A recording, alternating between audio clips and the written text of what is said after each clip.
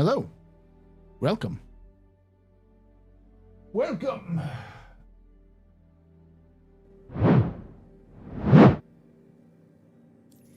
To the AstroPub, your space bar at the end of Twitch. Sit back, relax, enjoy the show. We got a good one for you. How y'all doing? All right. No Star Trucker today. I'm going to play Star Trucker a little later. I want to start off with some Star Citizen. I played some Star Trucker last night, and it was okay. I want to give it a ground up work as well. I'm so confused.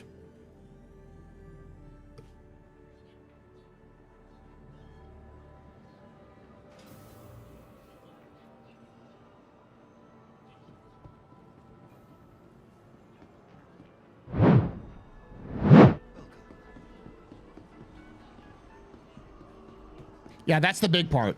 I was having some issues with remapping controls.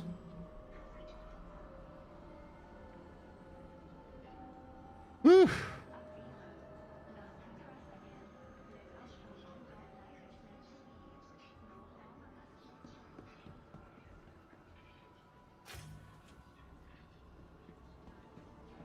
They said it's coming soon? Okay. I gotta put my Drake Cup trucker hat on.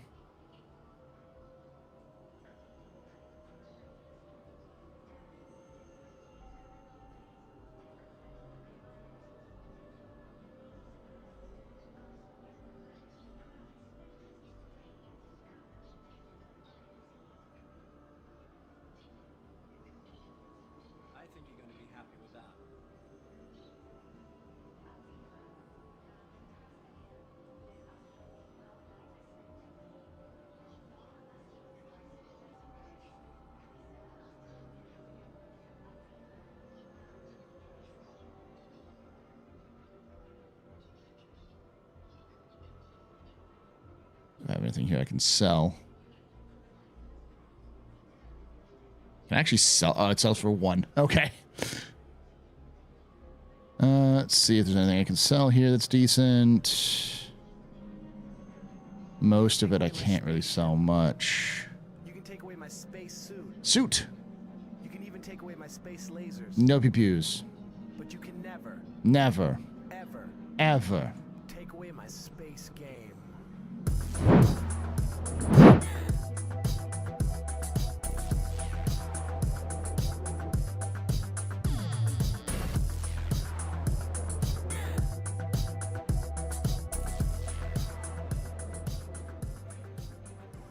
Wahoo 127 just resubscribed for 36 months. Thank you so much there, Wahoo, for that 36 months of support. You're very important, pupper. Very impressive, Mr. Any pedestrian. You rock. Shots and cheers in chat, y'all. Shots and cheers.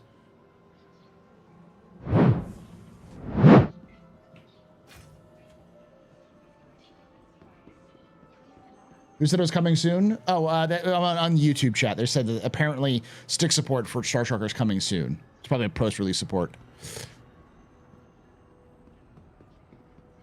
The issue is if you've messed any of them up, you need to abandon and your rep is reset. It's dead on arrival and feature in my book. You don't have to abandon, y'all. If I wanted to, I could hit submit. Submit does not give you any rep penalties. You just don't gain anything. It basically evens out the loss versus gain applications.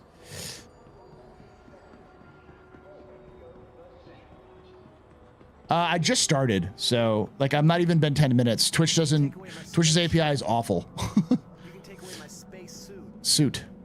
You can even take away my space lasers. No pew-pews. But you can never. Never. Ever. Ever. Take away my space game.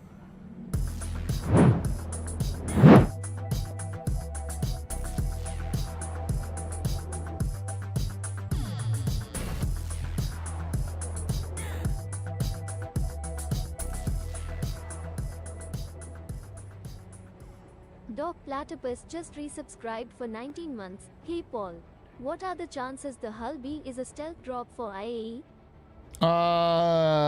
0. Thank you so much for that 19 months of support there, Doc. You're very important, Papa. Very impressive, Mr. Benny Pedestrian. Shots and cheers in chat, y'all. Shots and cheers.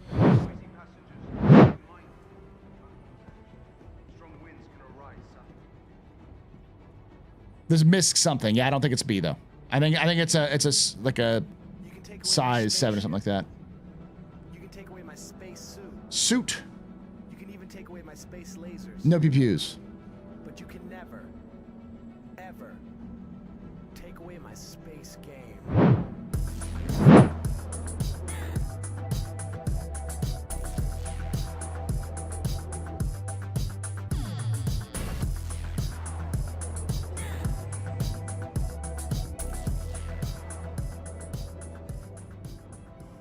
Klepter underscore just resubscribed for 15 months. Hey, I heard you got my shipment of sub with a side of dance. Thank you so much for that 15 months of support. There's Klepter. You're very important, but we're very impressive. This is a very new pedestrian. This is your fault. There's Good night. Shots and cheers in chat, y'all. Shots and cheers.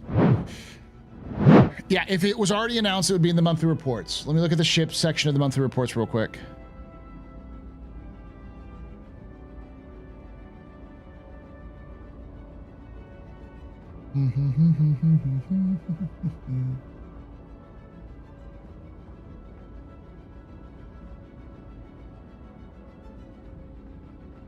Last month, Ship Art moved several unannounced vehicles towards their gray box reviews, while others approached their LOD 0 and final content reviews. Work on the RSI Polaris also continued with the ship's exterior approaching completion. That's it.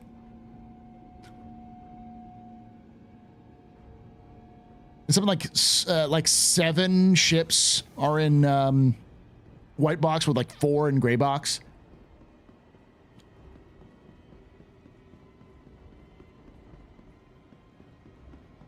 Loken hasn't rated yet. No, I'm sure Loken is currently playing the fuck out of Space Marine 2. It is an absolute crying shame.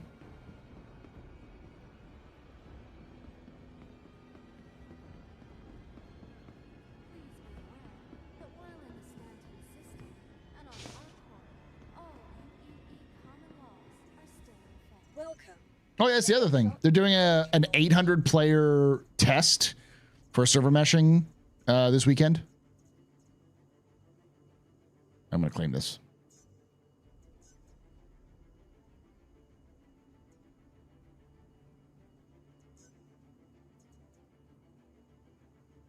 It takes all of us working together to keep our corps safe and secure. Your insurance claim has been And sent. report possible threats every Please Okay. write.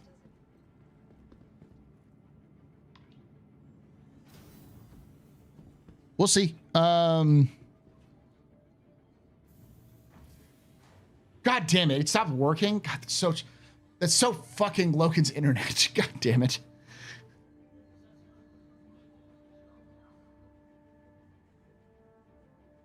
All right. So we got to go to L3, L1, and L5. Let's see what else we got.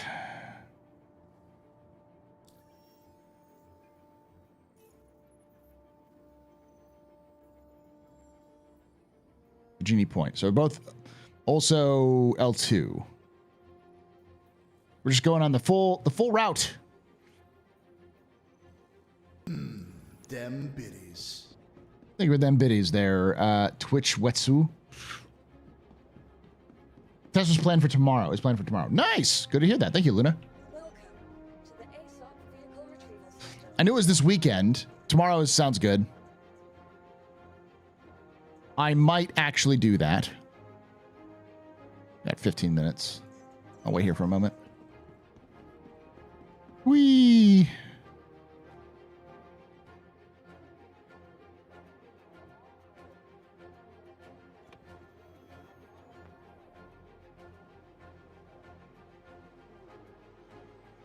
This thing handles pretty well.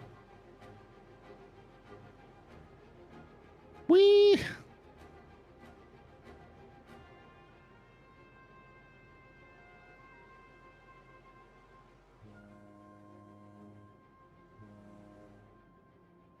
Okay, hold on, listen to this chat.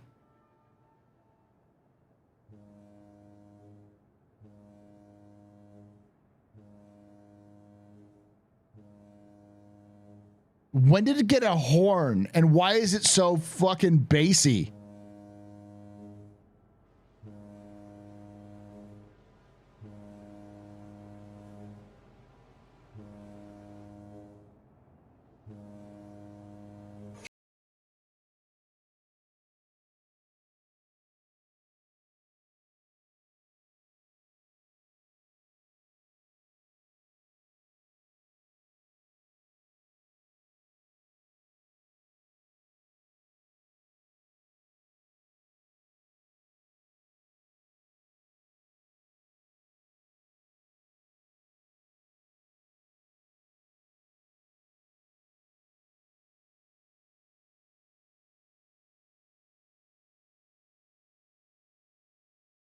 I'm Batman Shelley, your humble host and space bartender here at the AstroPub, your space bar at the end of Twitch. Sit back, relax, enjoy the show. We got a good one for you. How you doing? And also, Twitch, I didn't realize that's a lot of biddies. Thank you for them biddies. How you doing there, Buster? Hold on, I want to, Buster, everyone from Buster Stream, take a listen. This is what I discovered. They added a horn to the Grey Cat PTV, and this is what it sounds like.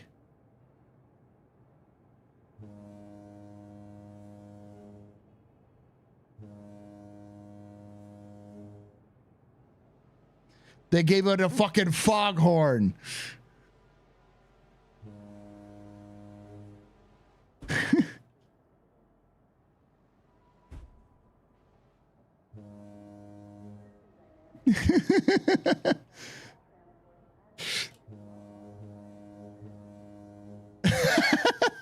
I don't know if that's a bug or not. That is awesome.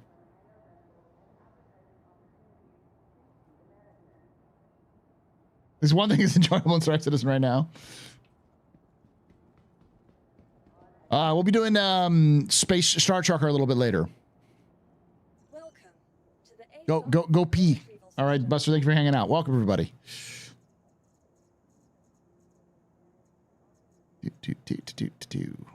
Still 10 minutes.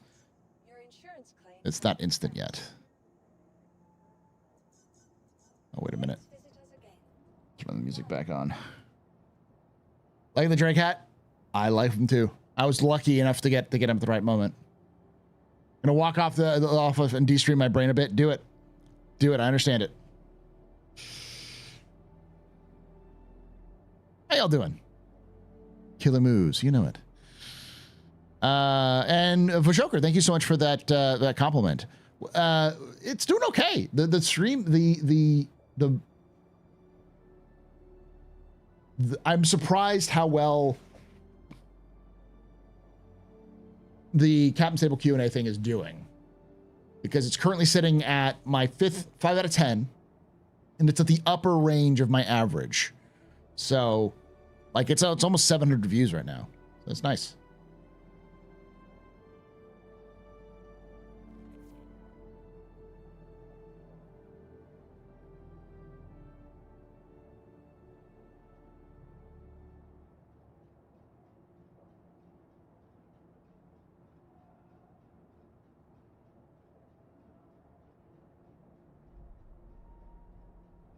I'm really liking the Captain's Table content. Thank you. I try my best to try to do that sort of thing, and especially helps when people are like, I'd love to come on. It's like, good. Enthusiasm. Enthusiasm. All right, I'll be right back, chat.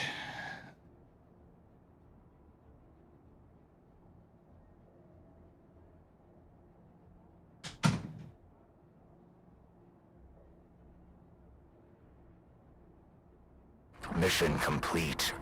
Burrito I eat. There you go.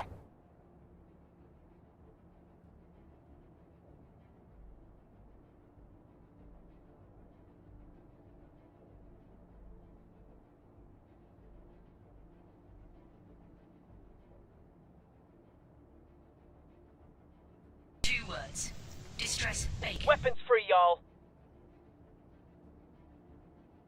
Good news, everyone.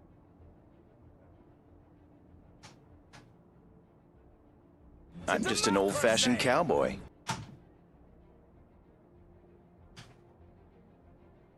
I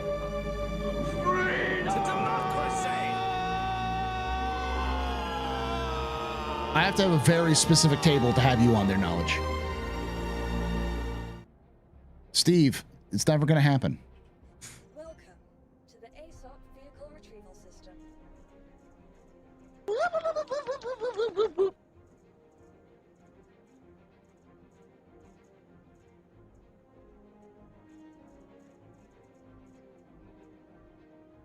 Mission complete. Burrito I eat. There you go. Please visit us again. Goodbye. You seriously opening up on me? Okay, good. Welcome What is specificity? It's either going to be looking back at Star Citizen's history or having to deal with like role play and its role in Star Citizen. Your vehicle has been delivered to the following location. Cap's table, the end of Star Citizen. Please visit us again. Goodbye. That's pretty fast.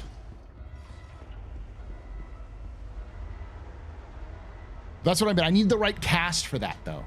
I need the right cast for it, and I think we need to have the right time for that. Because I'd argue that roleplay is possible right now, but it needs more stability. There needs to be more things. It's probably a good discussion over the winter holidays as well. The monthly report's gonna be tomorrow. So there's a couple of things. First off, we're doing hauling in Star Citizen, and then after I do a couple of hours of hauling in Star Citizen, I'm going to show off Star Trucker for those of you who are interested, because I know a lot of people are interested. I'm going to probably do a review of Star Trucker, so I'm going to like recover. I'll like stream a little bit on like in RP mode, so y'all can see it. It's funny because RP has the only emergent gameplay it has. It has some of that, but I feel like we need to see more of what Star Citizen's going to become in terms of CIG's, like, not vision, but reality. Because all games have to compromise somewhere.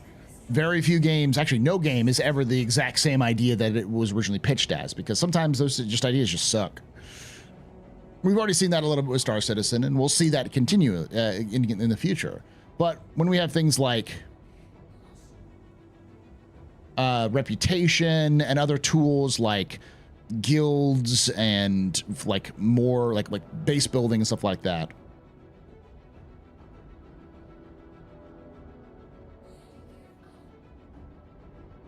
Yeah, when it's no longer just Stanton, for instance, is a good idea. I also think that's a good downtime sort of discussion. So like discussing it in like during the time period. Email was all about dreaming huge and scaling back where needed. I've always said that game development is a collaborative art, and anybody who knows what collaborative art is knows that it's a myth that games are solitary visions. Like Chris Roberts has his ideas, but even Chris knows when an idea, or hopefully knows when an idea is bad, and has proven in the past to be willing to change some of his ideas if they prove to be untenable. Sometimes he doesn't, sometimes he does. But that's the nature. Like, it's like I'm not a big fan of the idea that like directors of movies are the sole like visionary of a movie, or like a TV series, like showrunner in a TV series. They're not really, they can have ideas, but the best of them always have to rely on the skill of an actor, the skill of a prop maker, a good camera person, a good lighting person, a good audio person, a good editor. Same with things like stage, all the same reasons. And Star Citizen, not alone Star Citizen, but games in general require that as well. You never know what hits, and often what hits in a video game is never intended gameplay. Never. I say it's often not intended gameplay, where something that was just happened to be a byproduct of them playing around or testing something turned it into something interesting. Yeah, Jump Town's a great example of that.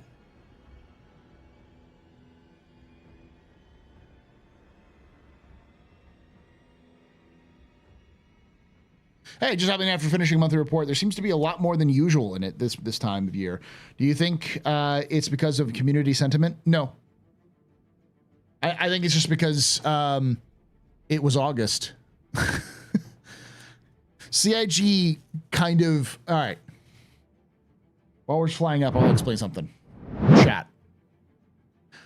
As much as we like to think of CIG as a machine, as a company, and the people who work there, that's what they do. That's their jobs.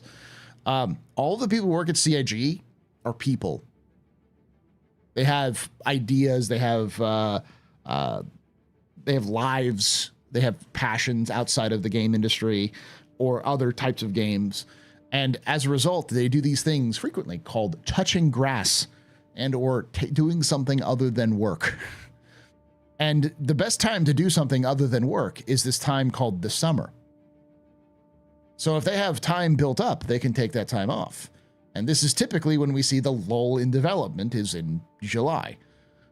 And August usually is a pick back up where people get off of work in like early July, come back in the middle of July. So a lot of teams can get back together and do these things.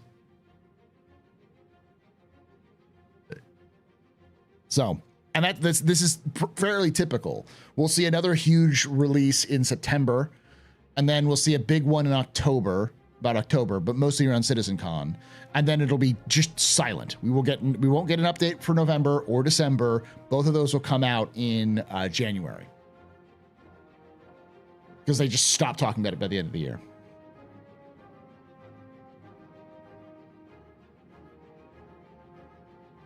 We have lives? Not you. Elite Dangerous has a mechanic depth loop through. As mechanic depth through. Star Citizen has technical intonation with its only making 10 meters off the line. Yeah, to a degree, yeah. All right.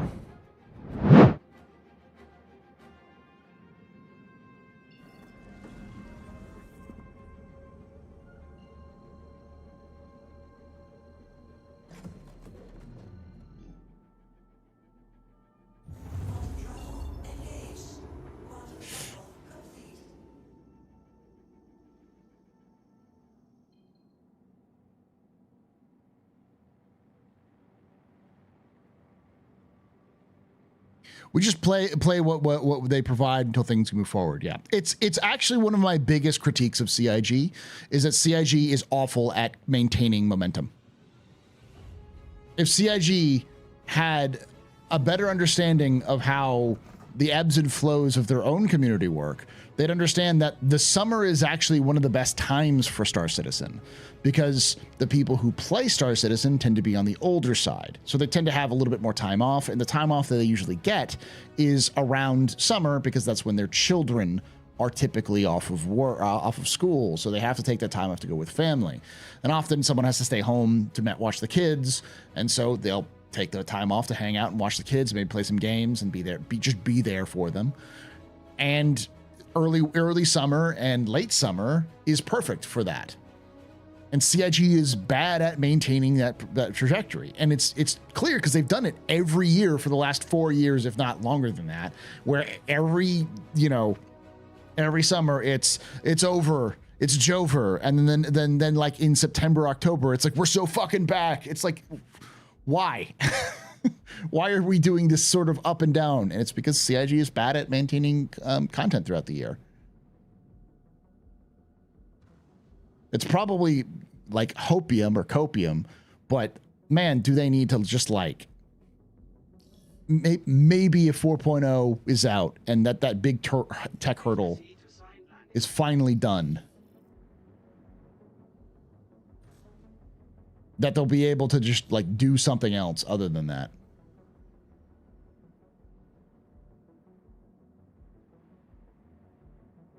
Because like, yeah, like if 3.24, if this patch was doing this sort of like was released in kind of a rough state in July and doing these hot fixes and updates over the course of July and August, people would be ridiculously hyped right now. Instead, CIG had to delay it because of other issues. Not necessarily that CIG can predict those things. And because of that, they're losing momentum, because it's also Space Marine 2 and Star Wars Outlaws and, any other number of games. And it's not like this isn't predictable, because it did the same thing last year with Starfield. Because Starfield released around the same time. And also, what was it? Baldur's Gate 3. Like,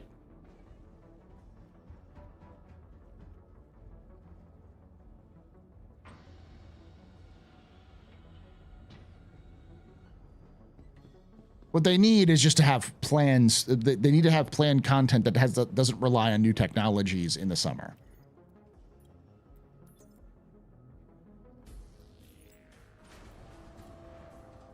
CIG New Zealand.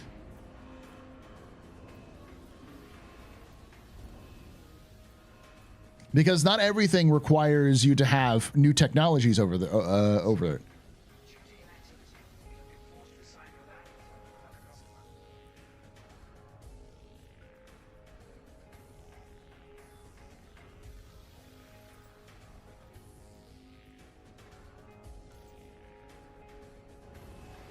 Like, for instance, if CIG were to maintain their, if they were to maintain their, oh, I hate that barrier. So processed food is going to go in the back because it's Arc L2.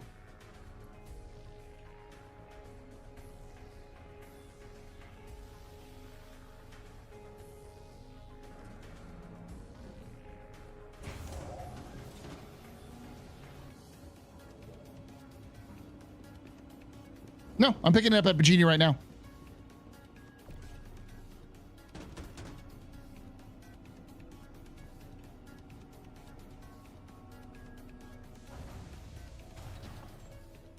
For instance, CIG had a build of Pyro, right?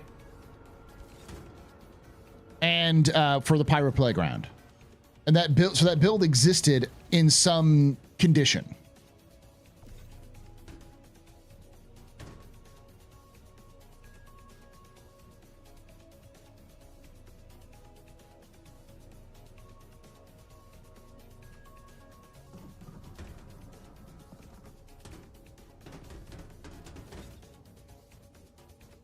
Players had played it before,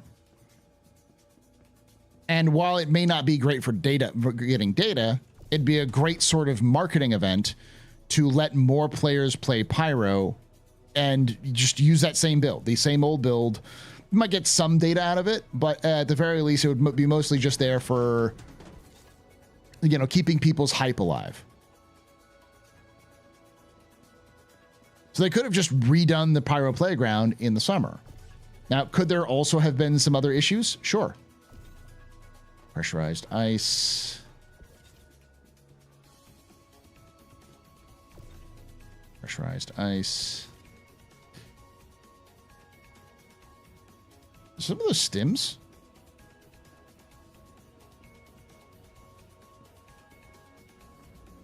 This stims? That's stims. It's processed food.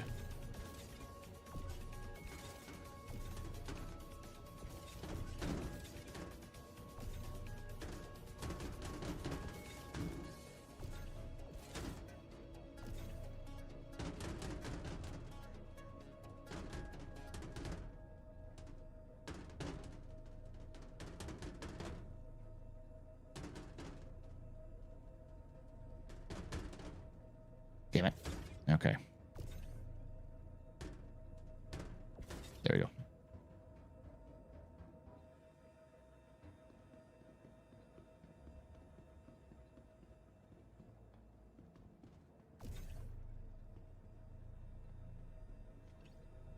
No, I know. I'm just brute forcing it. It's R.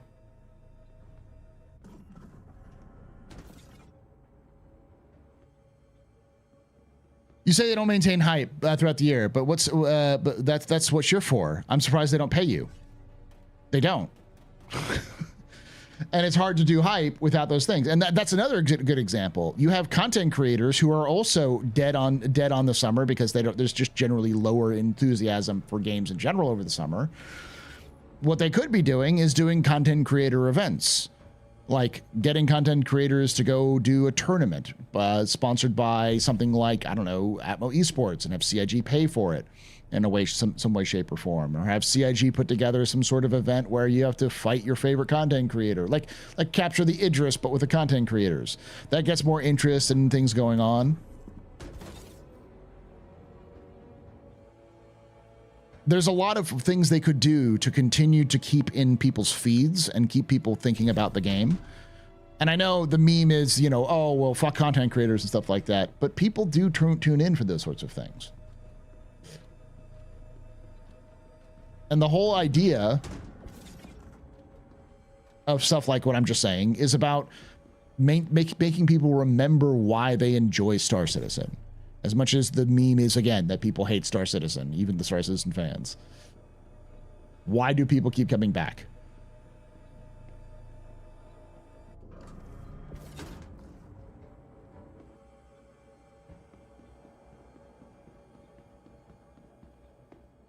They'll do that anyways, Vastin, though. They do that all the time. You can take away my spaceship. Spaceship? You can take away my space suit. Suit? You can even take away my space lasers. But you can never, ever take away my space game.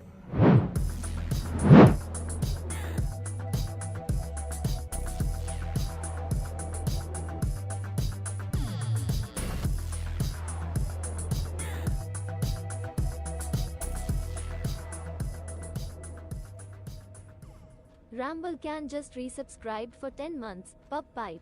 Thank you so much for that that 10 months of support there, Ramblecan. You're a very important pupper, very impressive, you're very pedestrian. You rock. Shots and cheers in chat. Y'all, shots and cheers. You want the helmet? You can Do take the away helmet. my space suit. Suit. You can even take away my space lasers. No pew-pews. But you can never, Never. ever Ever. take away my space game.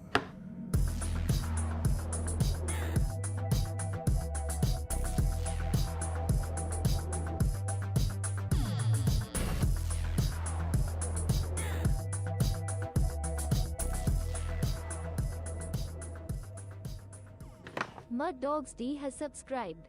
Thank you so much there, Mud Dogs SD, Mud Dog SD. You're a very important pupper, very impressive, you're very pedestrian. This is your fault. The reason we're drinking night. Shots and cheers in chat, y'all. Shots and cheers. Thank you for that subscription there, Mutt. Oh, means a lot. Enjoy that discounted Twitch Prime or Twitch sub there.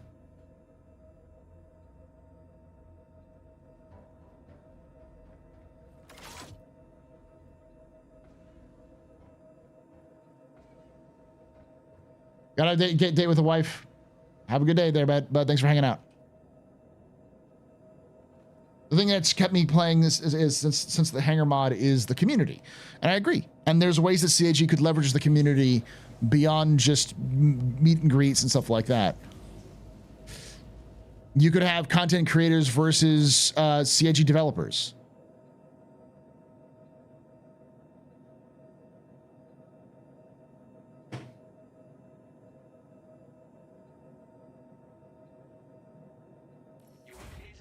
There we go. All right, Cruel 1. Or no, we're going to Cruel 2, I think, because most of the stuff I have is processed food 2. Yeah, I'm stupid in terms of the way I loaded it, but it should be fine.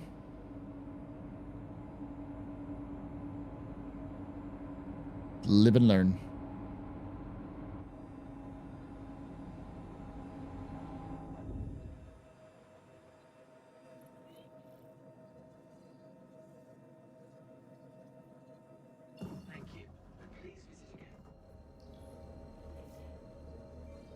Or arc, yeah. Make L4.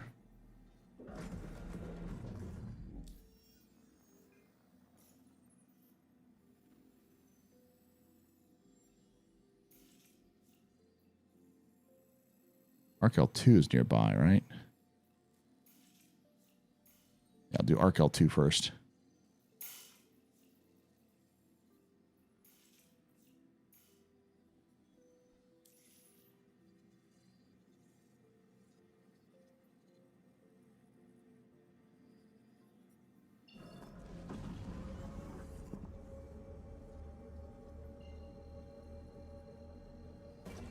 Strong Star Citizen community strong. Yeah.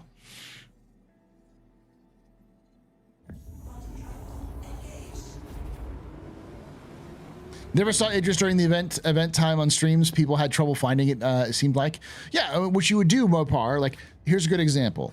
If I had to say, I would try to get a bunch of content creators together, give them stuff to give away or pay them either way, because it's always important to pay content creators, because content creators give their time for free for most of the time. So giving them a little bit back, especially as CIG, is better than nothing. But though I'm sure a lot of them would do it if you gave them stuff to give away and just having an event with them to work with them so they could say they've worked with you. have an Idris event where you just have them, you give them an Idris with some developers, and them and the developers worked to run the Idris, and they stream it, and the whole goal is for the community to get onto the Idris and defeat them. And you do that for as long as you want to do it. Like an hour, 2 hours, 10 hours, it depends on what you want to do. And the goal is just you challenge the community to do stuff, you know?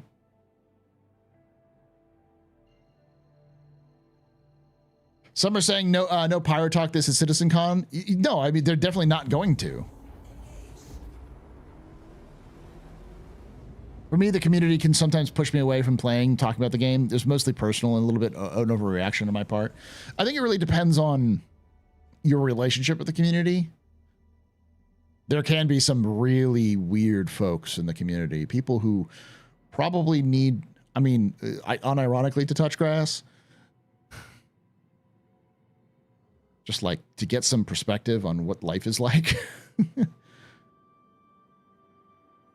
I feel CIG will try to deliver mid-December before leaving a holiday. For 4.0, I'm pretty sure they'll try to do for IAE. I think that's still their goal currently when they say something like, oh yeah, 4.0 is coming out at the end of the year, but not at the very end of the year. Yeah.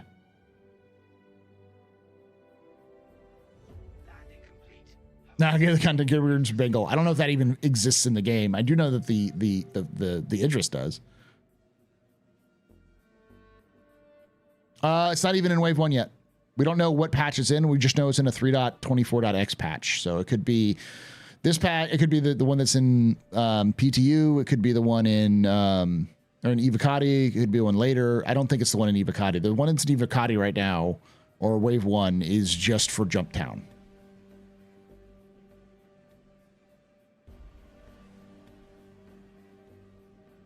We don't know if the Polaris needs 4.0. I assume it does. The Zeus is one thing, but the Polaris is a completely different beast. It's no more than just we want the ship out. It's like the ship needs to have a function. And if everyone can just jump into a Polaris and use everything like you can right now, it's not very functional.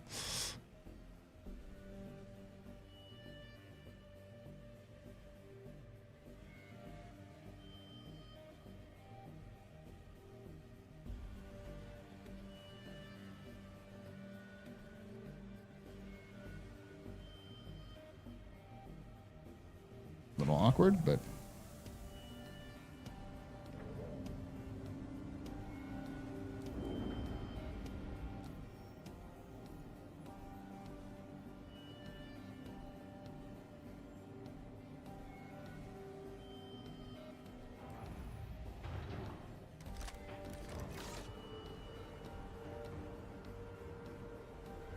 yeah.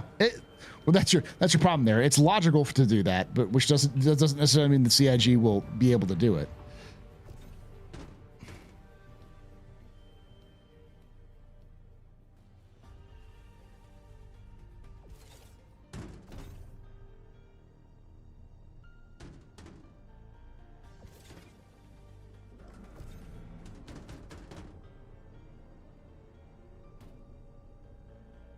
Oh, we're definitely going to get some new creatures,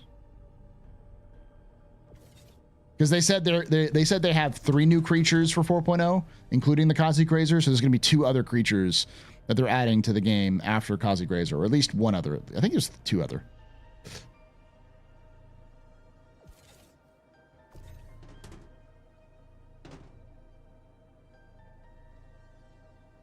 It is, but it doesn't hold as much cargo.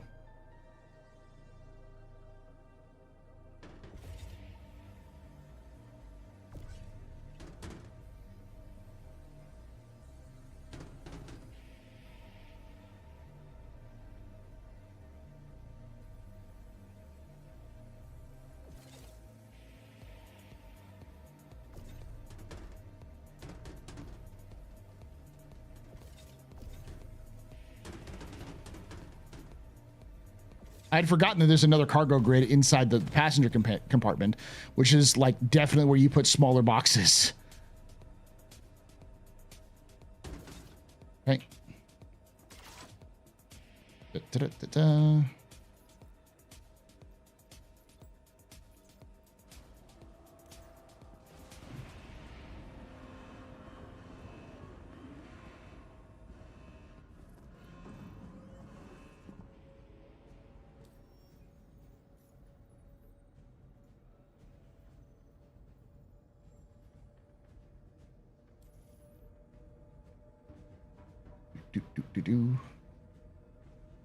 L1 time, then L5, then L3, I think.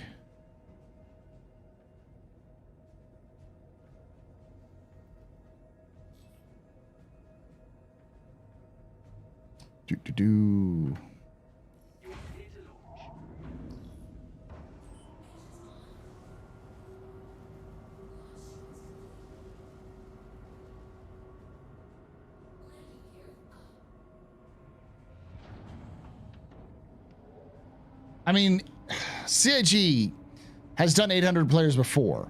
That was like the first test they did that was public. Was 800 players, I believe. That seems to be what CIG is shooting for, and they'll basically, my guess is they'll try to ush it back down from. Thank you. Please visit again.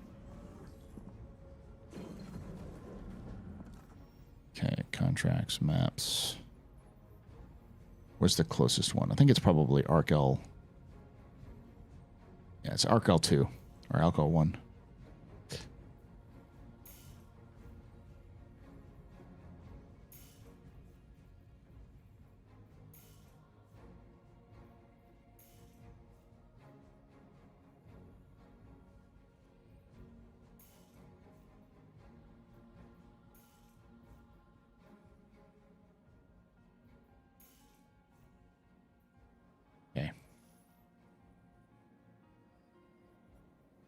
Closest one, so I'm gonna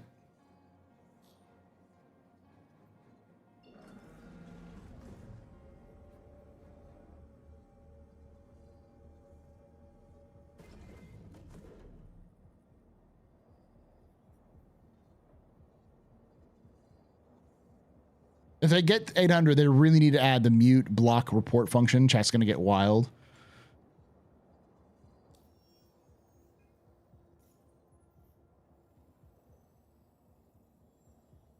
Just turn off chat for a while.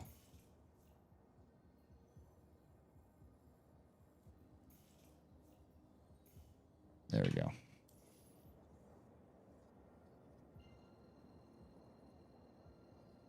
Yeah, they won't. They don't have the time or energy. I think what they're going to be doing is completely redoing the chat functionality.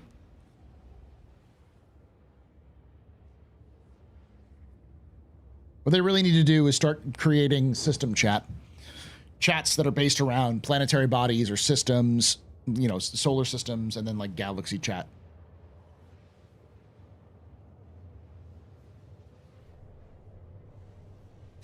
They need to rethink global chat for server meshing in the future. They will.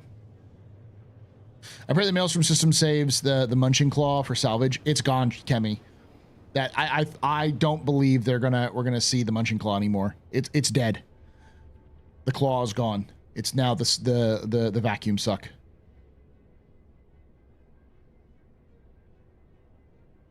Honestly, I would beg for creatures. All players need to run from. I want PvP, and once that creature arrives on the scene, everything changes. Whip crab, baby. Papa. The claw died because it just wasn't functional. Like anything that's physicalized, CIG says, "Oh yeah, we're gonna plan on doing that in the future." Yeah, they'll plan on doing it in the future. You know, once Star Citizen is out, which is still going to be years.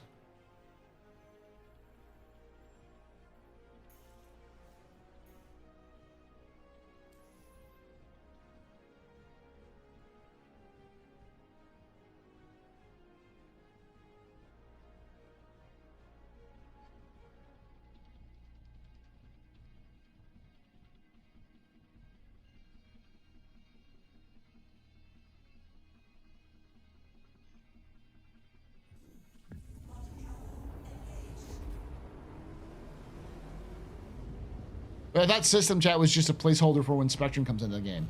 Kind of is, yes. I would prefer a Spectrum that looks like, you know, the in fiction version of Spectrum, but we'll see. You could re-chat on the forum and be read in game.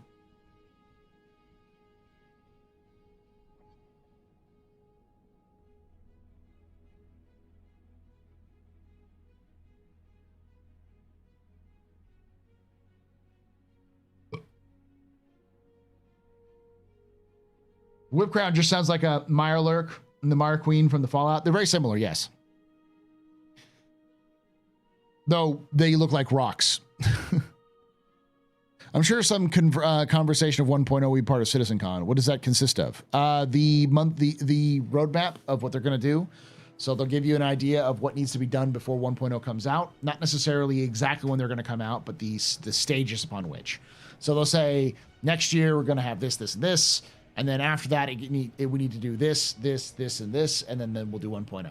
So we won't see dates, but we'll see kind of a series of steps they need to go to get to that point. My guess, I should say, is I think we'll see bounty hunting and scanning next year.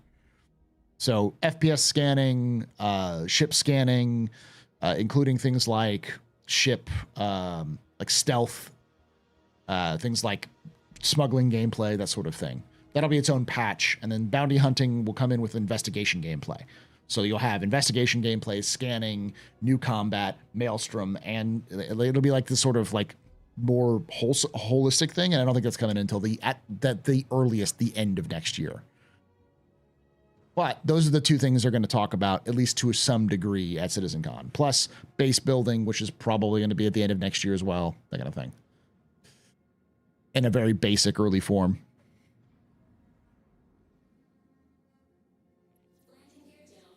Tracking and data across multiple servers for bounties, yeah.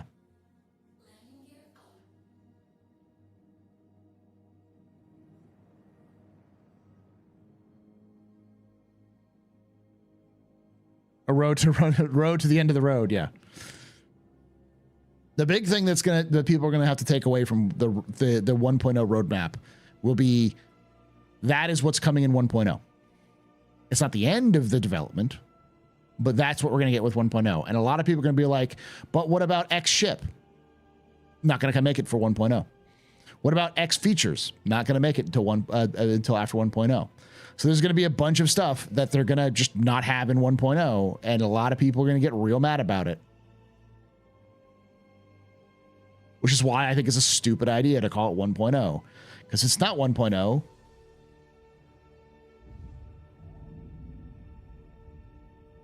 The fuck just happened?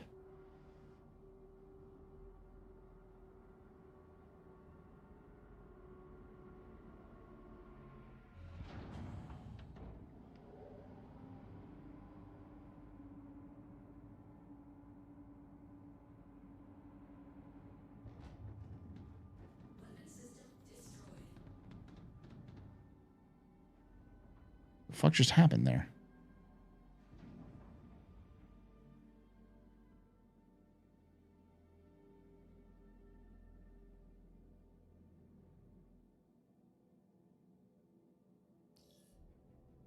Is 1.0 the new gold standard? I don't think so. Please proceed to assigned landing bay. Have to repair that. Doors untextured.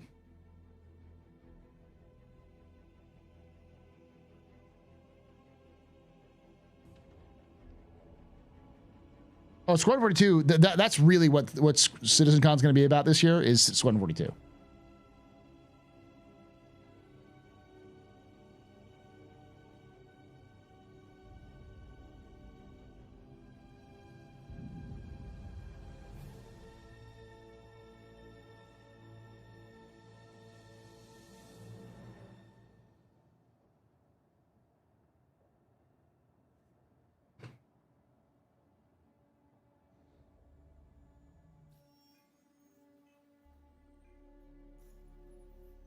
Are you fucking kidding me?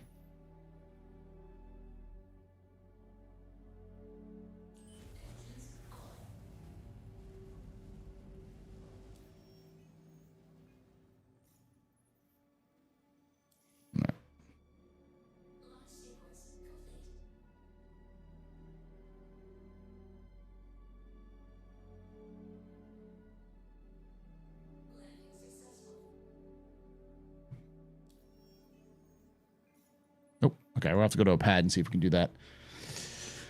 At least I'm in here now.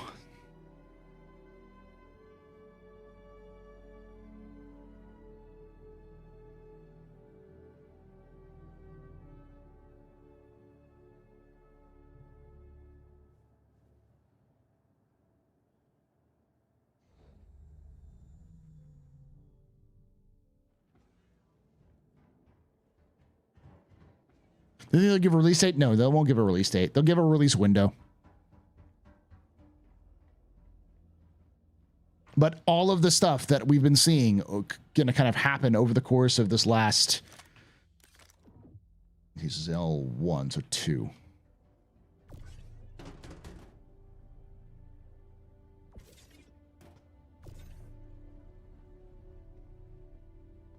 Over the course of the last year has been pointing that CIG is definitely focusing on, you know, Squad 42 this year.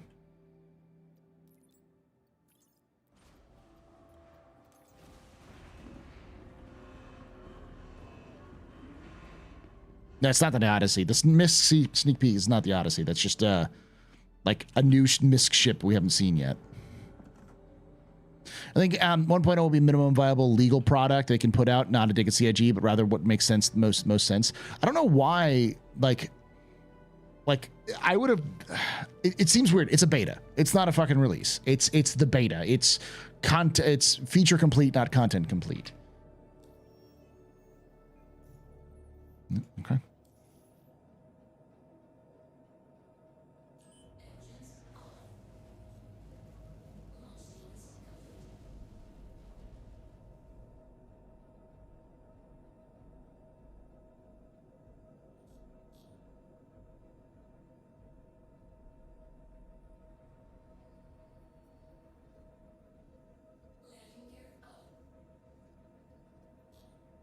Okay, where are the pads? Typically, there are some pads on these sorts of things.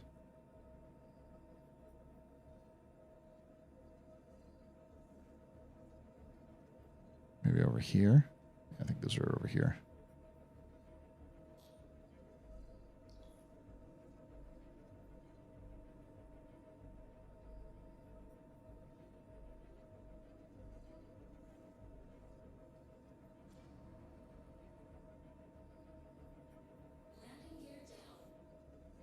Misk release at IAE or CitizenCon? One of them is going to be CitizenCon release, which is going to be a 3.24 .x patch. Yeah, I'd love to see a starter ship from Misk that is a starter ship and not an advanced starter.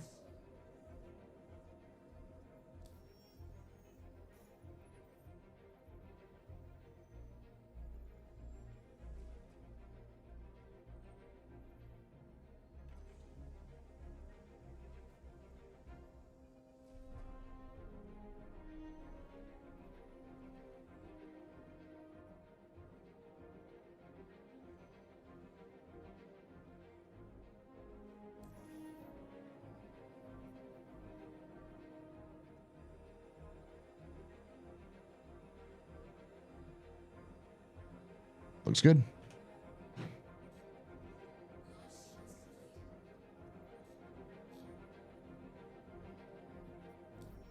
The Reliant is an advanced starter. It's not an actual starter.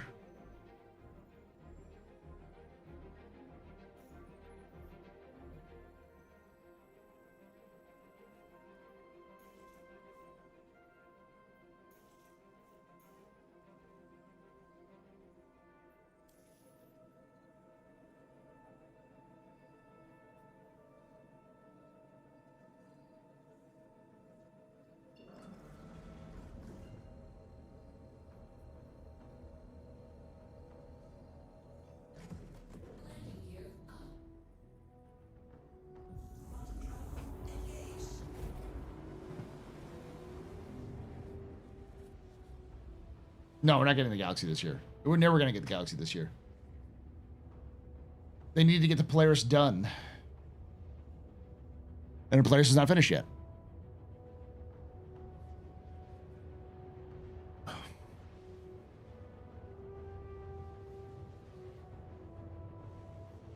So, from a marketing sense, you're saying that 1.0 is pre-release. Kind of, yeah. From the problem is that I see with this is that people will judge Star Citizen as a released game at 1.0 because CIG says it's released. And when you judge Star Citizen in 1.0, it's going to have a lot of the problems we see right here. There will still be bugs. There will still be issues that we see.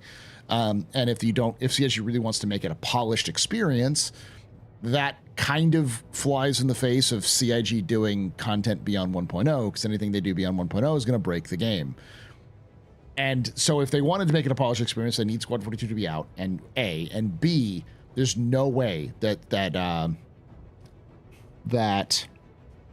1.0 is anywhere near. It's at maximum 4 years away. Because like let's look at this 4.0 or 4.0. I'm sorry, 1.0. 1.0. With 4.0, we're getting Pyro. Oh, excuse me. And with 4.1 or 4.2, maybe 4.3, sometime next year, we'll be getting Nyx. Almost certainly when we get scanning. Once we get Pyro and Nyx, we're going to get a series of systems, but it probably is going to take them at least a patch cycle, if not 2 patch cycles, to get a new system out, because it just takes a lot of work. It's not just the systems, it's also the factions, it's the faction rep, it's a lot of different things. And so you're probably looking at something like a minimum of, if you probably want about Terra in, obviously, as the kind of capstone. We're probably looking at like 5 systems for beta, or for 1.0. So if you have 5 systems for 1.0, that would take, let's just say, 6 months per system. And this is being incredibly generous to CIG. Over the next, so that means that would, if they release 4.0 this year, 4.1, it comes out in middle of next year, or not 4.1, Nyx comes out middle of next year, Orion comes out at the end of next year, maybe Castra or Magnus comes out at the middle of 2026, and Terra comes out at the end of 2026. That is incredibly ambitious. Anything fucks up, that's going to delay everything else to where it goes. Because that right there is Stanton, Pyro, Nyx, Odin, Magnus, Terra. That's 6 systems.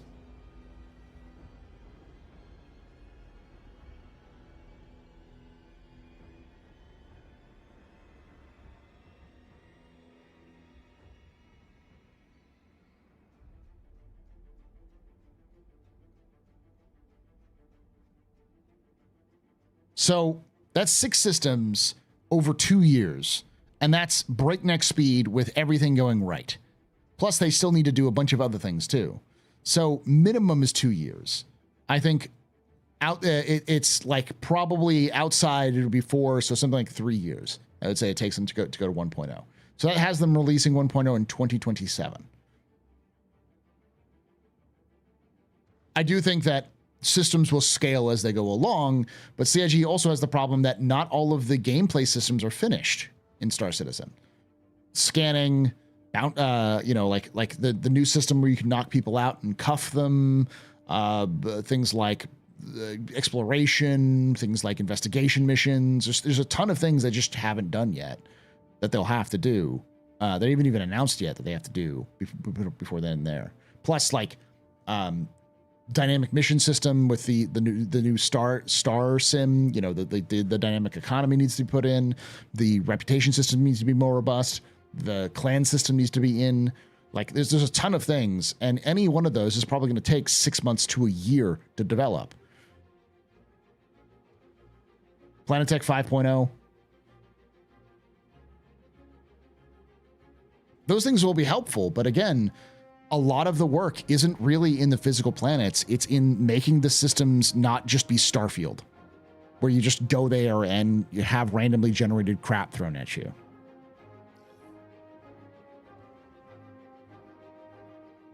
Thank you. Please visit again. Please proceed to assigned landing bay.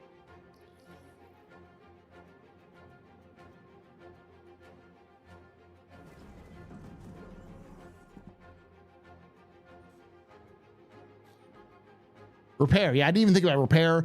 We still have to get refining, base building. All of these things need to be done. And before 1.0 comes out, because it definitely needs to be like feature complete. Info running.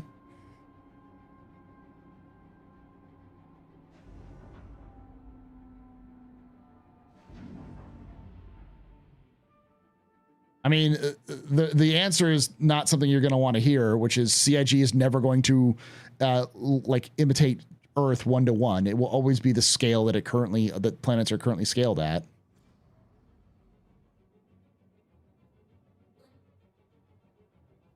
And CIG is going to get around the Earth problem by just, you know, not letting you fly around Earth.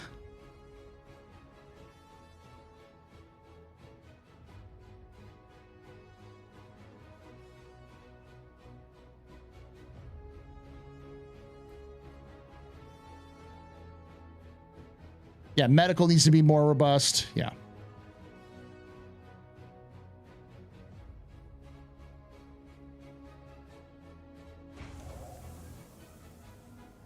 Sexploration. Yes. Will they go into development of Squadron 42 Part 2 or work on Star Citizen? Now, it's important to remember a couple of things. Whenever that question gets brought up, people assume that Squadron 42 Part 2 is going to need a bunch of work that is not in Squadron 42 Part 1. But we already have seen what CIG's plan is going to do because they've already started to implement it, which is when, where are we? 5? So it's 3. Okay.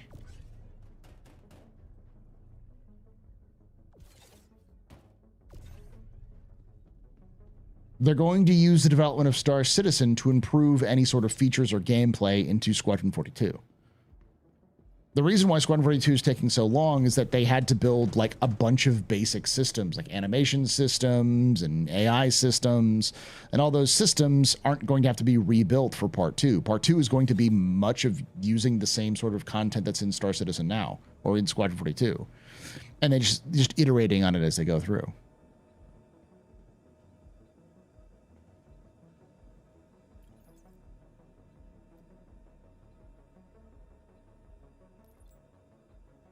Perfect. Why do you think we'll not be able to fly on to Earth? I mean, you'll be able to fly to Earth. You just won't be able to fly around Earth. Like, you'll have a very specific entry line. So like splines or something like that, where you can only stay in a certain degree. And if you deviate from that degree, you're going to get shot. And so you'll be able to see things, but you'll only be able to fly down to a landing zone and land. Because CIG doesn't want to have the problem where, oh, I go to Earth, I can't see anything. Because, you know, that's not fair or whatever. It's not fun. I believe principal photography are done. I don't know if that's true or not, and that probably does need to require some other things. And I have a theory which people aren't going to like about Squadron 42.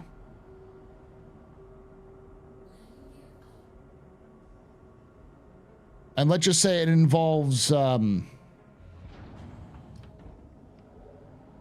a lot of Game of Thrones actors in Squadron 42. That's all I'm going to say.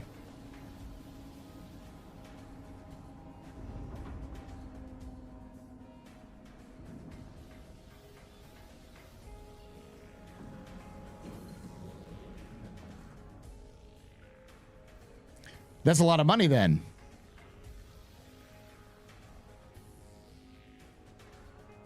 That dies again.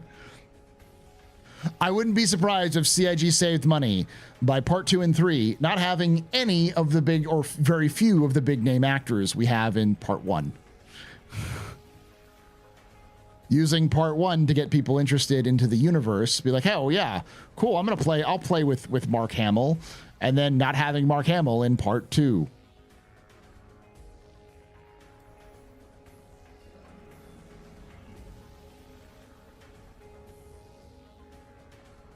So it'll have a great ending? Yeah.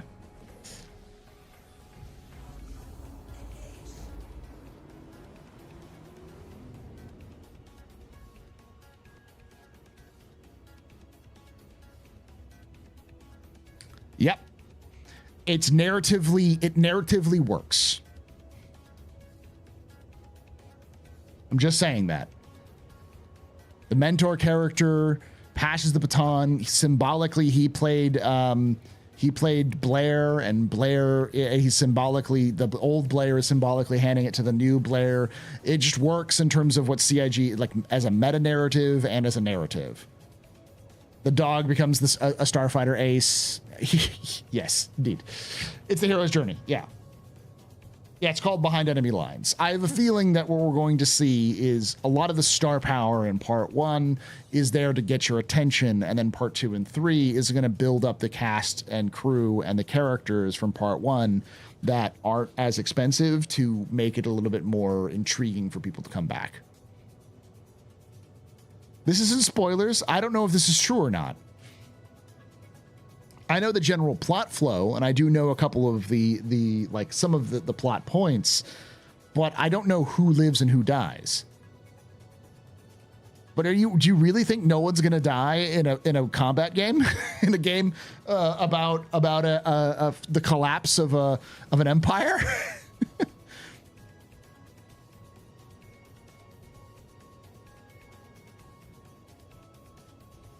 I'm guessing. Yes, I'm guessing. I thought I saw Gin and Tonic say something about like,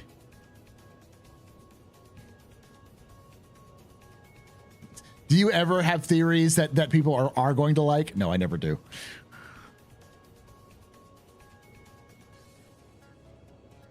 I mean, come on. Do you think, honestly think that Squadron 42 is going to subvert any tropes? I think it'll do a couple of things here and there. Like I said, I know enough about the story to know that it's a good action story. It's got some solid storytelling techniques.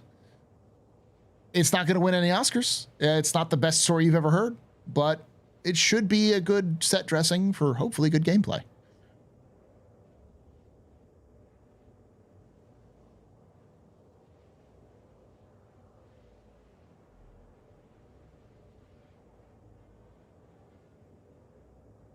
From an artistic perspective, CIG is trying to remake Earth so ridiculously difficult.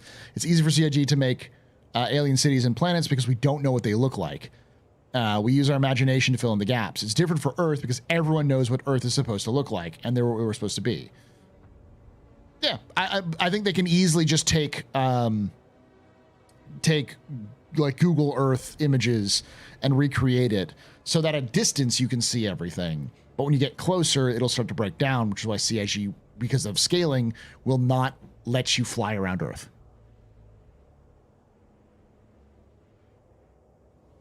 Yes, it's going to be in the VOD there, Just Jensen. The gist is I'm theorizing that not everyone in the cast of Squadron 42 is going to make it to Squadron 42 Part 2 because they're going to die. Not the actors, the characters.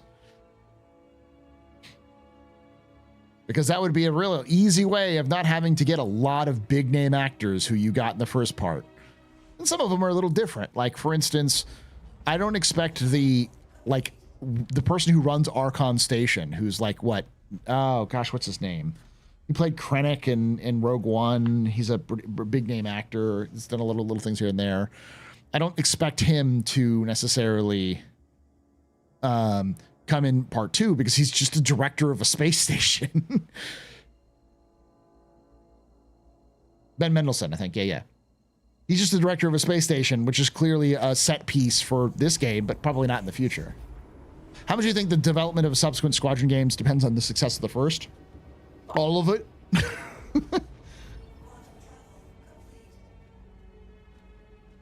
If CIG fucks up Squadron 42's release, it puts Star Citizen into question if they can survive. Like, it's important to note that CIG does not make a lot of profit. Maybe a dozen million, so like 12, 15 million at maximum in profit from the like fundraising. Because almost all of that money goes back, and then most of that money goes back into developing, new studios, hiring more talent, buying more things in general. Like they use that money. It's not something that just goes into a war chest.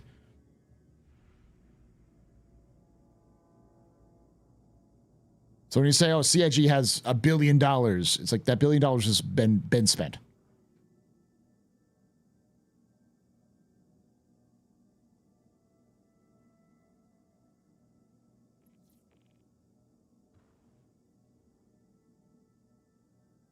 Paying CS so you can buy that? Exactly. That's the real reason anyone actually backs in Star Citizen, is just to be sugar daddies to Chris Roberts.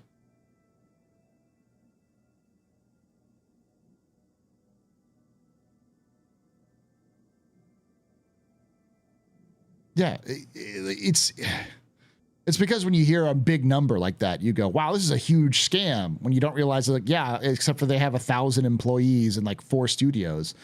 Like Bethesda Softworks doesn't have the kind of scale that CIG has in terms of employees. There are very few development studios that have the kind of scale and size that CIG does, for, you know, good reasons.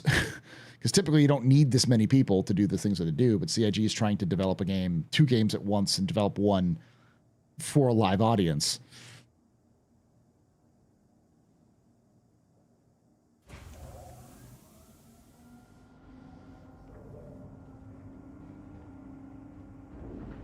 I wonder if we'll ever get a breakdown. We probably will at some point.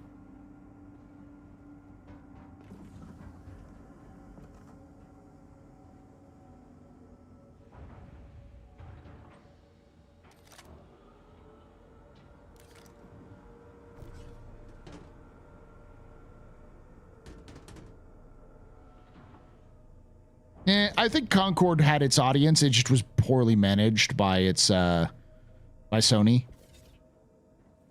The audience wasn't me, but clearly there are people who were interested in getting it. It just was badly marketed. And it was also, it had a lot of other problems to it. Like, I don't know, charging $40 for a game in a universe or in a market like hero shooters where everybody else is free to play.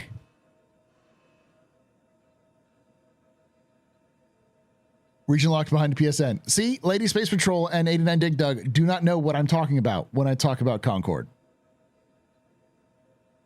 I bet you some people, when I said Concord, immediately thought of EVE Online. That's because that's what I thought. I thought Concord was this EVE Online spinoff. No, it's a fucking hero shooter made by ex-Bungie developers from a studio that was owned by Sony.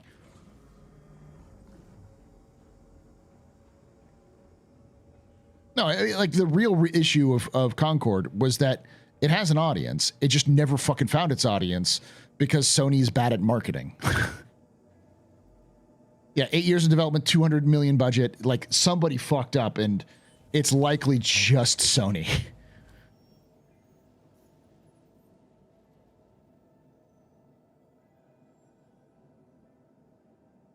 After 2 weeks, yeah. They didn't even let it sit and, like, breathe to get a new audience, or even have it go free to play.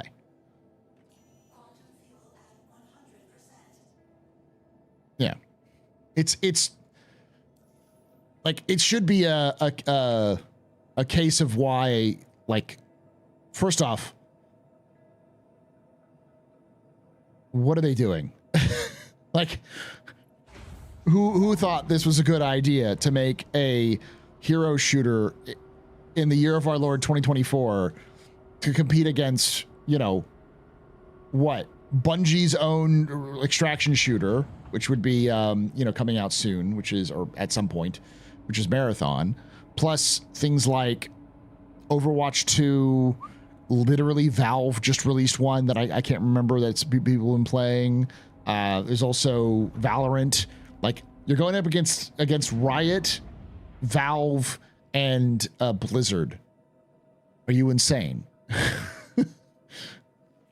You better have something that really fucking sticks that landing, because it's gonna not work, even if you did release free to play. Deadlock, yeah. Is Marvel Rivals similar? Server testing test is tomorrow, yes.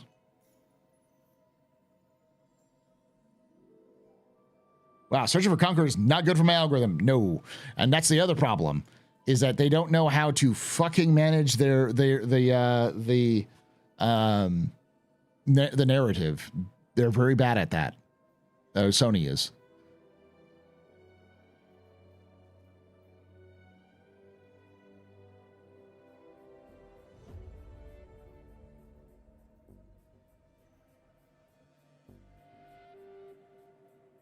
All right, L4, L2.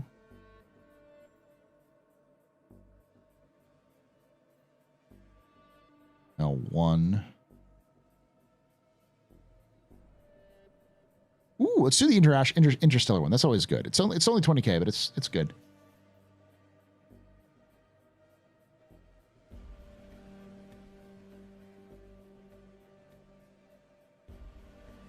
Everest Harbor.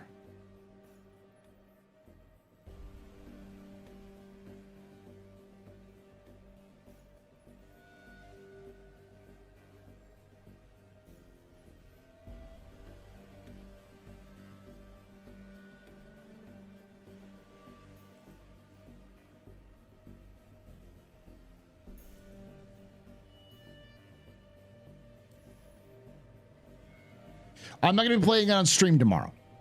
I will be playing it, but I'm not playing it on stream tomorrow. I'm going to be playing it all day on Friday. I took Friday off entirely, so I will not be. I will be getting up early in the morning, or as early in the morning as I can, as early as morning as Logan would like, and we will be streaming together, playing co-op of Space Marine on Friday the entire day. Sorry, I've been doing other things. Yes, that's that. You, Iris, you've pinged me perfectly. There are 2 review videos I want to do. One's on Star Trucker, and the other one's on Space Marine, because I have discovered that people value my opinion. Why do you value my opinion? Are you insane? I am not a normal individual in any way, shape, or form.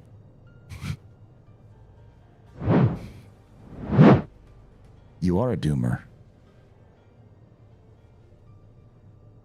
Because you wear a Drake hat.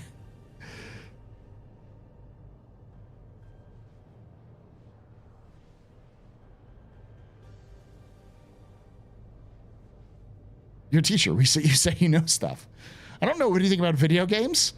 I'm just picking shit up and throwing it against the wall and see what sticks. Just got a brain disease where I pick up this kind of thing and I'm like, I like this. This is interesting.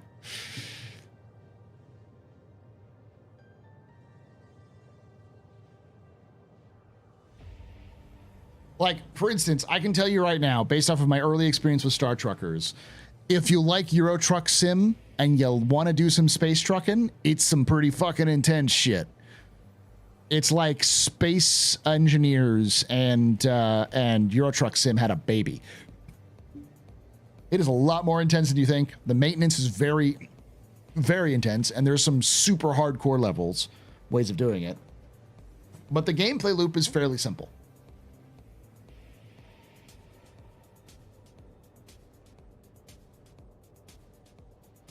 Why do you think we value your opinion? I don't know, Coffee. I don't know why people listen to me. I'm gonna make my Space Marine yellow and fight like angry Justice Banana.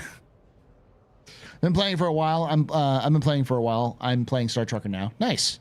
Yeah, I played it last night a little bit before I went to bed, and it was interesting. So yeah, I'll do some. Hey Paul, play Star Trucker for us. Chat, I love you, but I love you. But how about you collectively go truck yourself? I'm gonna be playing it later tonight. I just wanted to get some Star Citizen in because I haven't been able to do a lot. Well, now it's officially an MMO there, GQ, because it's got fishing.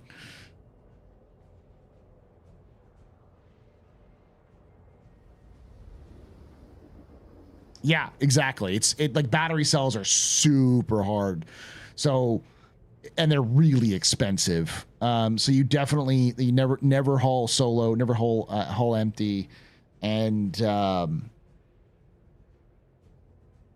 gas is expensive. Like learning how to manage your gas intake is important.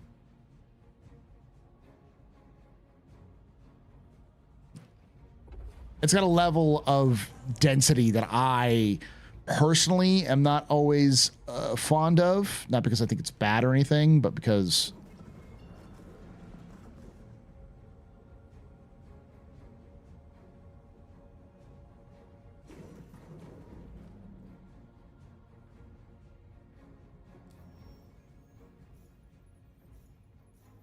it's just super intense.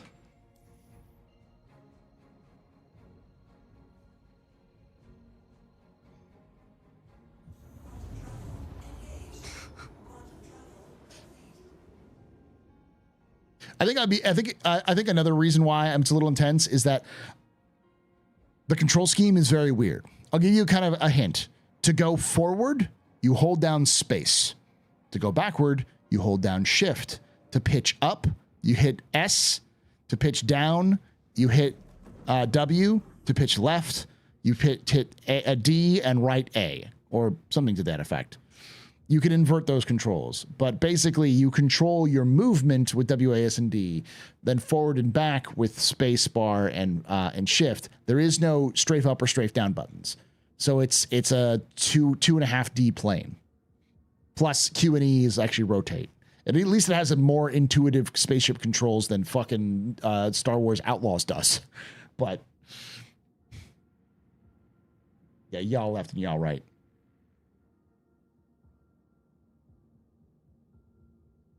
It feels like a VR game. It feels like it was developed as a VR game. Everything about it.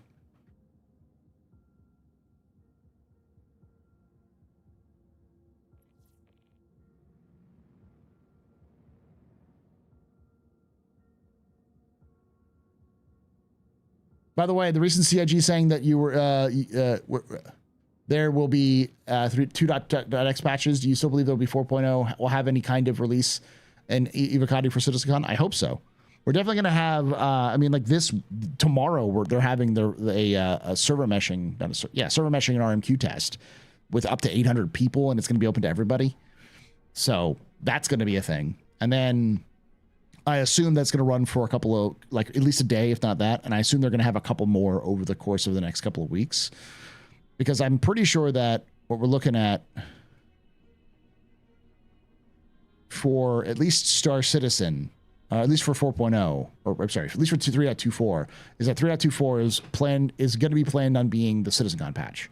So any ship that's released at CitizenCon is going to be released in the 3.24.x patch.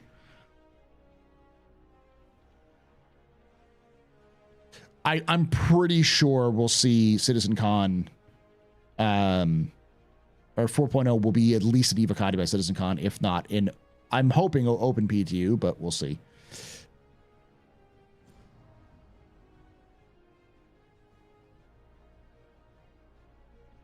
It's really up to how much CIG needs to do server meshing tech or check preview tests.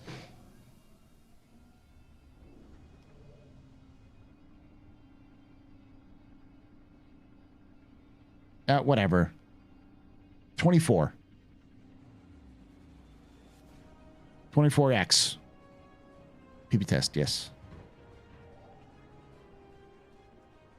Hey, you know what? If there's one thing that I've learned about the Star Citizen community, if you want to get them excited, release a ship.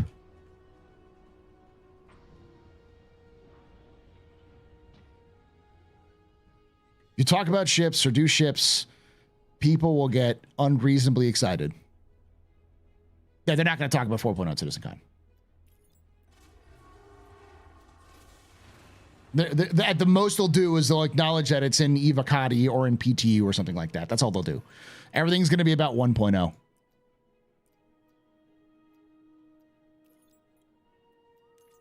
Take a quick.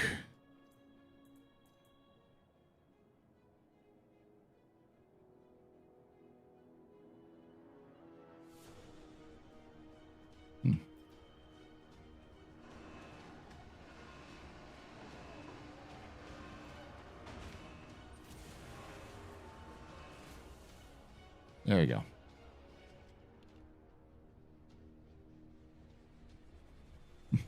I'm mad at the game. Ooh, shiny new ship. Hey, listen, man. That's how that works.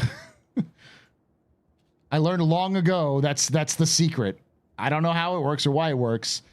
A lot of times I'll do things like for instance, you know what I'm going to do before IAE this year? I'm going to be releasing a complete history of Drake Interplanetary. You know why? Because I released the complete history of Anvil Aerospace before Invictus, and it was one of the best fucking videos I've ever done in terms of performance.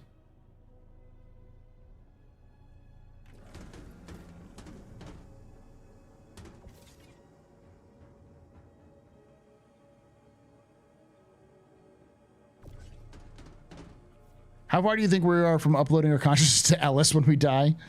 Depends. Is Chris Roberts getting put his brain in a jar? I love the Anvil history. I know, but like,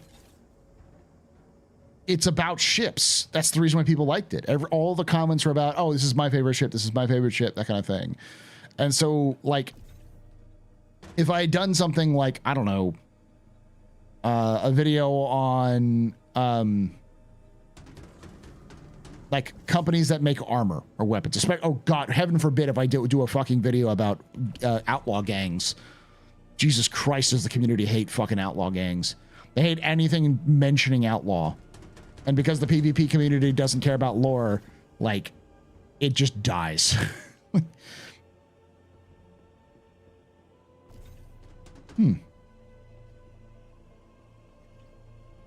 I'm at a channel. Oh, yeah, exactly. You know what? Hey, the complete history of Star Citizen lore isn't actually doing that good. It routinely, all of them get routinely outperformed by like ship content.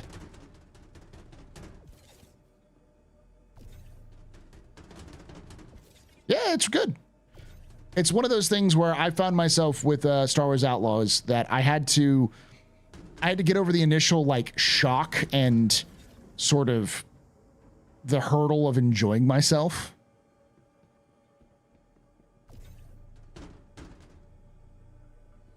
That's all right, Max.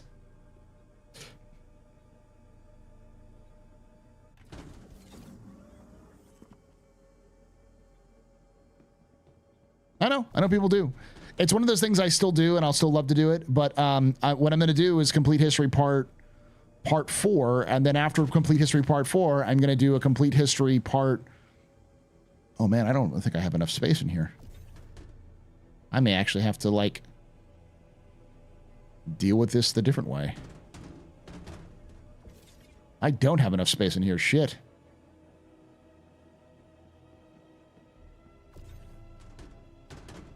Oh, there's 2 SE over here.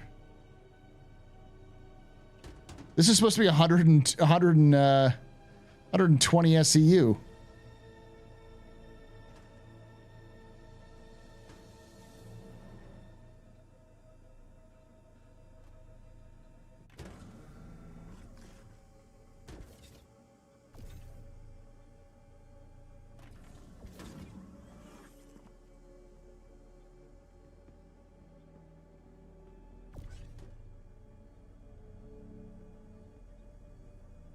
Midsection works, but like when you have stuff like this, it doesn't really work that well.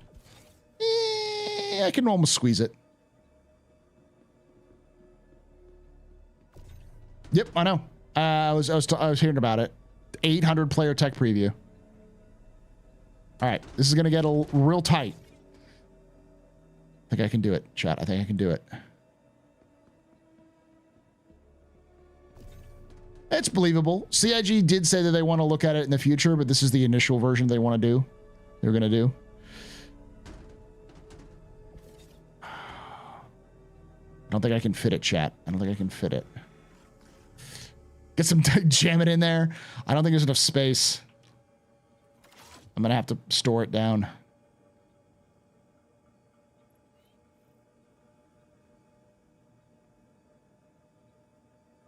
Shove it in and pray. I can try.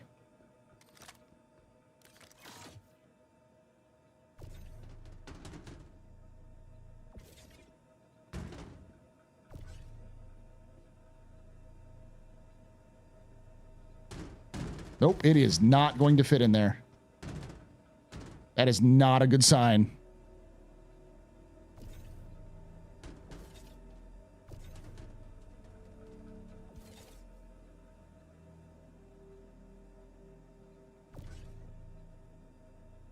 I'm not trying hard. I am not going to slam this thing in here.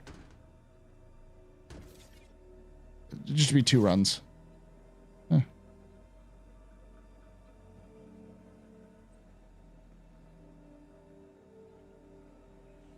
Pick a bigger ship? I guess I could try that. I'd have to unload everything, though. Get in the turret.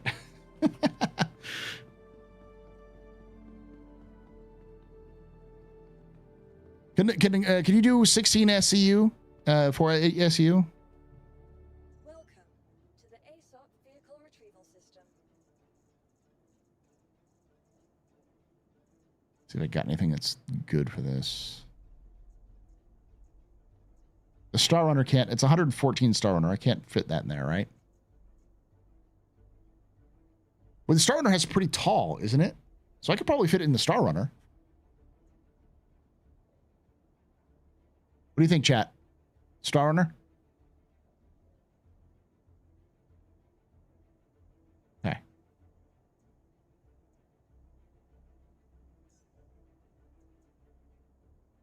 Please visit us again. Okay. I'm going to unload the freelancer and store this bitch. Yeah, that's the problem, is that you can only stack it 3 high rather than 4 high.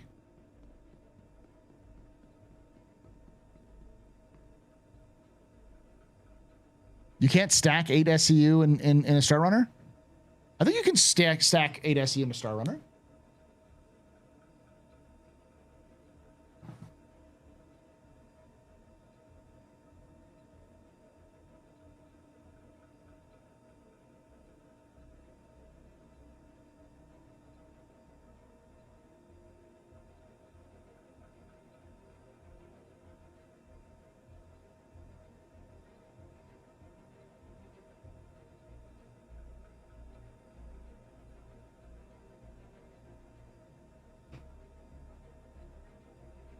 All right. Well, at the very least, I can't use the ship.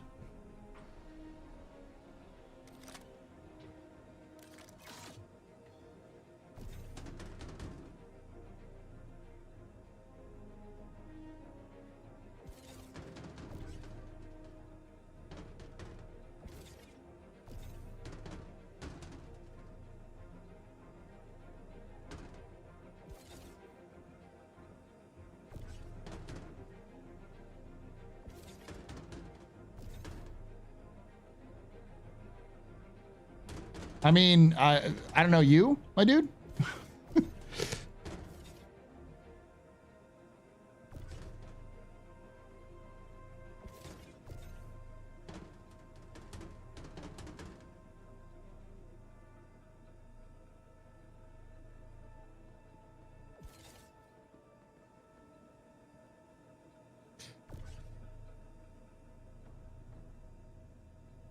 Are we getting a server meshing test tomorrow?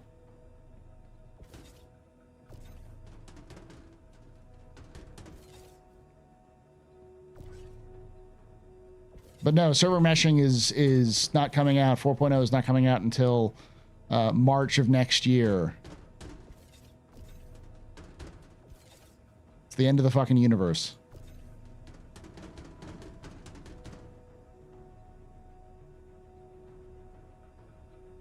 With 800 people in it.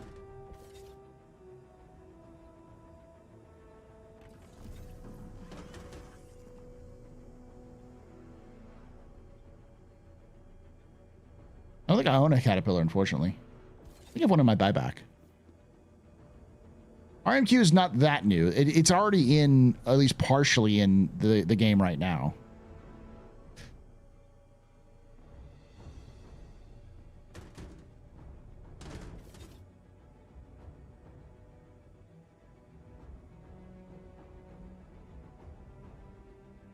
Corsair has 12, 3, 6 car queue without grid, additional space by stairs, like 8 4 SCU on the gate SCU.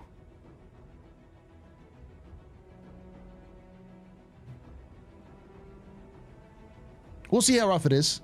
The last one, it wasn't too bad. It really depends on the configuration.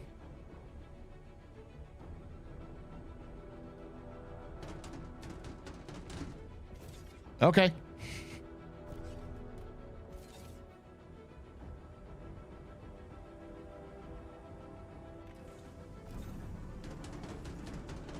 You do you, boo.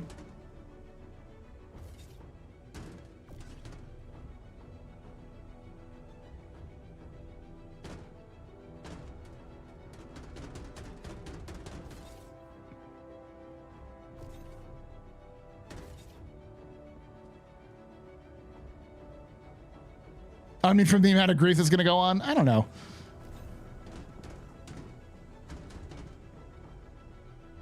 I think people underestimate. I think y'all are underestimating or overestimating how many people is 800. 800 is not a lot of folks. Not for a system the size of Stanton. Yeah, there is. You just have to wait until the landing space is clear. So it really depends on what branch they're using. If they're using the 3.22 branch like they did in previous tests, or if it's this branch, 3.24. Because if it's 3.24, then they have instancing in the hangars. And if they have instancing in the hangars, then yeah, you just wait until the hangar closes and it should instance for you.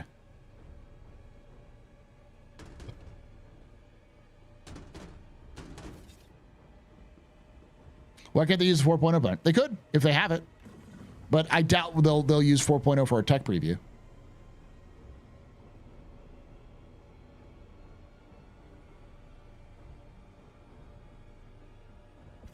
Because this is a public one. If they let me close this because this probably should be fine.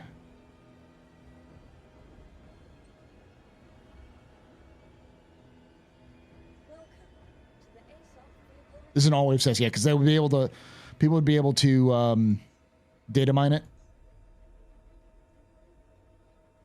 All right, so I'm going to store this.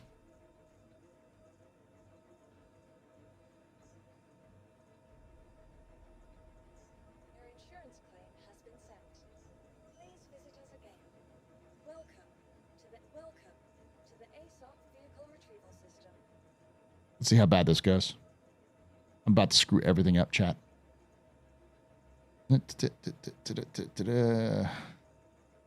Crusader.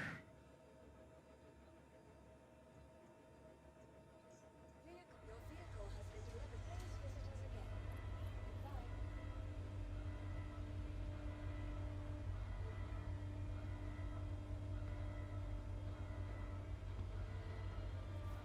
You served me well.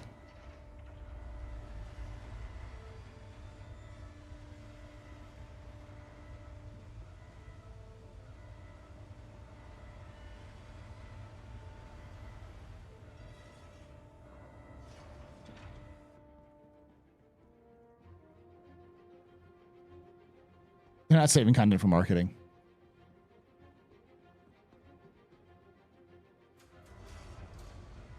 They're not saving for CitizenCon either. It's foolish to think that CIG is only is like doing. Hey, did it eat it? It ate it. Good.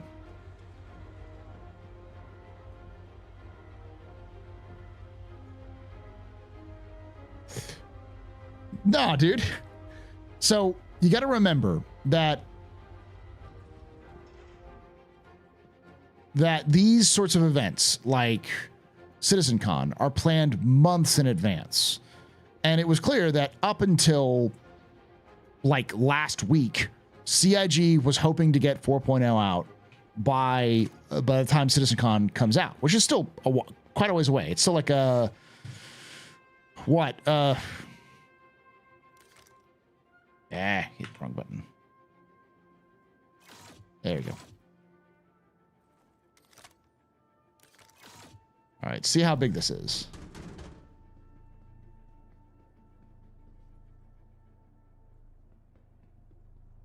Six weeks till CitizenCon, yeah. It's still a long time. But I think y'all are right. I don't think you can stack these very high. I think this has the same problem that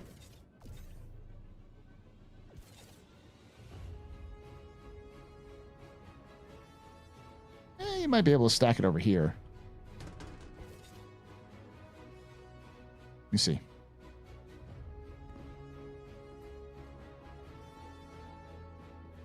No, I don't think we're getting 4.0 out before CitizenCon. Unless they rush it, and that just doesn't make a lot of sense. But it was clear that that was the plan.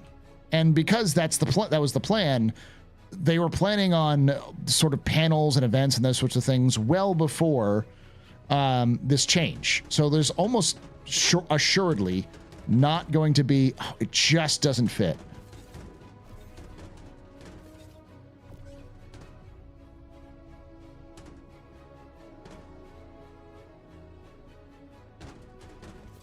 Yeah, it just doesn't fit. Okay. Whoever said that it wouldn't fit, you're right. I was overestimating the opening of this thing.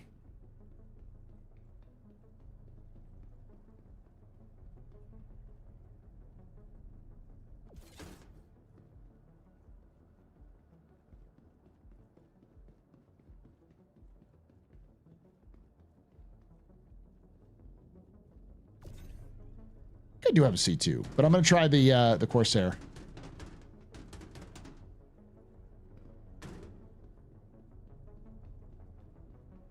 C2 is a little overkill for this. The C2 is like 500 SCU.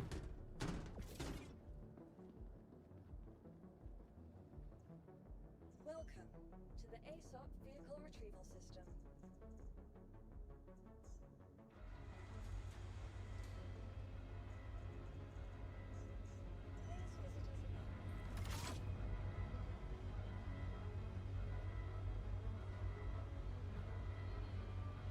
Yes, 696 SCU, yeah. So as a result, you're likely going to see anything that was CIG was planning on post 4.0. We're not going to see anything about 4.0. We might see at most a couple of things they're planning on doing like after 4.0, maybe showing off by accident stuff that's in 4.0, but that's not going to be the focus. The focus is almost certainly going to be Squad 42 and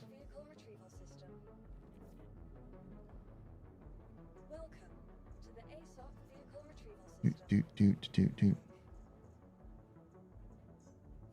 your vehicle has been. Please visit us again. Goodbye. Yeah, 1.0. 1.0 in Squad 42. That's going to be the main focus. Yeah, it'll be. They already said they're going to talk about base building. They already said they're going to talk about like probably insurance.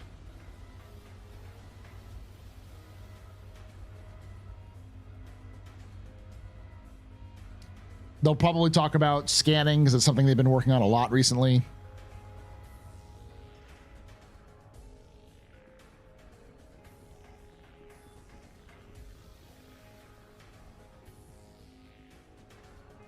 Wondering how long Squad 42 is time-wise. Last we heard officially, Squadron 42 was 20 hours of missions with 20 hours, around 20 hours of side missions.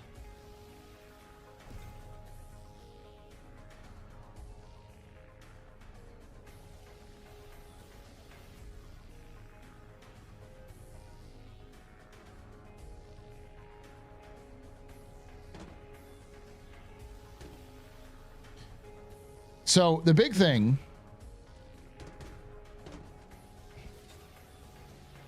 there's nothing really there.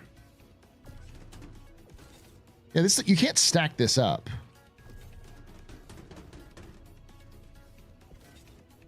Might be able to fit it in there.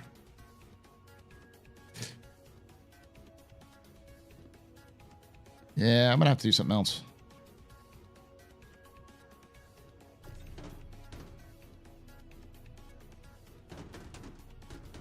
I don't remember who said 80. Aaron Roberts at one point said 40. That was the last confirmed one that I know of. I've heard rumors that it's 80 hours, but that's from leaks, and the leaks Discord is like not always accurate. A lot of times it's trust me bro sources, especially when it comes to things like anything heard from a bar citizen in China or Korea, because those tend to be very loose. There's a lot of discussions about stuff that is just like, where the fuck did this come from?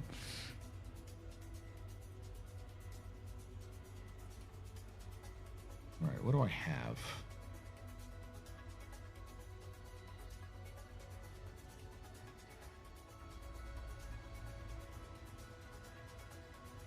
Interesting. It doesn't say I have a C2.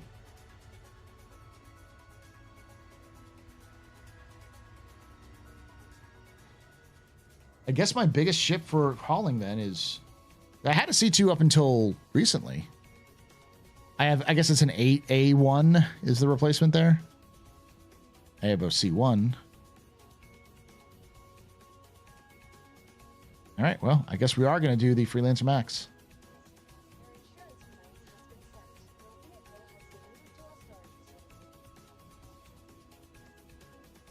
We're just gonna have to do multiple runs. It is what it is.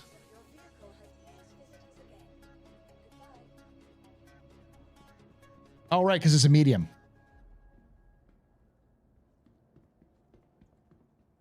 Welcome to the ASOP vehicle retrieval It's all right. system.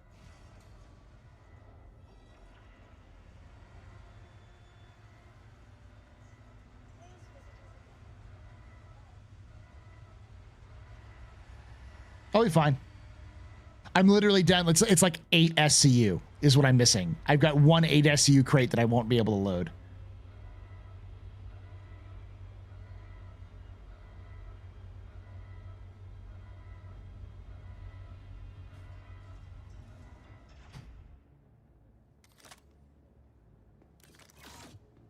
It's all right. I'll just do a quick turnaround.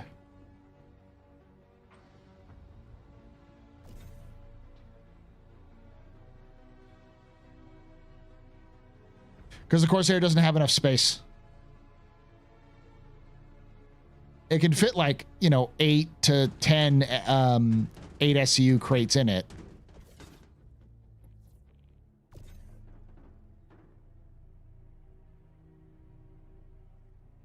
It was Aaron who said 8 to 100 hours of playtime. I don't remember when he said it though. Because that was one there was no source for it. The 40 hours was a source. It was like an SCL or an ISC or something like that where he mentioned that. Maybe even a Citizen Gun where he mentioned that. The 80 to 100 hours is like one of those that I don't really understand where it came from. Yeah, Korean Bar Citizen 2022. Yep, that's the reason why I didn't trust it. Nothing to shit on like the Bar Citizens there. I'm sure they're fine. But there's been some wild stuff that's been said at that, which I don't trust. It's just the hyperbole that can go around at those Bar Citizens is insane. I don't have a Caterpillar.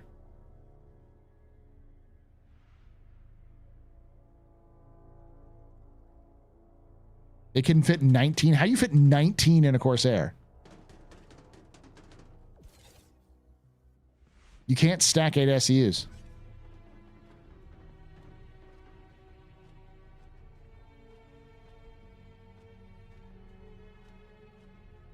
Yeah, it's a medium hanger.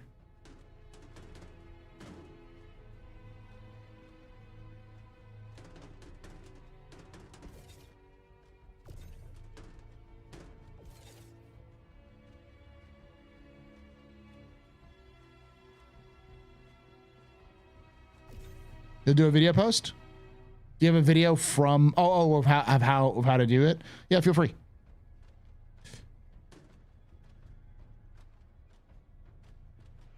No, I know. I'm fine. Chat, I'm fine. I get you're just like, Paul, but you have 1 8 SU left. It's like, this is fine. This is the nature of the beast. Sometimes you're just got to be okay with these sorts of things.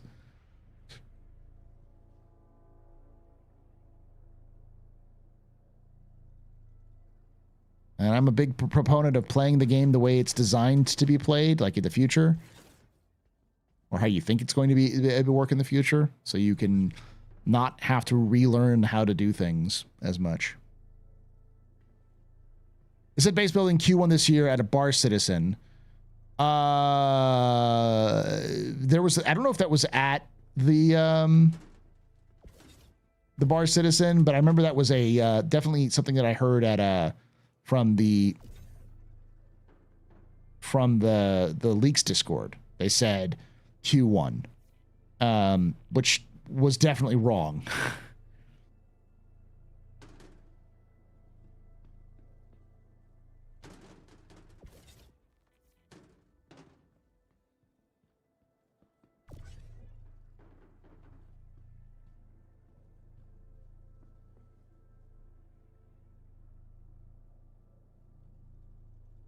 Wait a second. Wasn't there one more? Maybe there is and I didn't see it.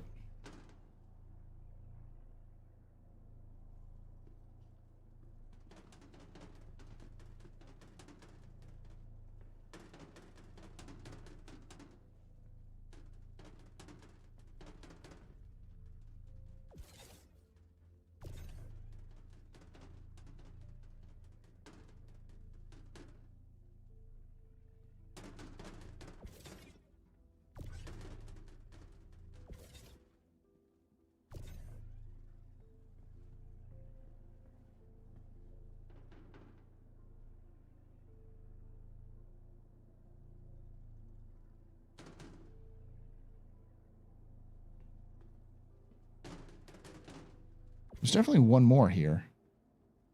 Maybe I just didn't efficiently load it up.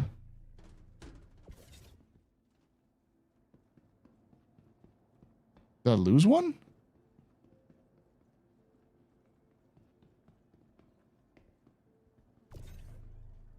Did I leave one in one?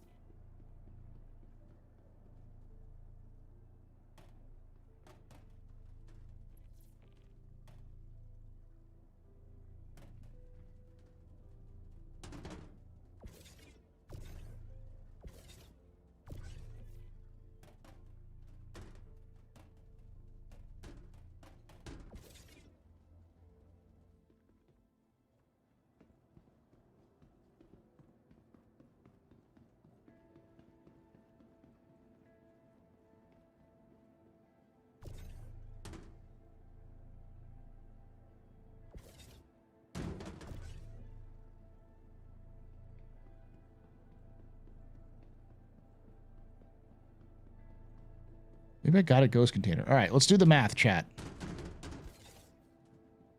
So 8 and 8 is 16. 16 and 16 is 32, right?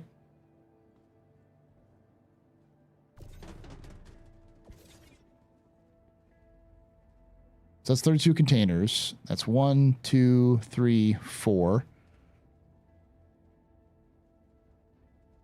So 4 and 4. So this is 5 by 2. So this is 100 and... I think it's 100. Yeah, it's 5 by 2. That's 10.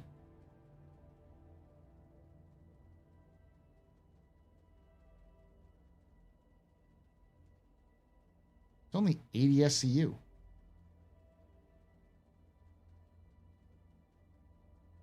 The fuck? No, it can't be right.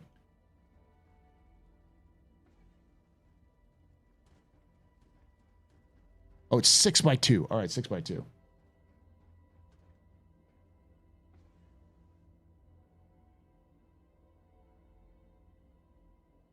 $96.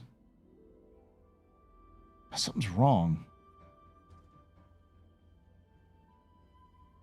1, 2, 3, 4. 1, 2, 3, 4, 5, 6. It's 6 by 2.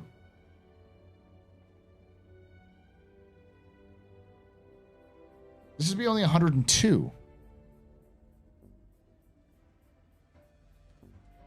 There's 2 SE on top. All right, I'm gonna close this up and then pull back out the Corsair. Maybe it was in the Corsair that I left it.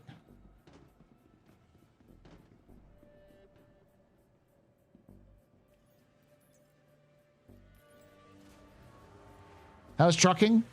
I'm missing like a couple of boxes.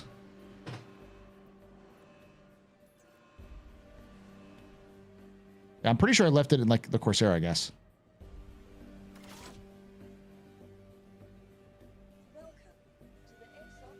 Just one SA 8 rocks. Okay, so I'm definitely. Let me go back to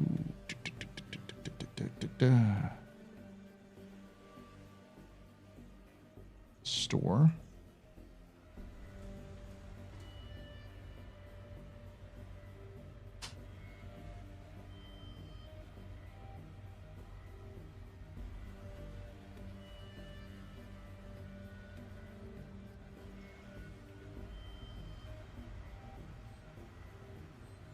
CIG, now that we have a cargo patch, so what missions win? Like no joke. Probably after scanning comes out, which is something we're going to talk about at CitizenCon. Yes, my own Corsair was stealing stuff from me. Yeah, it says they're.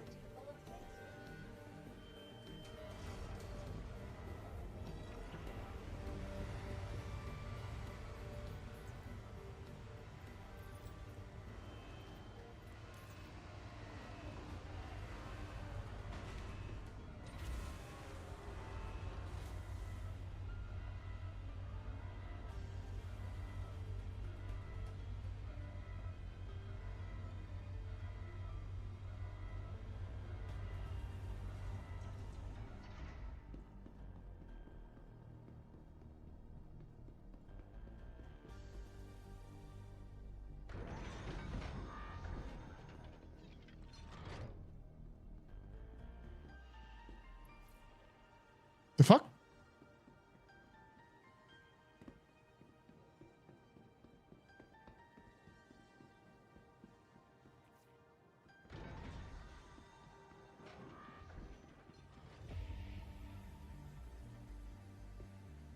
Welcome to the ASOP vehicle retrieval I'll be right back.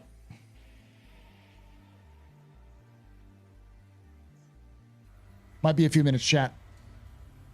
All right, I'm gonna turn on some fun music so you can enjoy it. Be right back.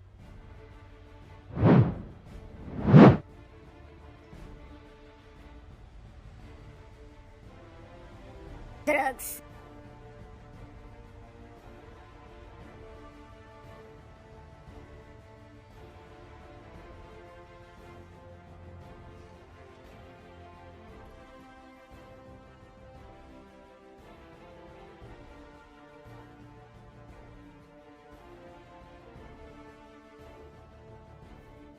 Weapons free, y'all. I'm just an old-fashioned cowboy.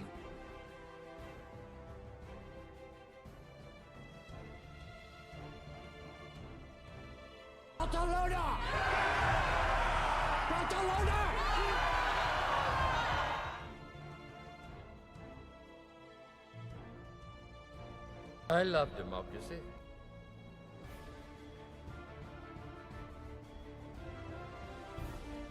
Two words. Distress bacon.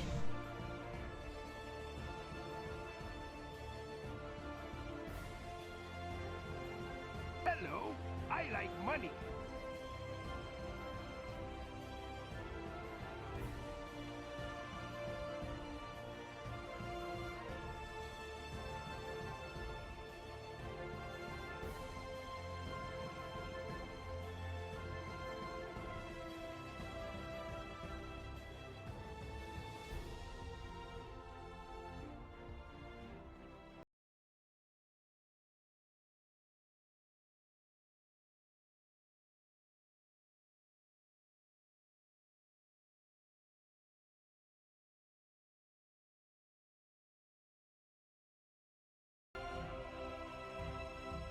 To democracy!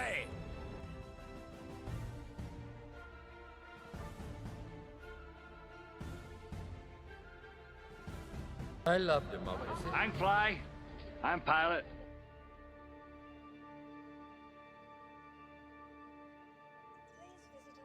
Please visit us again.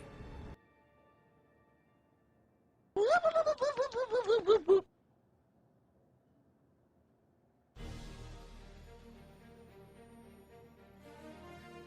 To democracy!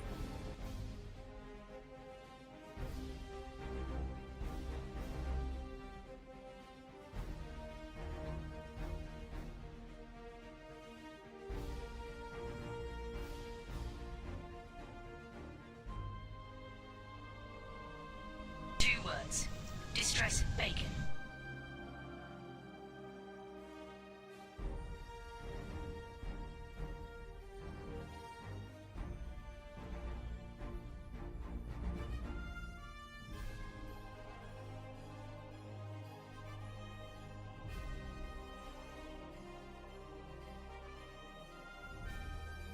I love democracy. I love democracy. I love democracy.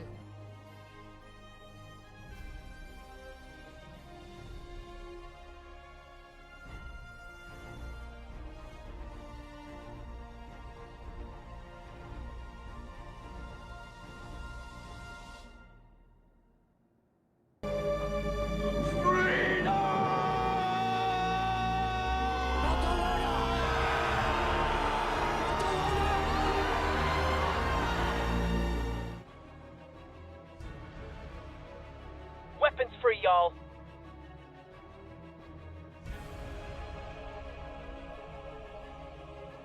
I'm just an old-fashioned cowboy. Mission complete. Burrito I eat. There you go.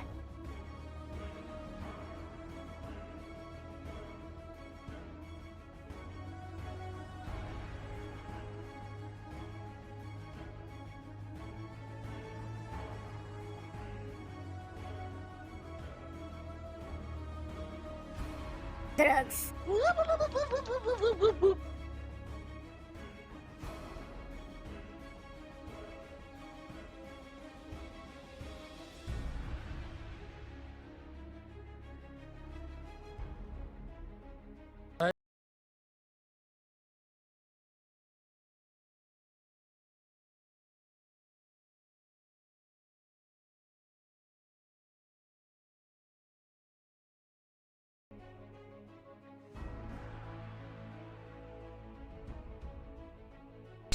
Everybody and his dog calls himself an outlaw.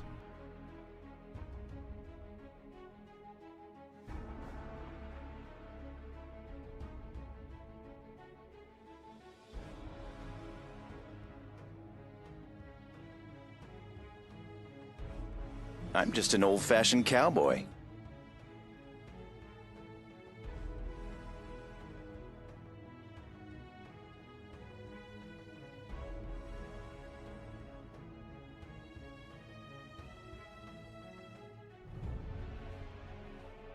Weapons free, y'all.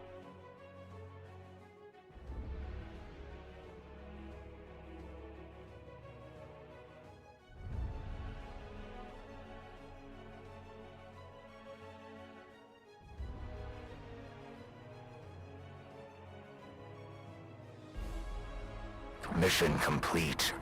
Burrito I eat. There you go.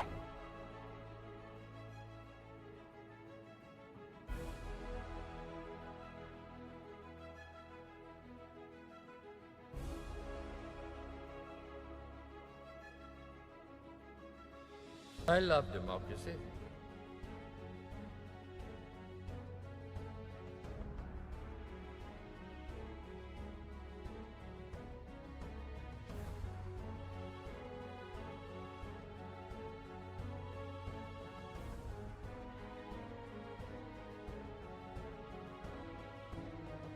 Barcelona!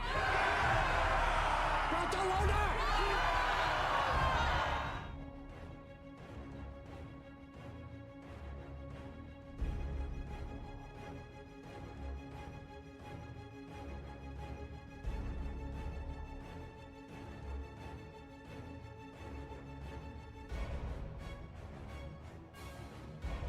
Hello, I like money.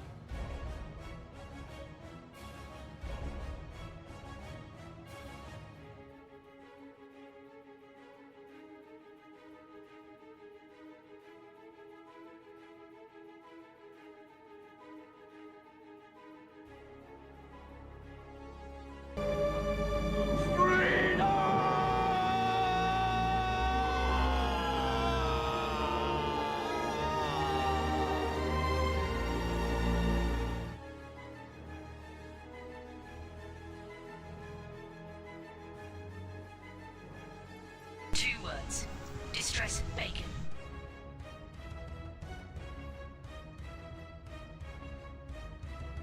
Kitchen, I'm out.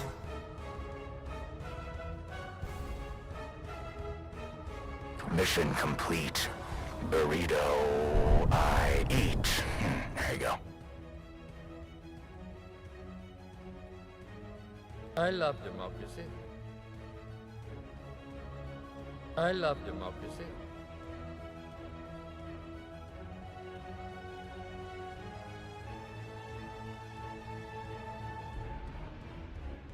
I'm back. Sorry about that. I'm Fly. I'm Pilot. Good news, everyone. All right. Boop, boop, boop, boop, boop, boop, boop, boop, boop. The only other one I missed was my Starfarer. Starrunner. Yeah. That is definitely medium anger. The prodigal trucketh returns, yes.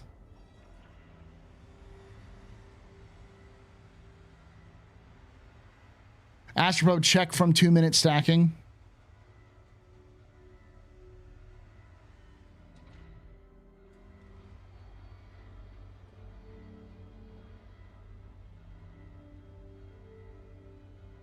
Share stream over, yeah. What are you talking about, Warlock?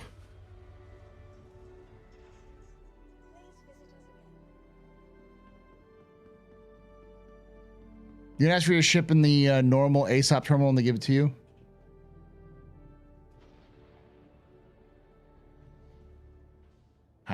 it is here.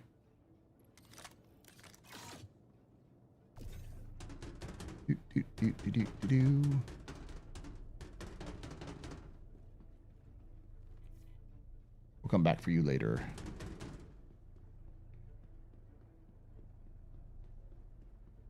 Oh, did you post a link in the chat?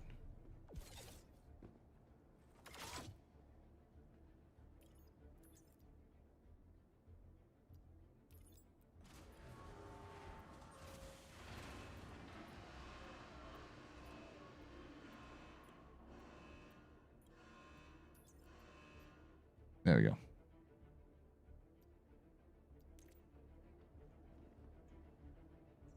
I feel that hat is wasted on you. I do not have a caterpillar, so you're probably right. Store, and then I'll pull out my freelancer again.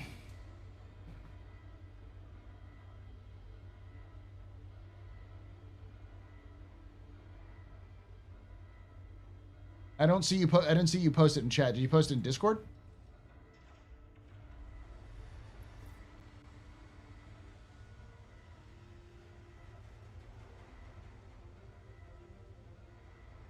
Yeah, no, I can't do 32.6U. Did I finish Star Wars Outlaws? I did not. Do you think Star Siege will loan the Caterpillars when they're available, Paul? Probably. Oh, wait.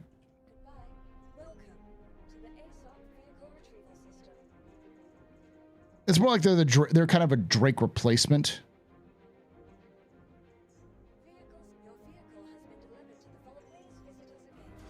There you go.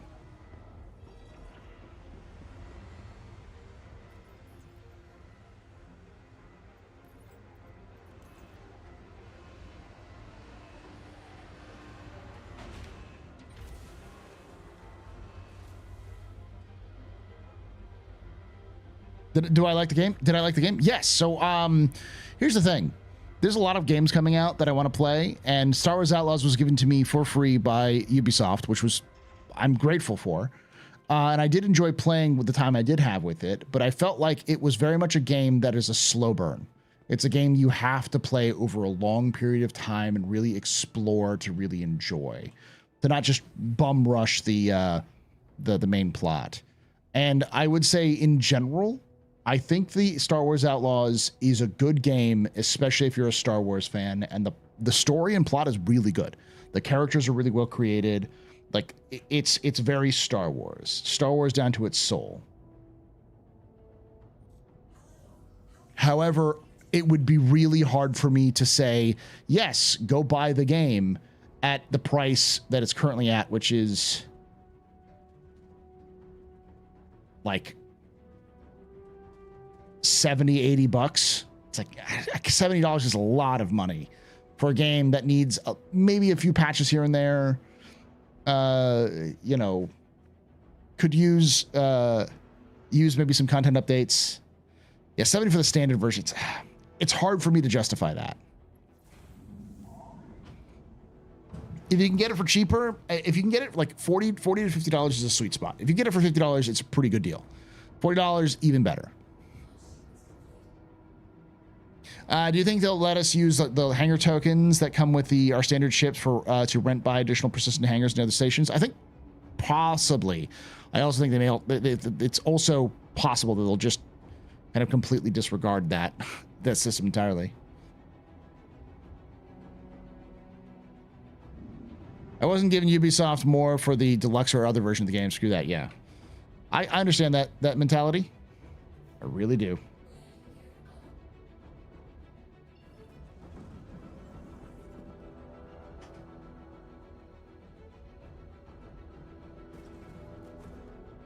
It's an okay game. I'm finding I get bored after an hour or so of playing. Then again, I'm not a huge Star Wars fan. Yeah, I feel it's one of those games you pick up and put down for 2 to 3 hours at a time. You play the game for an hour or two, you put it down, you pick it up again, you play it a little bit longer. It's one of those games where if you're interested in the universe and there's stories that are being told in the game that can grab you if you're just exploring. Yeah, go for it. Go forward and post it to our algorithm.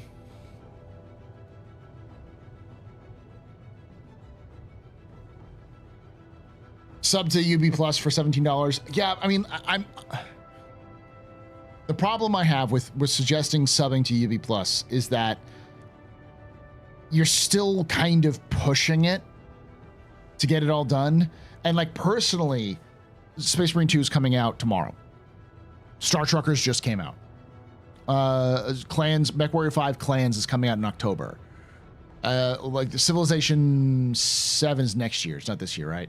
Gosh, there's like a couple of games that have been like slated to release this year towards the end of the year. Like there's a bunch of games that I want to play that I'm more interested in playing and putting my time into than Outlaws.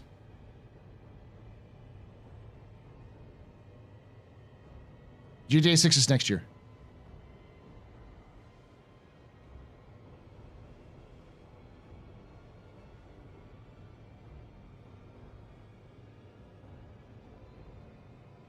I think this Kotaku actually is really well articulates the issues.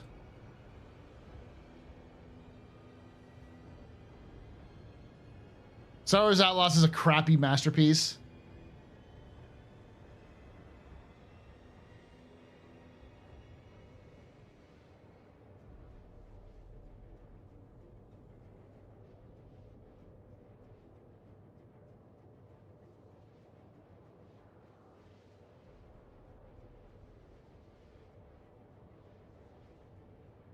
And these images are awful. What do they capture this on? A potato?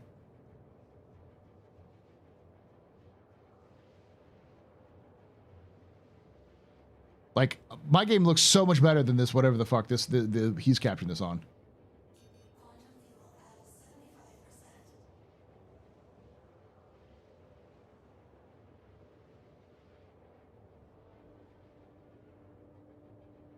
Arrived late, but did we already talk about the CitizenCon goodies content? We haven't yet. I'm gonna talk a little bit about it tomorrow too. Like, I know Star Wars or Space Marine 2 is already released for some people, and it's going to release in early access tomorrow. I have early access to release it to play it tomorrow. I'm probably not going to be playing it on stream tomorrow. Because I've got Captain's Table.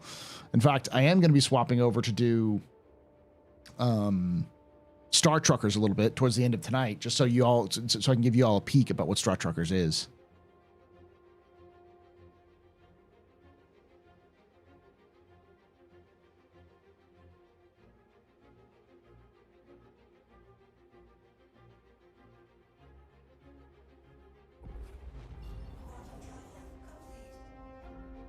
I'm sorry, not Captain's Table. Office Hours.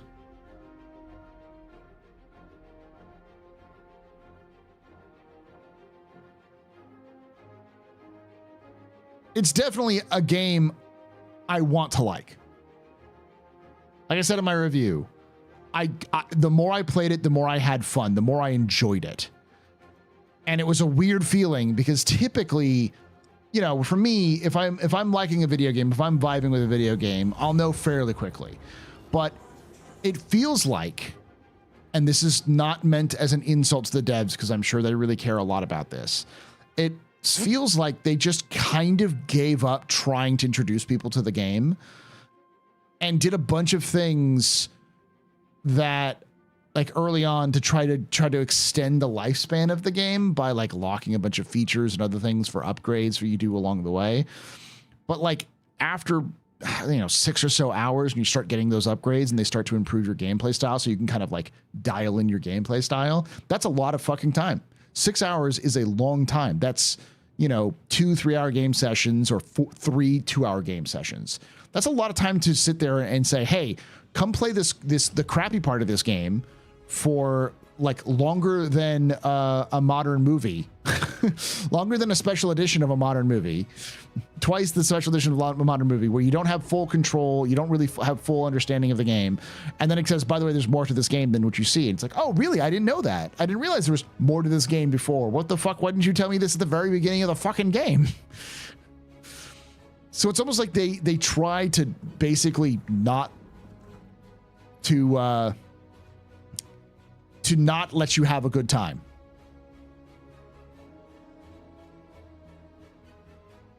They don't teach you even how to do a lot of the stealth, even though the stealth is the main part of the game.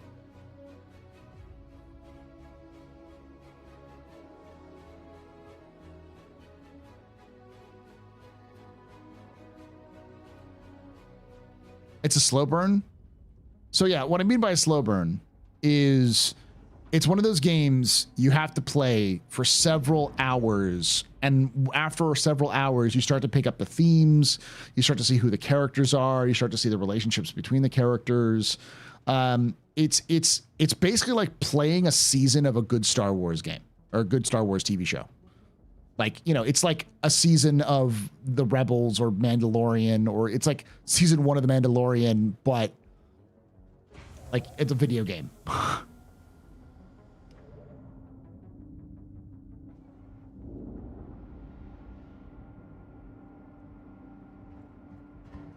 You say that, but I remember Dragon Age Inquisition that took 20 hours to get to the full game.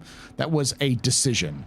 But I am not that sort of person. Like Baldur's Gate 3 is so much better paced than that.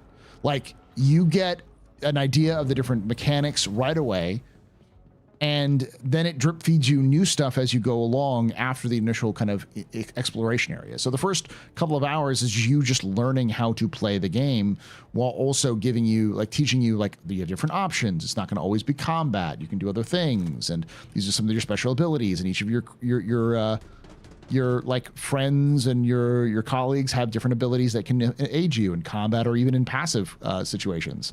Like, because the devs there took a lot of care and took that additional year to produce the game that Baldur's Gate 3 became, it is a much better game. Is it still buggy? Oh, fuck yeah. It crashes all the time. It crashed when I played it, at least the first time, for at least twice. It is not an optimized game in terms of like bug fixing, but that doesn't matter because it nails what it was trying to do.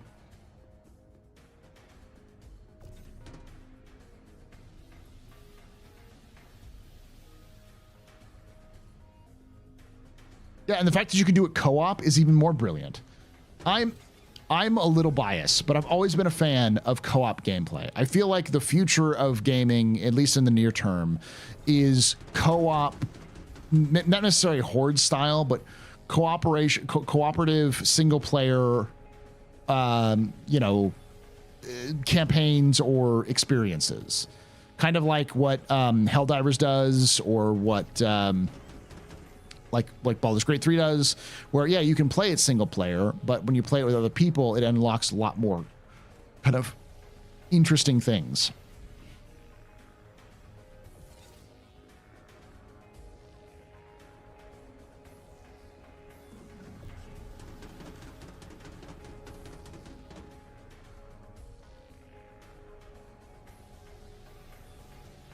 Oh, I agree. That is one of those things that I'm going to say right now. I am an absolute fanboy for Army of Two. That is a game I have sought to chase the high of Army of Two's co-op with a friend ever since. I have yet to experience a game that is as good as Army of Two's co-op.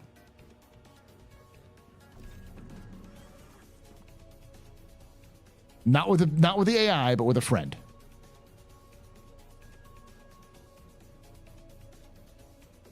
There are dozens of us. I know. But like, that's the thing. I want to have fun with friends, and I'm okay with PvP. I think PvP, you can go that direction where you have PvE, PvP experiences like Tarkov kind of thing. But if you're going to make a game in the future, especially if you're a smaller developer, it's going to be almost certainly a lot easier to do a game with a single player-esque story, even if you have some more procedural generated content, like, I don't know, Pal World, where it's more kind of wrote by numbers. But having the ability to play with another person in that world that you host, rather than on some big expensive server, saves you money, and I think will get you the same kind of experience that people are looking for when it comes to those sorts of games. Like a bunch of friends hopping on, screwing around, having fun. It's not going to screw up someone's progression. You're not sweating like a crazy bastard trying to get things done. You're enjoying yourself, but you get things get serious every so often. You got to get things done. Like it's a good time. It's good hanging out with your friends sort of experience. Kojima seems to think the same. The thing is it is very much it's one of the things where I think Star Citizen can excel at, and which CIG has been leaning into a little bit. I wish they'd lean into it more. Hey, Hourglass. Co-op, but how will they save effort by making the single player content a shitty training module for the multiplayer? Yeah.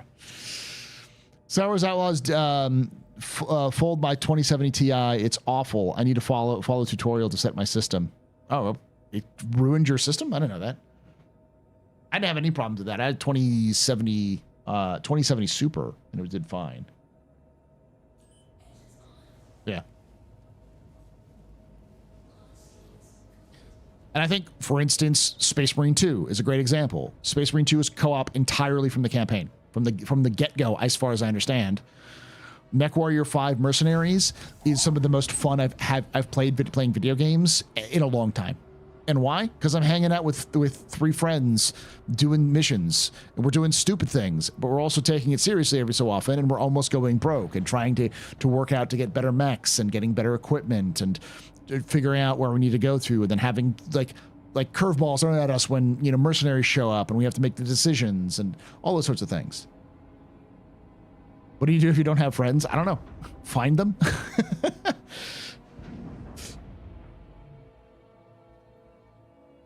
I'm also a big fan of Halo co-op, though. That's another thing.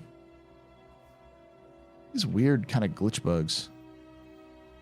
Is after the tutorial first mission, so it's only one mission that you have to do it. Then everything else is co-op. That's not bad.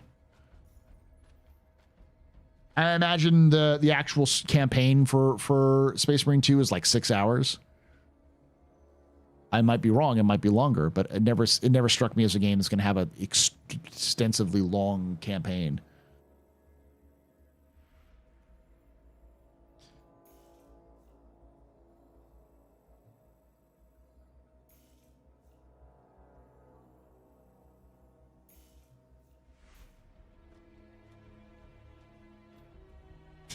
Minotaur's emblems enable friendly fire in Space Marine 2? Ah.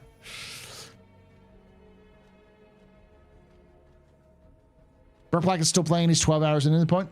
Maybe a good 20 hours. That's pretty good.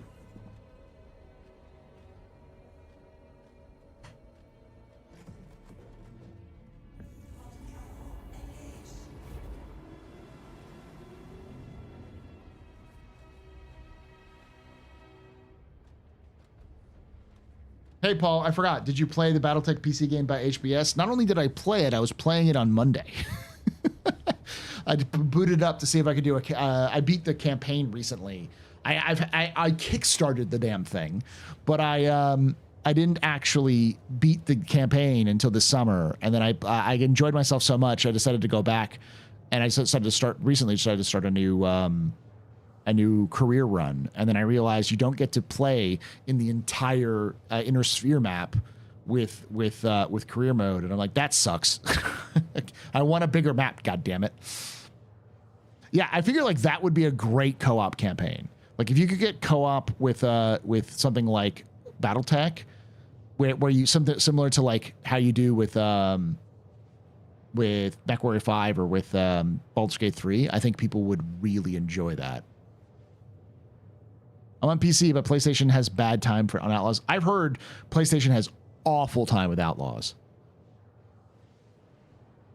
Yeah, he's playing with Gassy and Cream, which is cool. It's nice. It's good to see those guys playing together. Battletech, where everyone commands lands. I could see that, or everyone commands at least one mech. 4-player co-op with 4 players commanding a mech each. But anyways.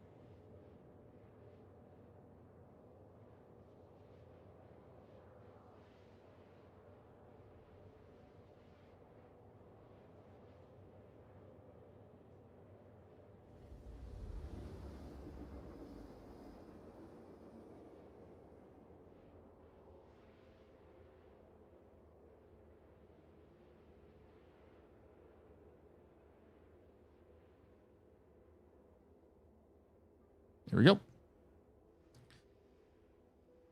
The next Battletech question. Do you let the opening cinematic play through every time? When you do the campaign? Oh, when it comes in? Not every time. I do like it though. It's really good.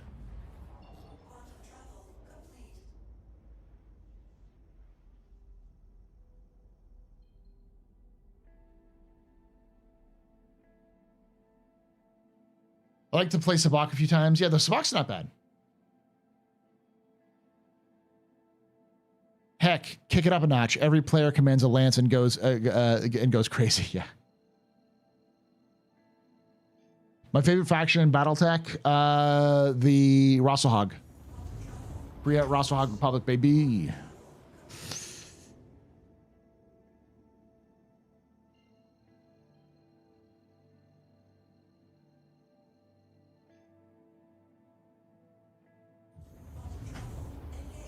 Team Blue Fist. Steiner's okay.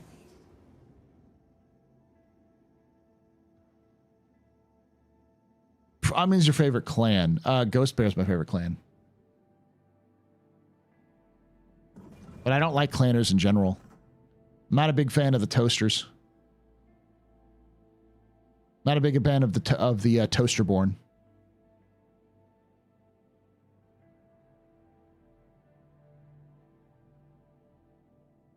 See, I'm a fan of the Ghost Bears because the Ghost Bears and Rosselhog became one.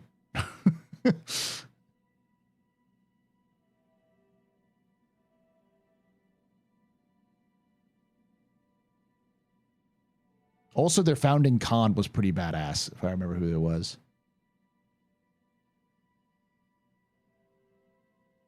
I'm a little pissed off that Jade Falcon isn't the clan you're playing in MechWarrior 5 clans. It's fucking like what, Ghost Jaguar? Smoke Jaguar. It's Smoke Jaguar. It's like, weren't Smoke Jaguar kind of a fucking joke?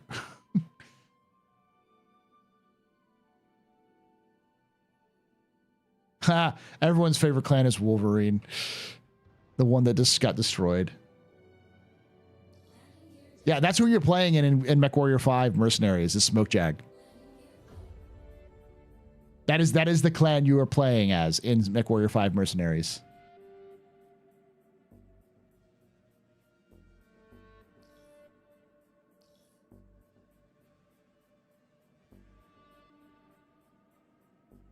Let me get a fucking...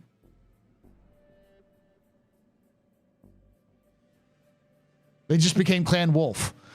Wolverine didn't get destroyed. They became Clan Wolf. The Minnesota tribe.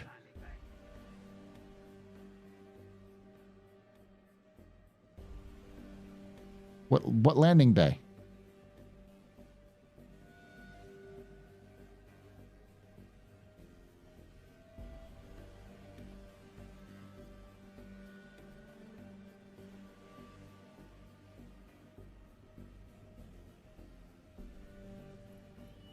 There we go.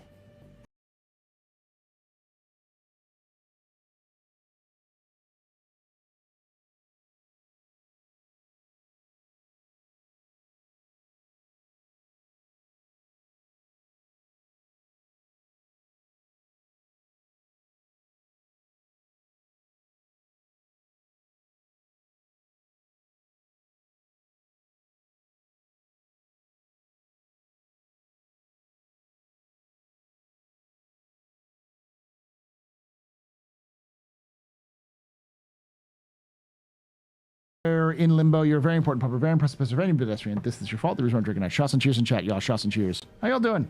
My name is Paul, Berserker01, Batman Shelley, your humble host and space bartender here at the AstroPub. Your space bar at the end of the universe. Sit back, relax, enjoy the show. We got a good one for you. How you doing?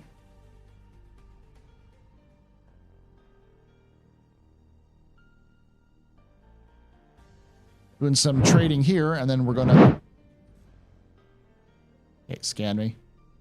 Scan me. Am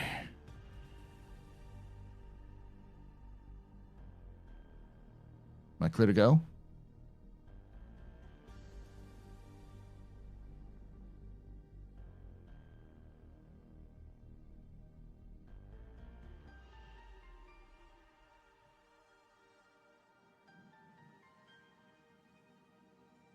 They've been okay. Yeah, they're doing fine. Not really had any problem.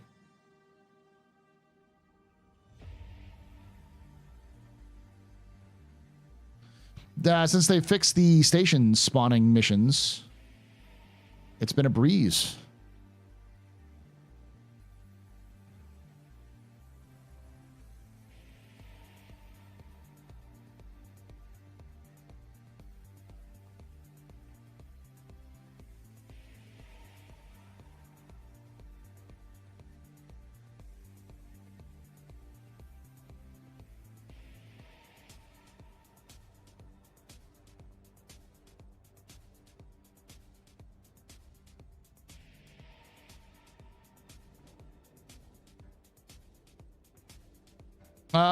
I've had some lucks in the past with outposts. Sometimes you have to get a little funky with the outposts. You have to kind of get really close to see them spawn. The one thing I've seen often happens is that you try to spawn an outpost in an outpost and it looks like it doesn't come up, and then you walk closer and then it just pops into existence.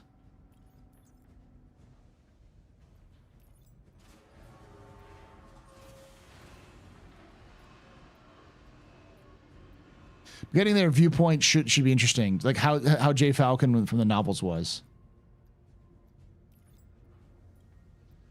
Yeah, they're very angry from the trailers that I've seen from MechWarrior 5. It also looks like they significantly improved their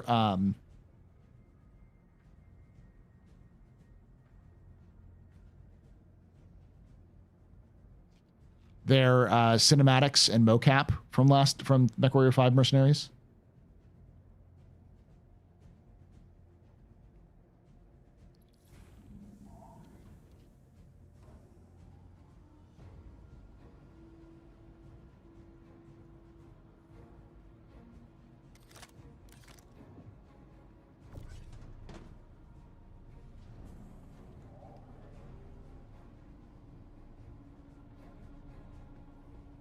You've had infinite loading screens with Outposts. I haven't seen that.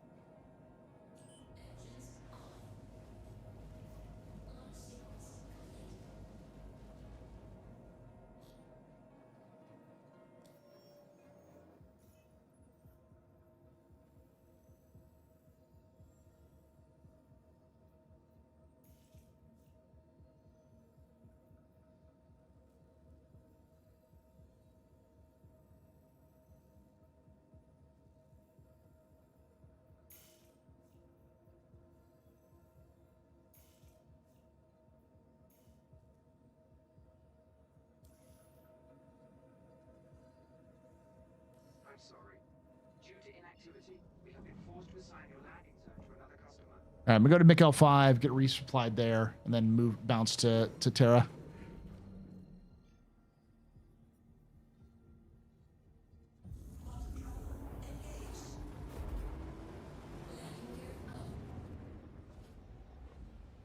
Yeah, my plan is to do. I'm gonna do a lore video on the Gladius, which I'm almost done with. I'm almost done with the writing, and I'll do the audio with it pretty quickly. I should be able to put it together and edit it maybe over the weekend. We'll see. I'm pretty busy over this weekend, and then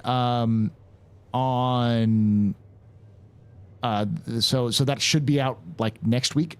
This weekend probably for Patreons, and next week for everybody else. Then I'm also writing the complete history of Star Citizen Part 4. It's Part 4. The next one that should be out. Part 4, Part 5. I think it's Part 4. That should be out. That should be done and sent off to my editor, and that should be good to go before CitizenCon. My goal is to get it. I originally wanted to get it done and put it out before the end of August, but I'll probably put it out before for backers. I keep saying that for Patreons by like early October, and then everybody else around CitizenCon. Terror the planet, terror the system. Then after that, I'm going to be doing a video on the clans. The clan Exodus in MechWarrior 5. In MechWarrior, Battletech. Where the clans come from, their exodus, how they came to be, and their reason for return. It's not going to be Tex Talks Battletech, because I'm not Tex. So it's going to be a lot more truncated. It's still going to end up being like an hour long, but it's going to be truncated in comparison.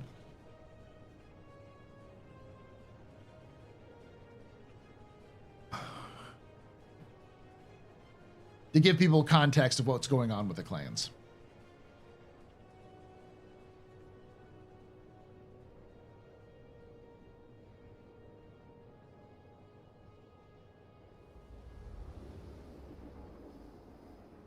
I want to try to do every quarter, or if not every month, if I can, some lore from another franchise other than Star Citizen, because Star Citizen is great and all, but like Titanfall fans have been really good to the video that I did on Titanfall.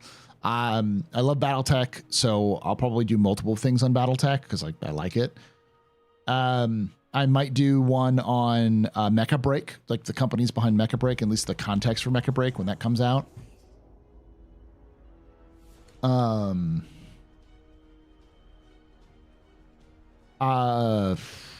Let's see. I may do some more Starfield stuff. We'll see. But yeah. Not all systems will be built out as Stanton either. A lot are pretty backwater. Yeah, but it's still going to require reputation and that kind of thing. Star Trucker? Not going to do... I might do a lore thing for Star Trucker, but that might just be more an analysis thing. I'm definitely going to do a review of Star Trucker.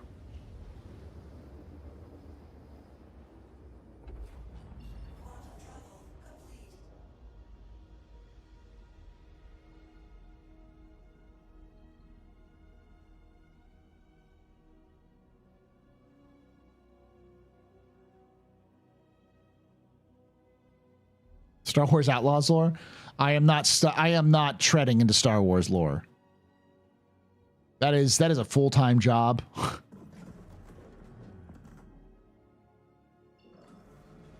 It's like kind of like 40K. I'd like to do some 40K lore, but at the same time, I don't really want to like walk into that. I feel a lot more comfortable doing BattleTech because there really isn't a ton of people who do BattleTech. Like Tex Talks Battletech and Black Pants Legion are probably like the most famous. And there's a couple of other good ones, like there's another, it's BT like 405 or something like that.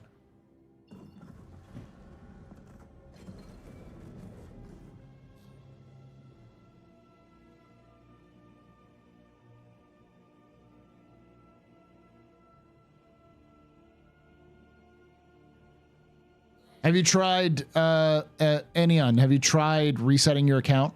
There's a character reset you can do last minute if you really need to, which will, which should be able to reset your system. They're also doing some fixes.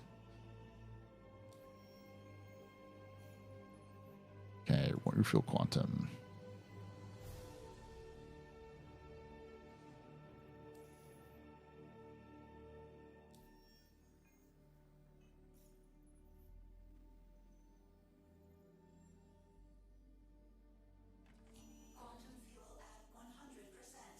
When I saw from Bearded that the fix that they were introducing today was causing some issues. They knew how to fix it. They just didn't have the time to. So they definitely gonna fix it and push it tomorrow. So.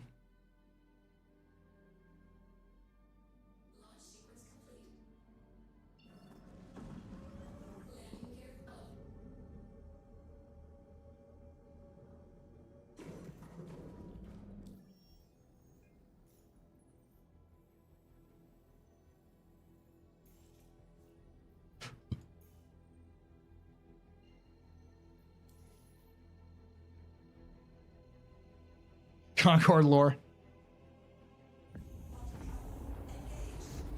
Yes. From one dead game to another.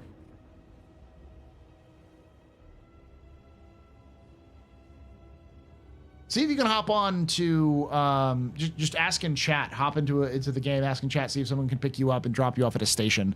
That should fix some of your problems. See, that's the thing. Concord from Eve, when I saw it, it's just like Sony did an awful job at promoting it. Not my game, not my style, but like I think a lot of people put a lot of their own personal issues into it, rather than understanding that it's just maybe not a game for them.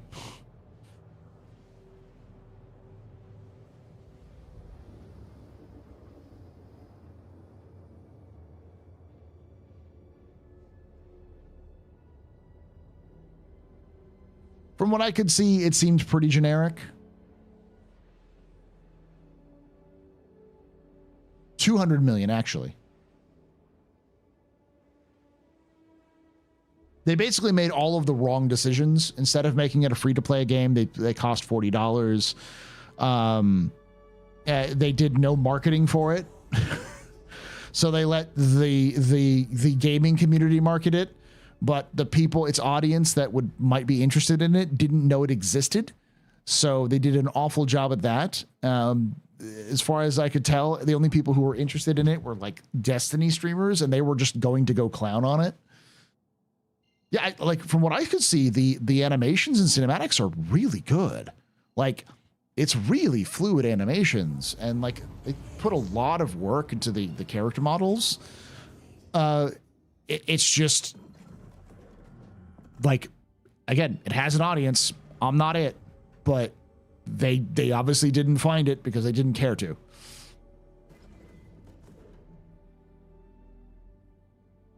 Making the hero ugly on purpose is really dumb too. Not really.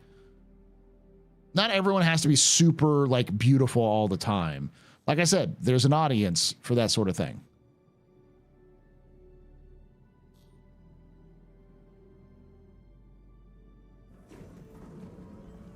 The problem is that you couldn't find, they didn't bother trying to find an audience.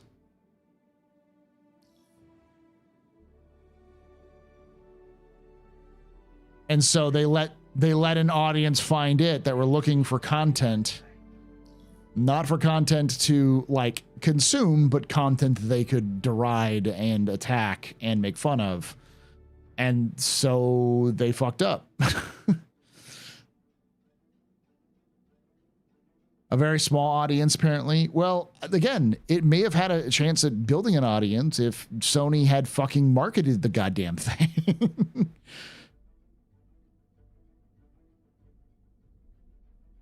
Get under my marketing, my marketing hat and say people fuck the suits and fuck marketing so much they don't realize that nobody will know your game exists unless you fucking marketed it.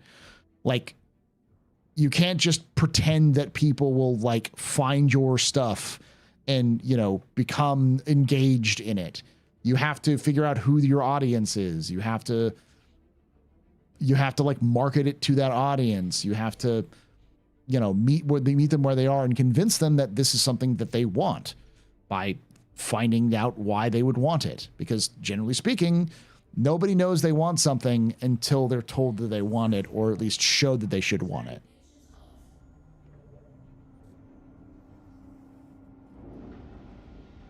There's good marketing and bad marketing. Yeah, but the problem is that everyone assumes that all marketing is bad. And so, like, people were like, the suits, they ruin everything. It's like, the suits are the only reason why games are successful. I know it can be frustrating, especially if you have somebody who's like an artist, who's like, I'm here to make games for the people, for real thing. But like, a good example of a game that's doing it right, as far as I can understand, is, it's called like Bright Light, remember correctly? The way that they're advertising the game is by finding an audience through the kind of people who already play similar games. So it's like a Tarkov, and it's got Arma 3 elements. It's got all these sorts of elements that you would expect in kind of an extraction shooter. but it also has like SCP elements into it. It's got a variety grab bag of like ideas that it comes from, and they've done so. They promoted it through talking with content creators whom they respect, and those content creators might be interested in it, and those content creators then, in return, do videos, which then gathers interest. The game is still in pre-alpha; it's not even fully out yet, but I'm seeing videos for it on my feed that I didn't even know that it existed if it wasn't for YouTube. Like, that's smart marketing. They're figuring out where their audience is because they don't have a huge amount of money. And I guarantee you there are more people interested in playing that fucking game than were playing in Concord, because Concord didn't have any fucking marketing. Yeah, first mission in Holling's fixed, yeah. I forgot what killed Mass Effect. Andromeda. Andromeda was killed because of the absolute dog shit state it was in when it released.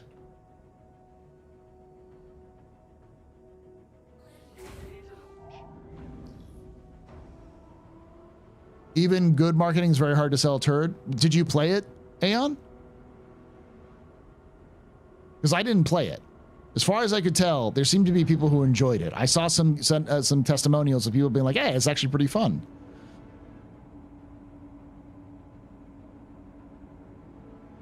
What I could see in terms of the graphics and the animations, it pretty smooth.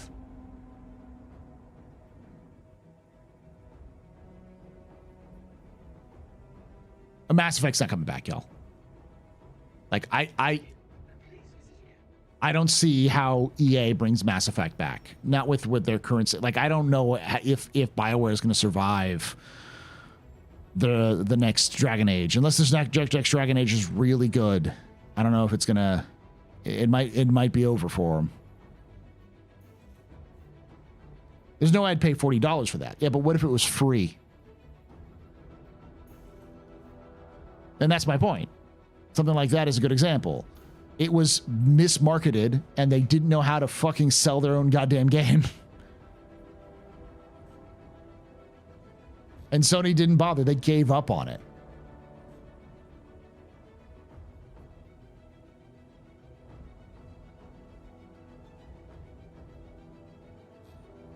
Free, I'd try it. See, that's what I mean. Like, it's one of those situations where, like, for as far as I could tell, it wasn't dog shit. It wasn't like the day before or whatever, like levels of like hilariously bad. It was all right.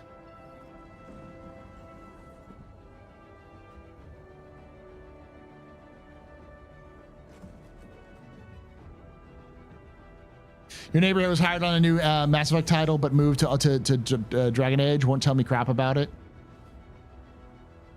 That's not a good sign in my mind.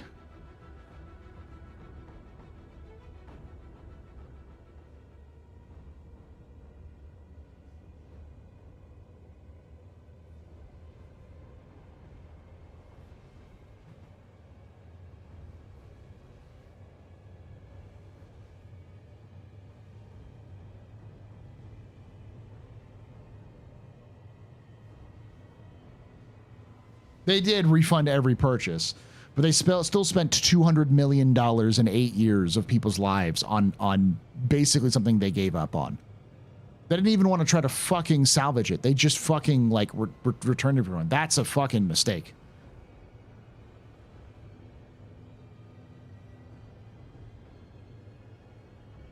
In terms of gameplay, it was worse than the day before.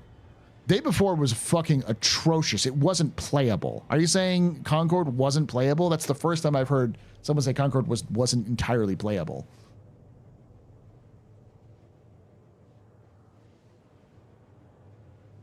That would have been a dumpster fire. I hadn't heard of dumpster fire. I heard it was at best.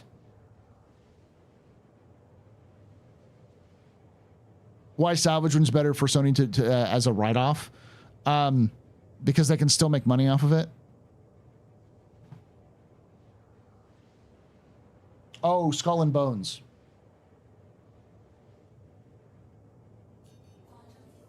The quadruple A game.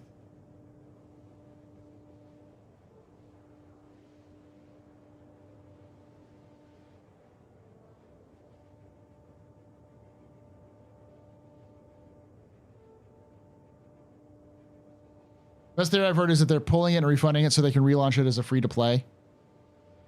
If they relaunch it as free-to-play over the summer, it would be good.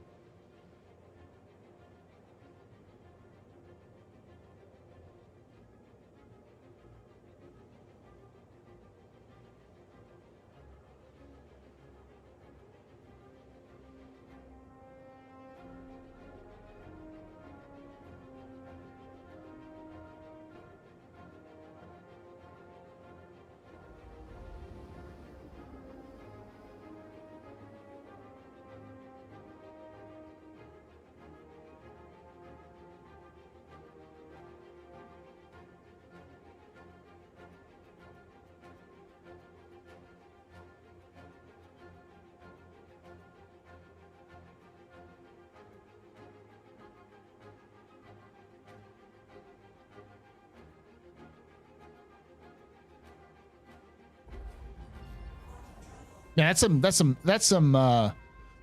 like, you are the first person named so long to know anybody who's told me that the game was an absolute trash fire. Most people, what I heard is about like the like, oh, well, DEI and other, you know, chud garbage like that.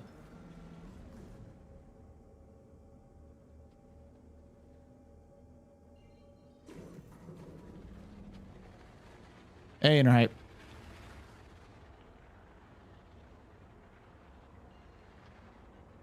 You see with the 318 talk, my therapist still MIA.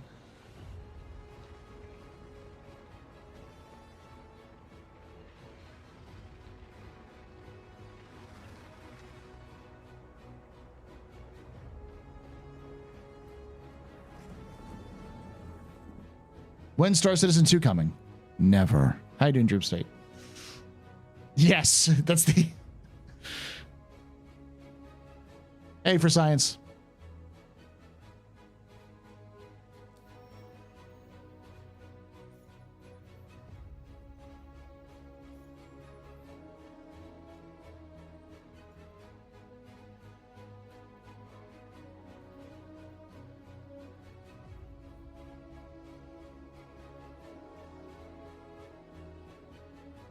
That actually might be worth it. 27's not bad.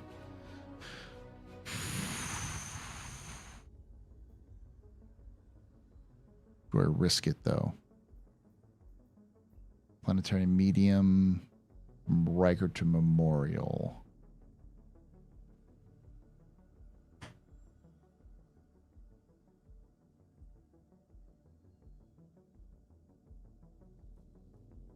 That should be, I should have enough space for that. There's only 14.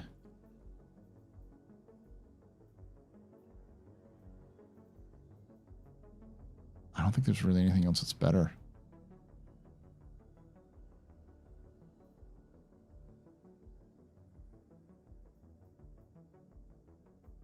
Yeah, let's try the 27. Ooh, there's 30. Take you all over the fucking system, though. Why not? Is there anyone, anyone 2 Bajini?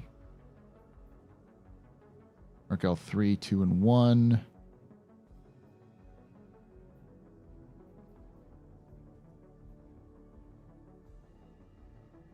It's a lot.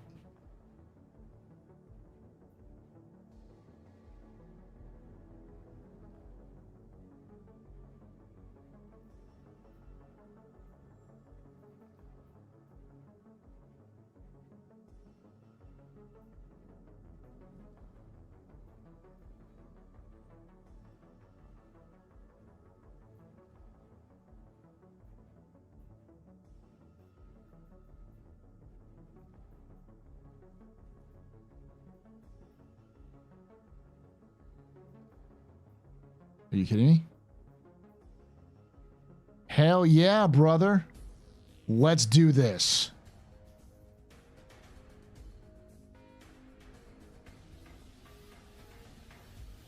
This will be my last run before I do some Star Trekkers. Oh, come on, where's the 30. I saw you down here. There you are. All right.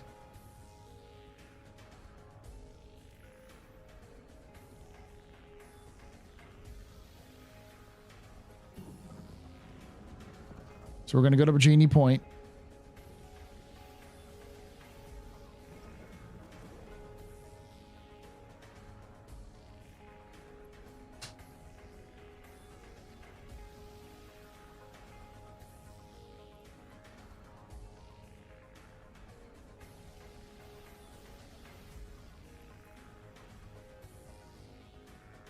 Arc L2. All right, well, I'm just gonna... Or more search boxes for everything. Looking at Concord reminds me of that game Radical Heights from Cliffy B wanted to release as an oversaturated genre. I think that's another big reason too. It just was a, like, when I was a kid, I'll tell you a little bit of story time. My mom worked as a marketing researcher for a couple video game companies. It was that kind of that weird era where video games were starting to become more mainstream. And so she worked with a couple companies to help them sort of like early on. We're talking like early 90s, early to mid 90s. And one day she comes home from work and I'm playing a game. And she walks out to me and says, Paul, I'm going to pitch you an idea and I want you to tell me if it's good or not. And so I was like, all right. And so she told me this idea of a video game where you play as a,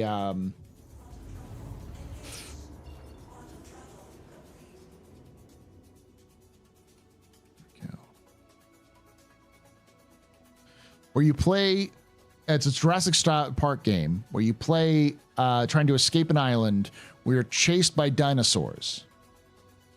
Mid-90s.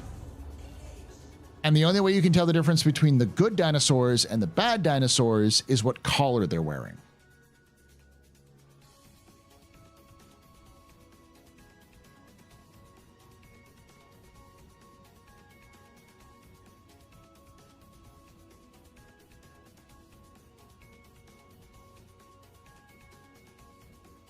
Mid-90s. My first thought of that was, I couldn't see the fucking color of a collar at any kind of range in the kind of consoles I was playing at the time, or even the video game, the computer games I was playing at the time. And I said, that was a stupid idea. And like, my mom said, yeah, I thought so too. That was apparently pitched to her and a couple of the suits at the company she wasn't working for them, but she was a contractor for. She kind of like worked with them to do research. And it was heard the pitch and was like, I don't think that's a good pitch. And a lot of the other people thought it wasn't a good pitch. And it was then from then on, I always remember that whenever I see a game that's been released in a genre that is oversaturated, because I go, game developers are sometimes the worst people to choose a game because they don't know what's popular or not. They'll choose what they think is cool. And sometimes what game developer thinks is cool is a fucking bad idea. Not every game dev is a genius, though every game dev thinks is an artist. Is a creative. And so sometimes you sit there and go, really, another live service hero shooter? Hey, blame marketing. Yeah, exactly. So while I am 100% going to blame Sony for the death of something like Concord, because they also pulled similar bullshits with Helldivers with their like region locked shit after saying they wouldn't do it.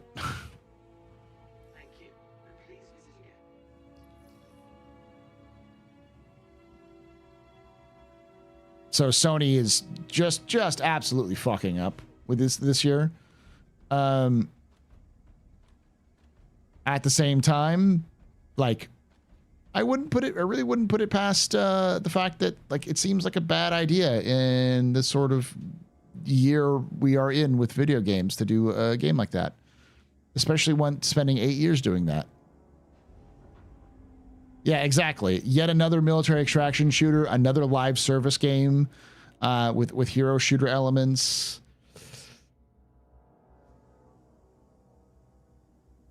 Like Chen tracing, another battle royale. That was the case a couple years ago. What was the other one?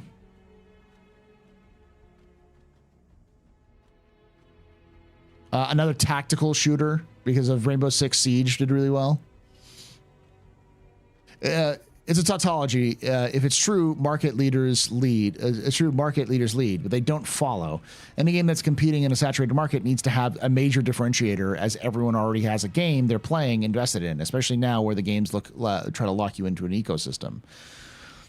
Yeah, I mean that's the problem. It's like I don't think that Concord had enough of a sticking point for people to care about it. Nothing about it stood out to me as I want to play it. But then again, there's a lot of games like that. There's a couple of games that have been marketed recently as these sort of I forgot there was one that came out, it was like the final countdown or some shit like that, that was the same way, where it was these colorful people and colorful masks and other sorts of like we're so different and unique, and they beat the shit out of each other with like baseball bats and stuff like that. And it was like, oh, this looks fun. Too bad it's an extraction shooter. Yet another extraction shooter.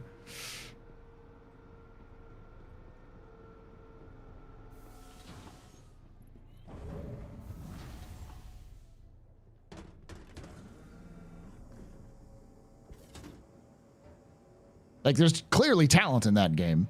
Like, I don't think I have seen a game with that smooth animation, even with those cinematics. It was some pretty damn good, like, stuff. There's talent behind those artists.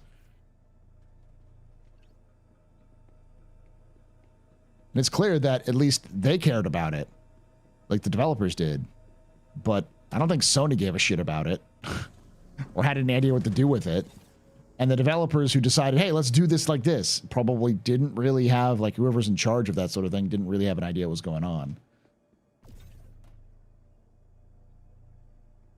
Yet another survival builder. I just, like, every other month I see some, like, flashy, super colorful, like, very well-detailed game that it's like, oh, this looks interesting. I wonder what this is. And it's like, oh, it's a heist game. I'm like, I like Payday. Keep talking.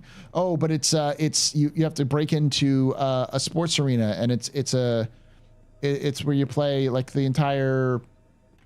It's a sport that people are watching, and it's like, oh my god, this is just an extraction shooter, isn't it? This is just a fancy extraction shooter with some stupid bullshit added to it. This is just Tarkov, but like with more colors.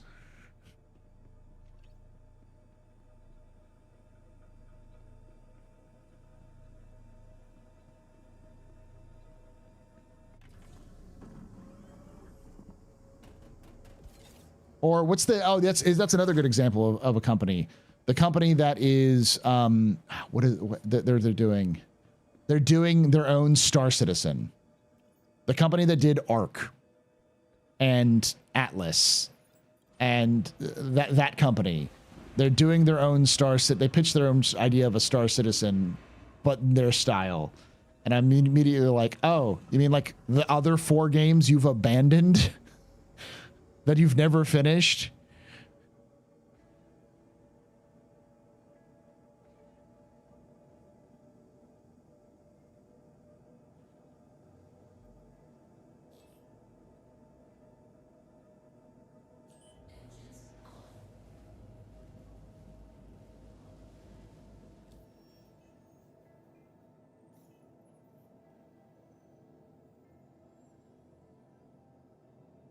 Will QD speed stay this way, or they change? I'm sure they'll change a little bit. I think they're going to try to keep it at a good sweet spot where it takes a while to travel, but it's not so long.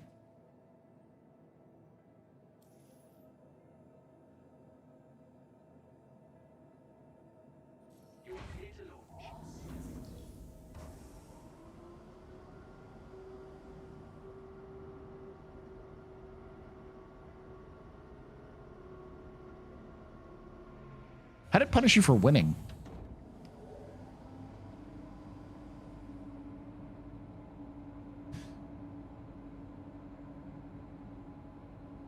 The absolute state of the games industry is twofold. Number one, fucking publishers are stupid. Like, I swear to God, they just were like just signing checks for people who had half a brain, half an idea and some like skill. Like, oh, you worked as a intern at Bungie as a QA developer. Welcome aboard. As QA, welcome aboard. You're now the head of this new studio. Please make us a good game. Like, here's $100 million.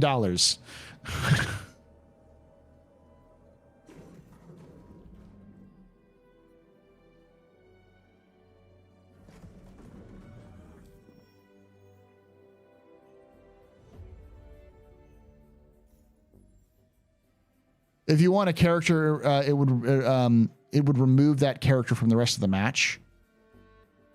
That seems weird.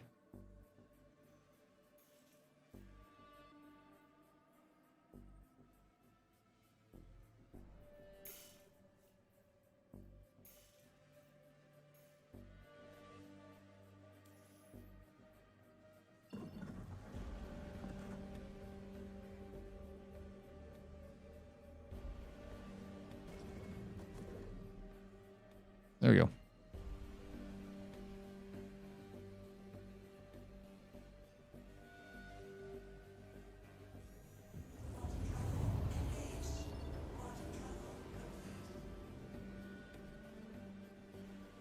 A lot of publishers are literally led by suits who don't even like video games and don't play them, which I get, but you should at least have somebody who likes them and plays them. But like, that's the reason why video games are like people like Ubisoft are not doing so hot, is they're spending $300 million on developing a game that has to earn twice its budget to make back in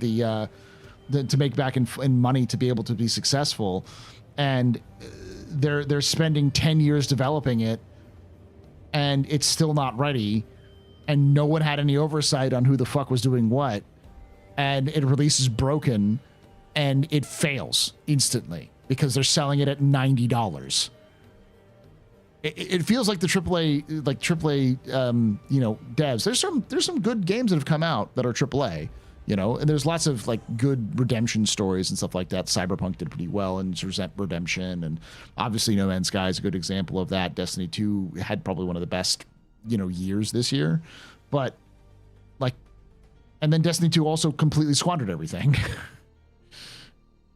Halo had a fucking television show, 2 seasons of a television show that they never capitalized on any of it with Halo Infinite.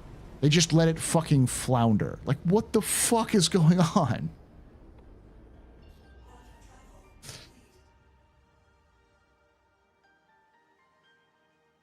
I know the story of what happened. Also, that the rush sitting at the door, things will get cut. For example, the multiplayer while running from Cyberpunk 2077.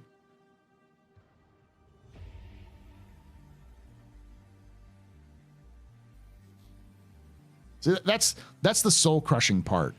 Is like a game studio will have somebody who is really, really good. Like, they'll have some amazing artists or some decent managers or some good vision here and there. And the like person in charge of the studio decides to buy 17 Ferraris, and is blowing coke off a hooker's ass every Saturday with the rest of the management team. And just doing weird shit in the office. They finally released the game. The game does okay to fails, and then they fire everyone in the studio, and then don't ask about the guy who got the 17 Ferraris. Like, I wonder what happened there.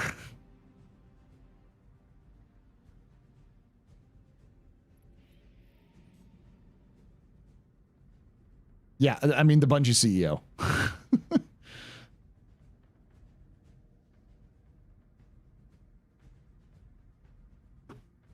But I mean, like, Rockstar has had that problem. Fuck, I've heard problems, you know, that sort of problems obviously at Blizzard's happened. Like, it's happened more than once, which is not good.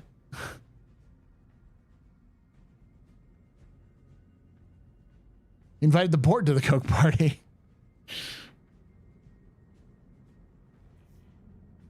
Yeah, and at least one of those board members was a sitting U.S. senator, so he's never going to get processed for that, or get charged for that hooker he killed on accident. Like, it's this sort of like weird situation where you go into, you see video games, and typically video game companies are always struggling to make ends meet, and even like the lead developers, unless they're like super rock stars, or trying to balance like egos and like people's own sort of expectations and you know, deadlines. You know, sometimes they're pretty good managers, sometimes they're okay at it, you know, whatever.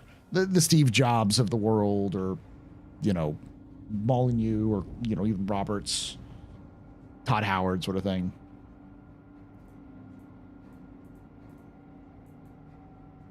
Like, growing up with watching, you know, game development, that's kind of what I saw from the outside looking in, was a sort of like, yeah, you struggle for your art, but when you do well, it feels good, and some really good stuff can come out with people who are like really passionate about what they're doing.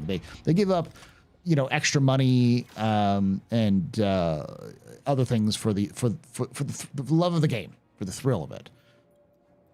And like, since then, like the last 20 years, it's felt like it's been more and more. Let me open it.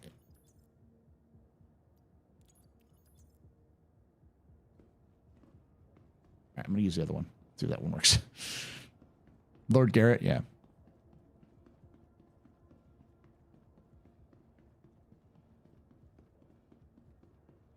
We're having some weird conversations here at the pub. Welcome to the AstroPub. It's already up. Cool. I'll move this over here.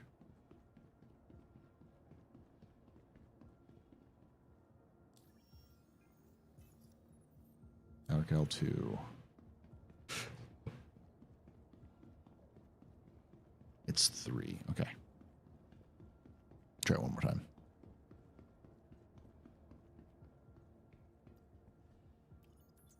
Aha.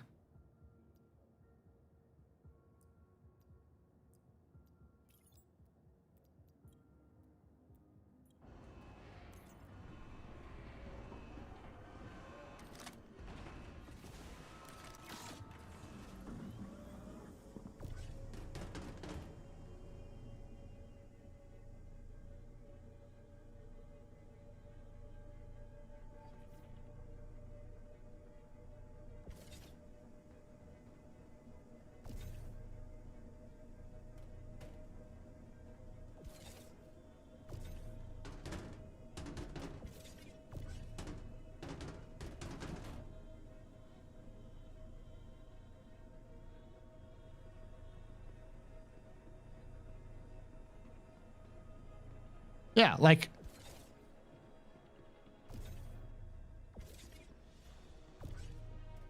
I'm not saying all AAA games are bad.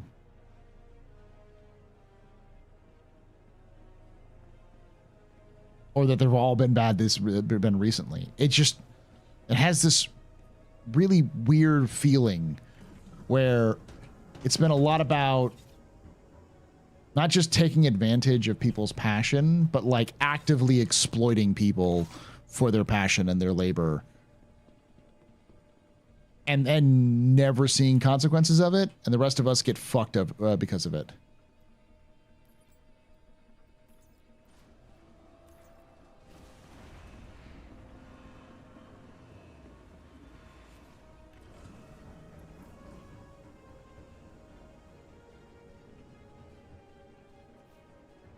we're gonna go to Arc L3, then head out. Only most of them. I don't know. I mean, like, there's plenty of games that are all right. So discussing capitalism now? Yes. More discussing how the gaming industry seems to have changed in a weird direction, because it's not like games have ever been massive moneymakers. There are outliers for sure, but comparatively, you don't make a lot of money in gaming because of how much it costs to make a game. And it's that number has only gone up, and the profits have only gone down as the numbers have gone up. So instead of, you know, getting a team of 10 talented developers who are passionate about something and have them make a kind of a small game that takes them 2 years to pump out, and you can sell it for $30. And if it does well, you make like 4 times your profit. You dump 100 developers into a game that takes a decade plus to develop, and you end up with a game that is so risky that if it flops, it could completely crater part of your company.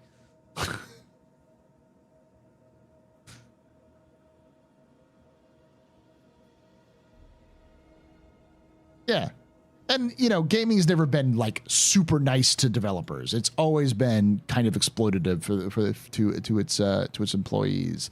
But at least there's almost always been some sort of kind of, from my understanding, there's always been a sense of not necessarily like kinship, but there's a reason why when you look at a game like Star Citizen, and you look at the backgrounds of the developers who are developing Star Citizen, they come from every single company you can imagine. You know, Blizzard, EA, Sony, Santa Monica, there's any Sony studio, Ubisoft, so on and so forth, because the gaming industry is incredibly incestuous. So while it can be stressful, there's not a lot of people who actually make video games. It's a very difficult industry to break into.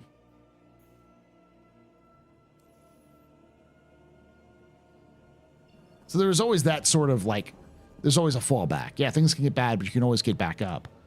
But that just seems to have completely changed. Yeah, and that's the problem I have. It's like the management folks are still making all the money. It's like the management folks made all those bad decisions in the first place. We're talking about gaming in general, not necessarily Concord. Concord's like a symptom of a larger problem. Publishers don't know what to do with the games that they pay for.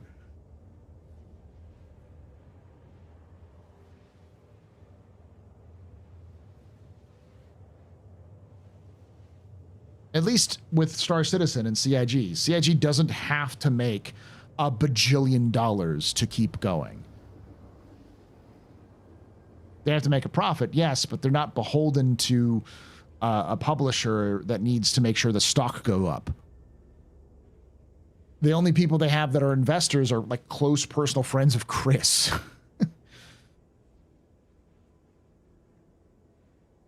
Don't bother with the Final Fantasy VII remake. I'd buy that when it releases, the complete edition. OG Final Fantasy VII was 1 game, 4 discs. Not buying 4 separate games. It's 4 separate games. Yeah, private equity. I think that's a good way of putting it. A lot of the problem comes down to when you go public, and you have to answer. People have to answer to shareholders rather than, you know, your customers. That's gonna reduce the value of the games you're making or the content you're making.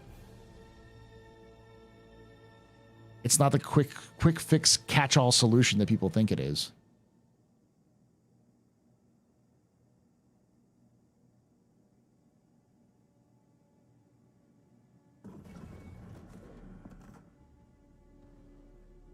One thing about Concord is that I didn't hear of his existence until it started closing down. Same, Q-Pen. That's what I was saying earlier, is that I feel that it was a failure of fucking marketing. I remember hearing about it here and there. And you know how I heard about it? I heard about it because Croncy made a post about it on Twitter where he said, I didn't even know this existed. Apparently it has an alpha. I didn't even know this existed. Otherwise I would have played it. Man, this is some bad marketing. That was like 2 or 3 weeks ago. And I was like, oh, Concord. And I thought it had to do with Eve. I thought it was like an Eve thing. I was like, okay, this is interesting. It's like they're making a shooter based off of Concord from Eve. That's all right. That's a bold move there, but let's see how it goes. I had no fucking idea what it was. And I pay attention to gaming news. That's fucking awful.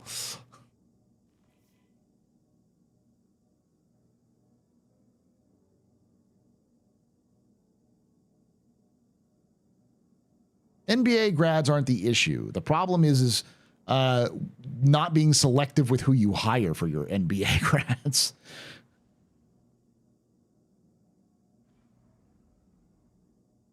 I'm also biased, full disclosure, because both my parents were MBAs. And they ran some successful marketing campaigns. They've done some decent stuff. They're both marketers as well.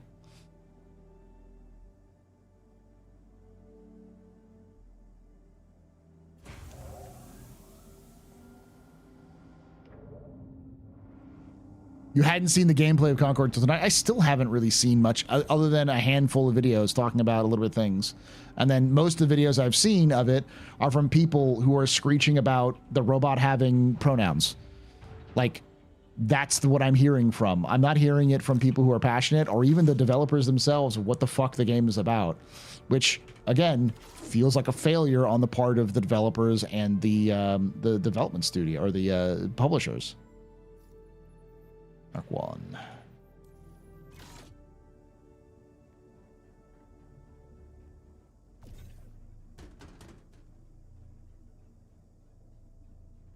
I mean, NBA grads are awesome. No, I get what you mean. There's a difference between... It's the difference between somebody who gives a shit and, you know, Patrick Bateman. Soulless suits who are in it just to see line go up because they need more money so they can buy more cars so they can feel like they're successful.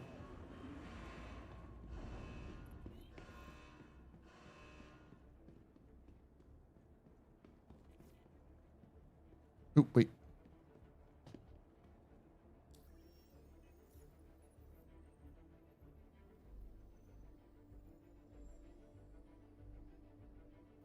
Mark L1, so I should be able to put this up. Scrap from here, right? Or waste.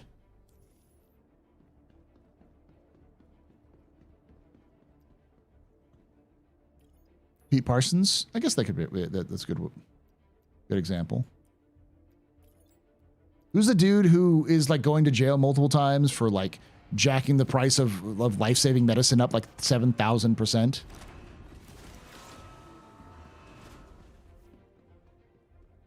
Wouldn't you refer to the issue as they, them? That's a completely different discussion. My point is like, when that's an issue, when that's the thing that's getting attention in your game, you have failed in your marketing.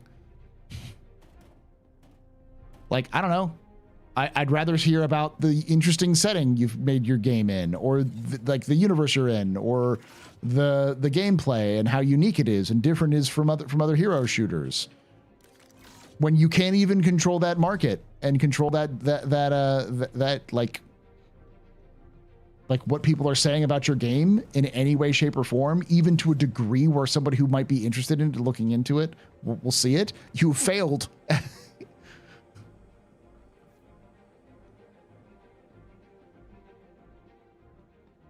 Oh yeah, I mean that's pretty standard when it comes to video game developers. Again, artists. Oh yeah, secret recorded the movie. Yeah, that guy. You know, for like most of the time you see guys like that, those are the guys who are ruining like the industry. Because it's about how much money can I make, not how can I make my product succeed.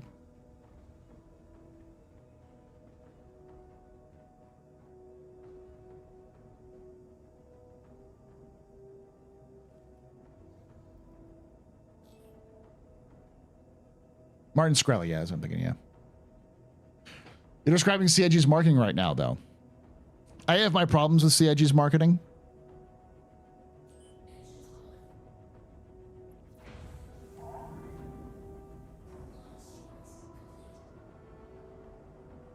But it's not for the same reason everybody else has issues with CIG's marketing.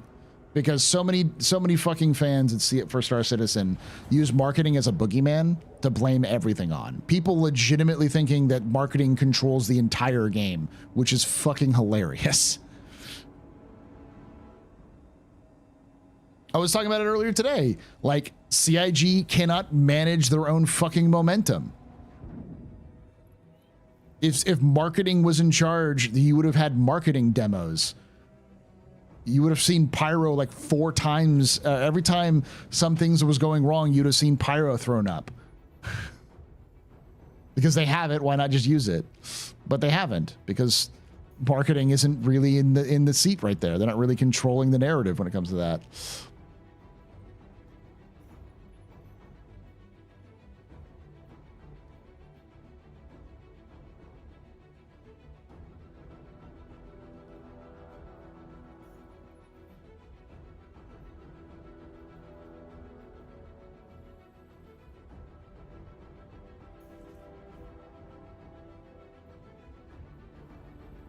Man, Arkel 3 is way the fuck out there.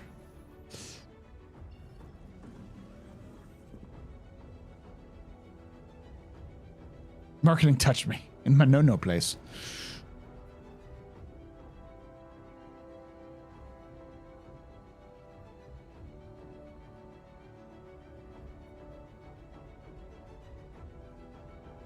Yes, marketing pushes bad patches.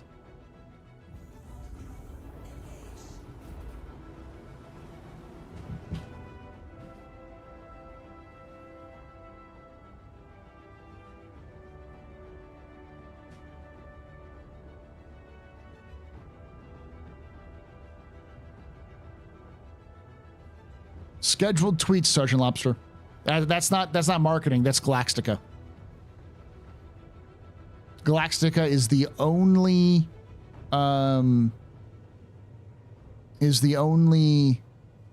oh fuck, what is it?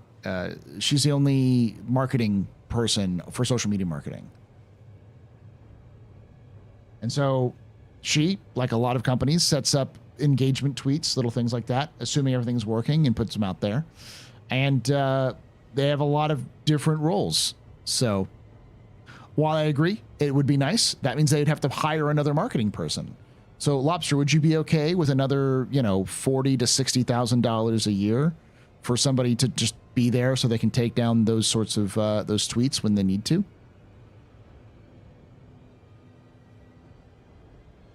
For $70,000?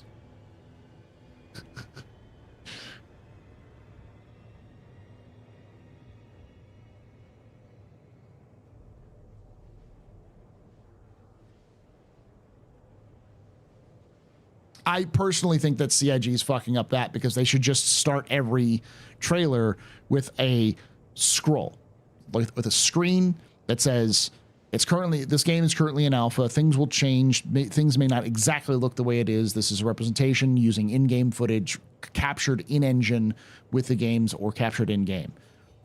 That sort of just small little like thing right before the ad starts, and then having it start. There would still be people who would get mad at it, but at least you have that at the very beginning so people know the disclosure.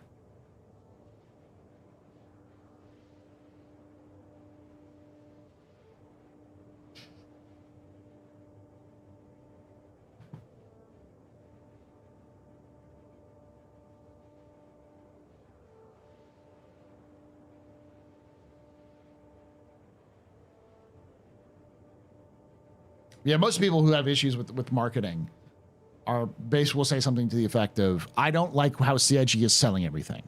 I don't either. And then they'll say, it's FOMO marketing. And I'm like, that's not how FOMO marketing works. Because everything you can purchase, you can buy in game.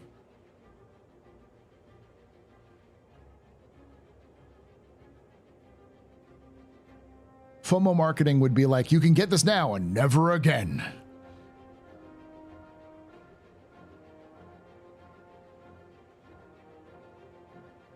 It's just people hear a term. They know how they know how it makes them feel, so they throw out that term like it's like gaslighting. Everything is fucking gaslighting these days. It's another example is the overuse of the word literally has become to make it mean figuratively. It's just a word that people like to use because it makes it sound good. You heard it once and it sounds smart, and so you're using it because it makes you feel like you need to buy it when you don't need to buy it.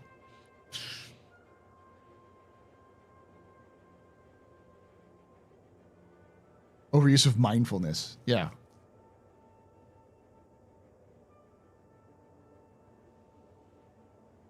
Are you really saying that you don't utilize FOMO marketing? Last chance emails, bro?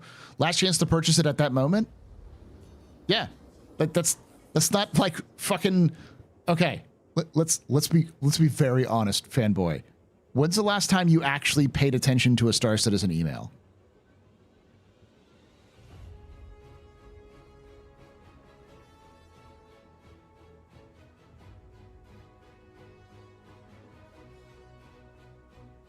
I am the king of spin. And you're the king of doomers, my dude. Every time you come on here, it's always the same. Like you come here just so you can try to get a rise out of me, dude. That's not a fan.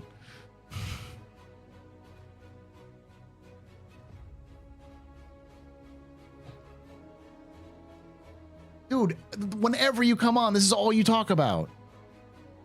Whenever you're talking, this is all you ever do. That's all you ever do is to see you come in and be like Star Citizen is literally raping my mom right now, kind of thing. Like, it'd be nice if you actually are a fan of me, if you hop on and talk about when I'm playing other games or when I'm doing something else. Because otherwise it makes you feel like you're just sitting here just clutching pearls, my dude.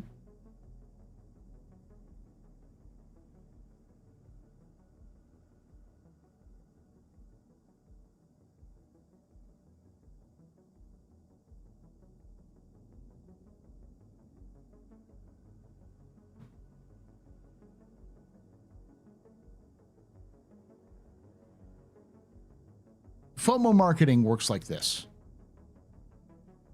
where every single bit of your marketing is focused on limited edition, buy now, never coming back.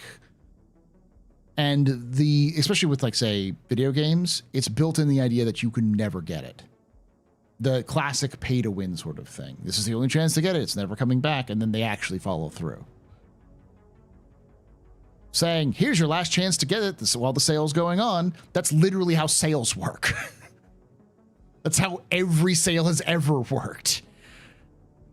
Describing that as FOMO marketing means that every single sale ever in the history of mankind has been FOMO, which isn't how that works. Yeah, one of each ship, or this is the only time you're going to get this gold standard. CIG is, if that was CIG's goal, they've done a terrible fucking job at it because they constantly sell it again. The problem with CIG's marketing is that I feel like CIG got to this point doing the one thing that they were doing well and having a really, really forgiving community. And they've just said, it's working, why stop it? And that's it. They're not willing to advance or change. And I think it's eventually going to bite them in the ass. I don't know when, but it will eventually. And they seem to be very reticent to change these sorts of things. Explain artificial stock of ships. I don't get that, honestly.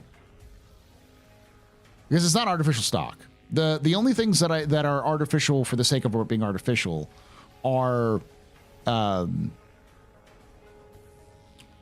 capital ships, like the big ships. And from what CIG said at the very beginning of the reason why they're doing that was because they wanted to control how many ships were in there. But the problem is that if that was FOMO, it's also not working because every year it takes longer and longer for those to sell out. And they still sell them every year.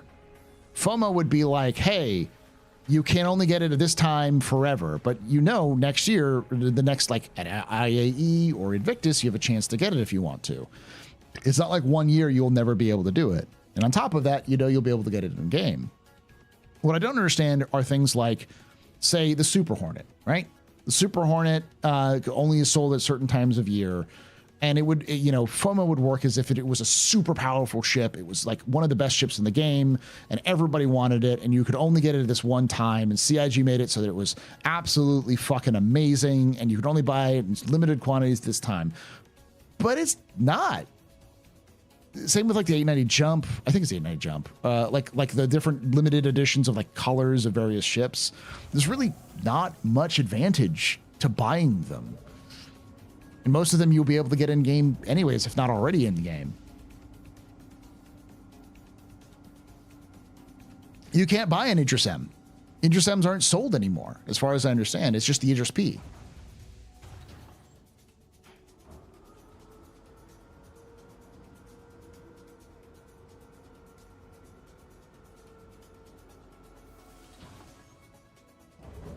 Semantics on the term and how you define FOMO marking.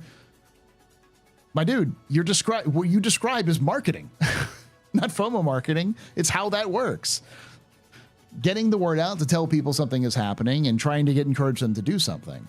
Telling them, hey, the sale is ending soon. Here's your last chance to get it. Like, I'm not a big fan of the tagline playable now because it leads them up to the point where they have a 3.18 or early 3.24 where people say, ha, playable now, because they can then spit it back into their face. But if people have a problem with them using ads, it's marketing. Like, that's how you get people to know your ship exists. Your ship exists. Why are there artificial stocks then?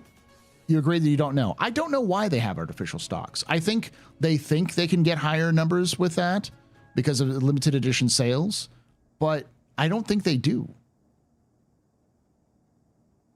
Because typically, when we're talking about artificial stocks, we're not talking about artificial stocks. Like, for instance, the Super Hornet, right? It's never limited to the number of Super Hornets you can purchase. It's just only being sold at certain sales. The stuff that legitimately has limited stocks are like larger ships that they want to keep too small volumes in the universe.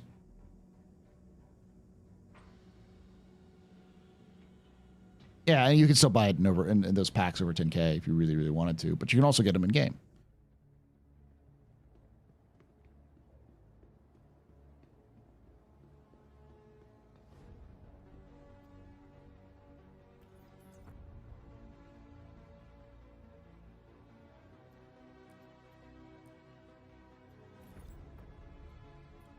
They obviously do, or they would sell out all the time. I honestly think the reason why CIG sells out or doesn't want to sell them all the time for things like, say, the Super Hornet. I'm not talking about limited hull ships. The limited hull ships, again, CIG's already made the statement that they want to make them rarer in the universe. You can still find them in the game, that kind of stuff. Which, you know, gameplay. The reason, I don't know if I agree with it or not, but at least it's a gameplay decision. They don't want everyone and their mother flying around with those sorts of, like an Idris is everywhere. Okay, whatever. But like I said, every year they sell out. It takes longer and longer to sell out each one of those.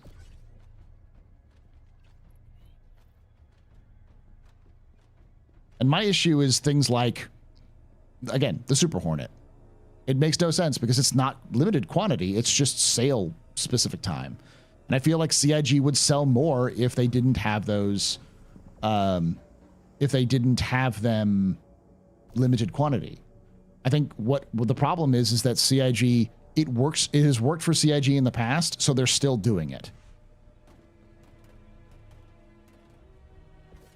When in reality, they'd make more money if they just sold those ships all the time.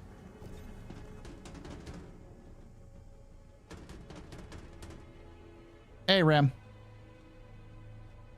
Yeah, because all that really does when you have those sorts of limited things is it allows resellers to make more money. CIG is creating a black market and a gray market where they're losing money because they're not making the profits that these gray market sellers are making, because they can make a huge markup for all of them. Is it illegal? Yes. It's against the TOS. Doesn't stop them from, because CIG, if CIG cared, they'd stop it. They'd figure out ways of stopping it, but they don't really do it. But they don't earn any money off of it. Like, if it was true FOMO marketing, they'd do everything they can to ensure that the only way you could get these sorts of items is through their own systems and actively crack down on people who are trying to do it the opposite way. They don't seem to do those. So to me, it just seems more like what's the whole like never attribute malice, which you can attribute to incompetence. I think it's just CIG's marketing got lazy. They got comfortable where they were. They worked in the past, so it'll work again.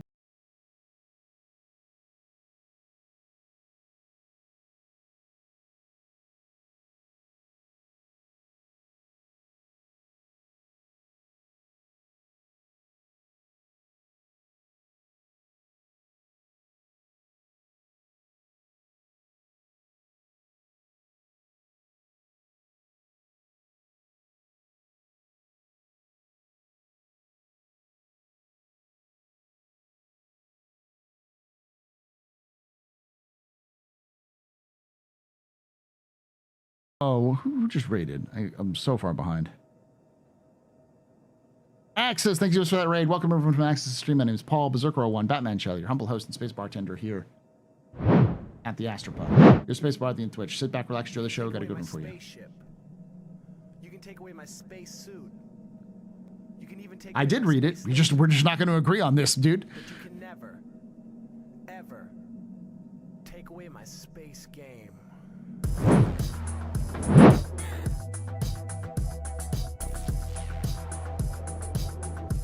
I'm just an old-fashioned cowboy.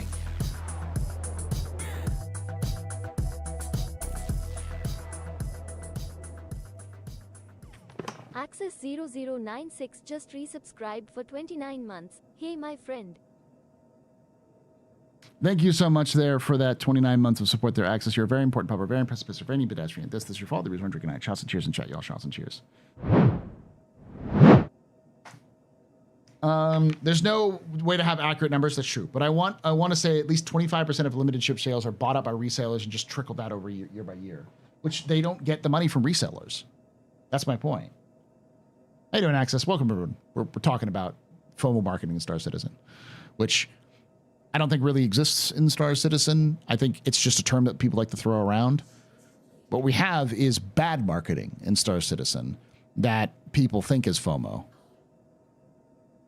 Things like limited sales and stuff like that. But because I have had more experiences, and again, this is an anecdote, so it doesn't necessarily correlate with actual data. But I have seen more than enough people who say, hey, I would purchase X ship if it was sold off of sale season. But it wasn't sold off of sale season, so I didn't purchase it, and then I forgot about it, and I didn't bother buying it when it went on sale again. They have customers who want to purchase their ships and can't. And when they can't purchase their ships, they just don't buy them. So it makes me go, I've heard that story enough times that it makes me go, maybe, just maybe, CIG's messing up and leaving like money on the table.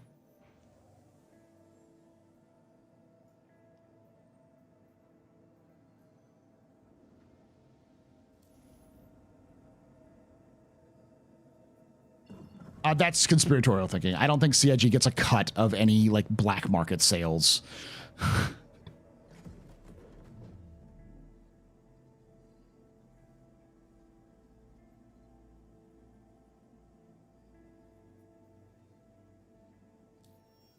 Yeah, like, why would they secretly sell stuff in the gray market? They could easily get caught by that too.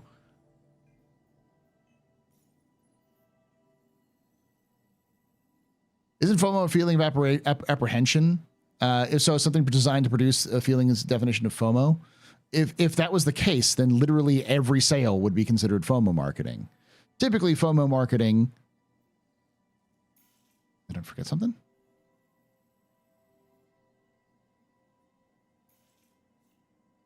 Huh, maybe I forgot something here.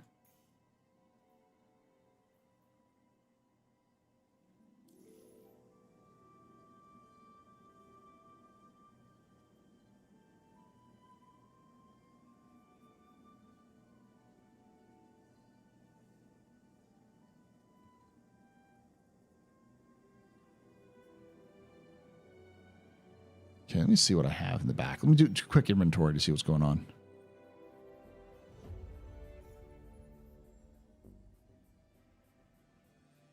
Yeah, GW does FOMO marketing, like Single Prince of Cursed City. Yeah.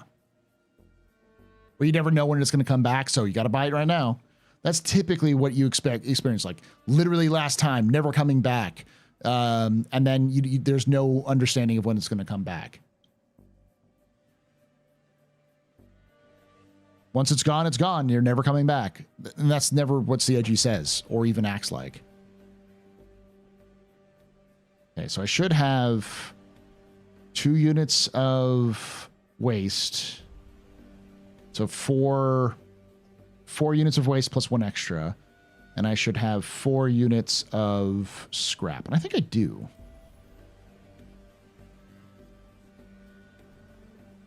Like Disney in the vault? Yeah.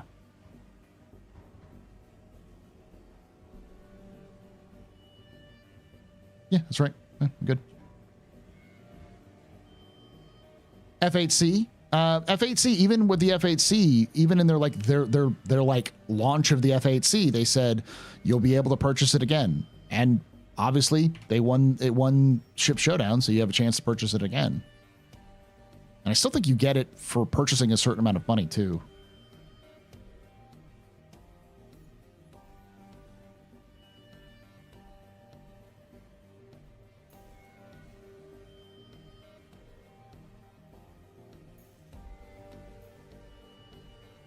Over 12K? Yeah. Yeah, see, those are all good examples, like sneaker culture, that kind of stuff. And CIG doesn't have a once it's gone sale. It might be it's gone until next year, seasonal, or, yeah, that kind of thing. Which is why I think CIG is actually fucking up. Like, I think a lot of people are applying malice to what I think straight up is just incompetence. I think CIG is leaving money on the table by doing these weird sort of things that they do and not allowing it to happen all the time. Because, like, $1,000 is a lot of fucking money. And CIG has kind of entirely shot past the whole, like, you know, oh, well, we're going to only have a certain number of these ships. Like, it's been 10 years since they've been releasing the Idrises in that sort of, like, spurt way, the way they do those sales. And they obviously have sold them all out. So it's like, there's probably several thousand Idrises out there. Why are we making it a limited thing? Especially since CIG's already, you know, designing the game around the idea of the Idris being incredibly expensive to use.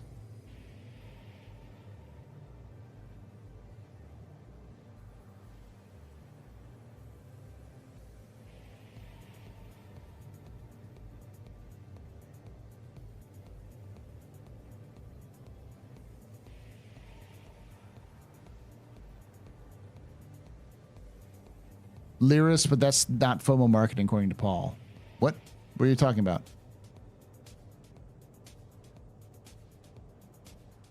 I don't know who you're responding to. Iris? The FOMO aspect is played up when the new is out, but it doesn't take long for to figure out that sales come back around every time.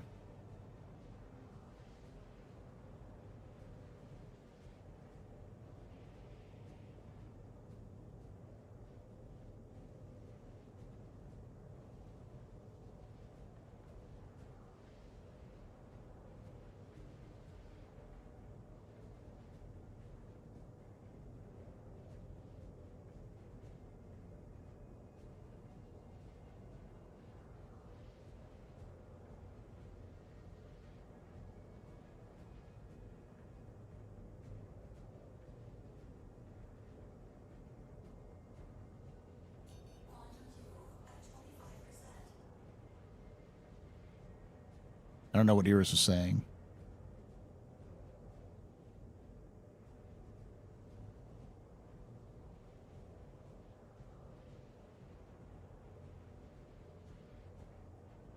half the time they had big sales, I have no money. I would have bought way more ships if they were selling the full catalog at all times. Yeah, I think most people would have. There's a lot of more people would have been interested in buying stuff when they had the interest and the cash on hand.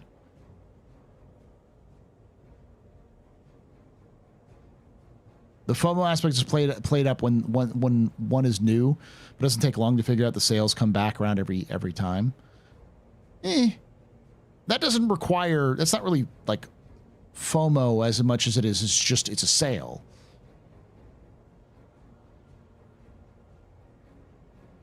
Again, it's not like CIG goes out and says, this is your only chance to buy an Idris. You'll never be able to buy it again.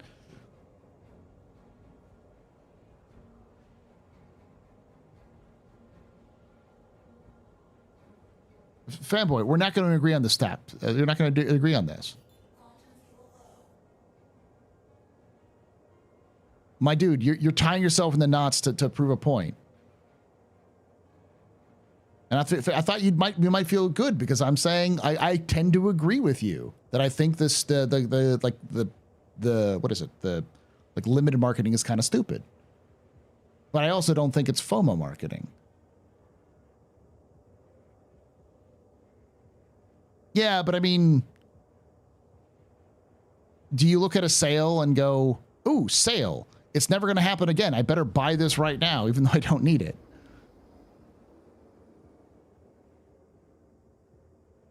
I just don't want to attribute malice. It's, you know, CIG's marketing team going, yes, as much money as possible. Yes, we're going to just take the wallets and we're just going to consume everything.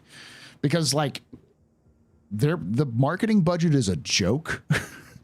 The kind of money they have for marketing is like literal peanuts. It's lumped in with a bunch of other line items in their budget. And it's line items that are probably, in fact, are more expensive.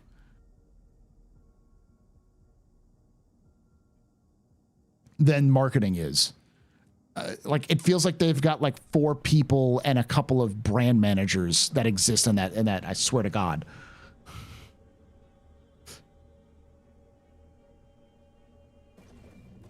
For a company the size of CIG, it's pretty bad. Now, recently, it has been going up a little bit, which is probably the reason why we're seeing more ads and stuff like that. But it's not even close to it.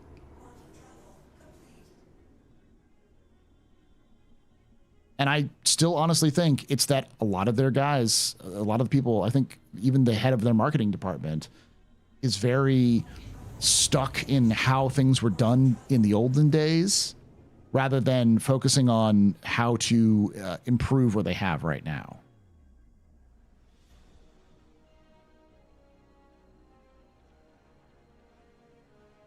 The limited sales also drum up hype and discussion for their events. True. But they could also drum up hype and discussion, hype up for their events for things like limited edition skins.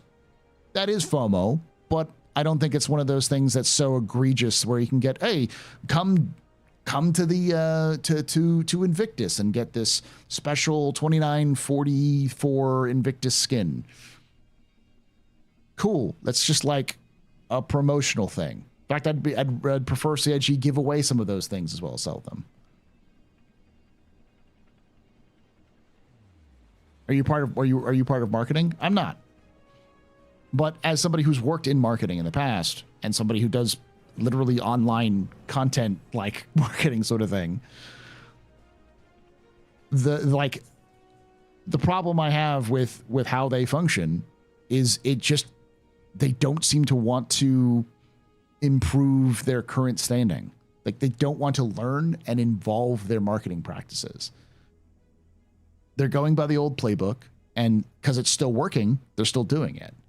Which, to a degree, respect the it ain't broke, don't fix it method. But as a result, they're leaving money on the table and not improving their own practices. Exactly. They haven't really evolved their marketing practices since like COVID. And that was like desperation times for a lot of folks. Like, CNG made a lot of money during COVID because people were more interested in that sort of thing. And so they started to learn like, oh, well, we got more data. We can figure out what's going on here. And that's when they started doing more like YouTube advertisements and stuff like that. And I do think it began to work a little bit better.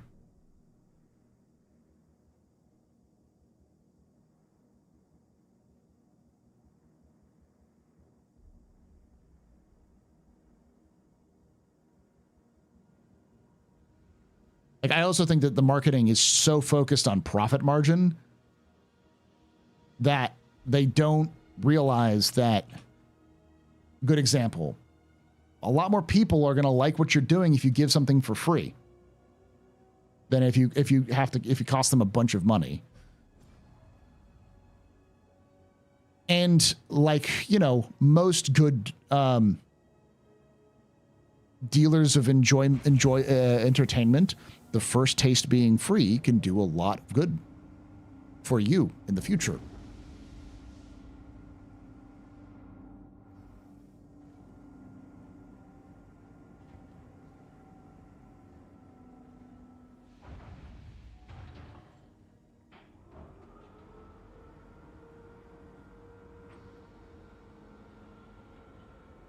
Yeah, you're right, Luna. Events like IAE and stuff like that were done well before we even had a game. And so they're just carrying on a tradition that's very, very old that they're kind of modernized a little bit here and there with like actually having in-game events at IAE, which was neat. But like that was the last time we had anything interesting. And I remember explicitly when they originally released the IAE, like, oh, go to the floor of IAE and try out the games, the ships. That was really cool. And the next year, they literally copied and pasted it. I don't even think they made new assets. It was at the same location. It was the same stuff. It was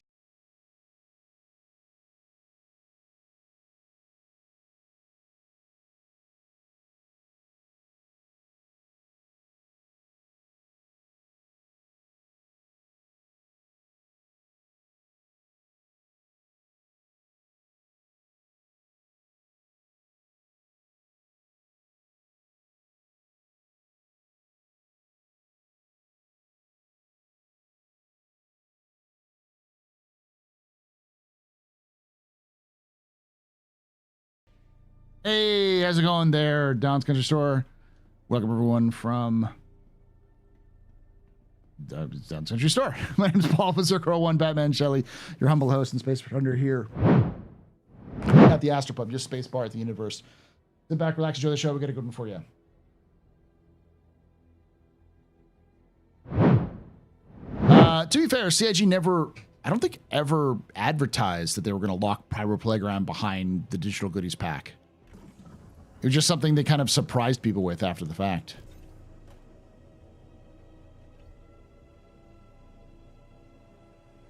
Was there more that I didn't see?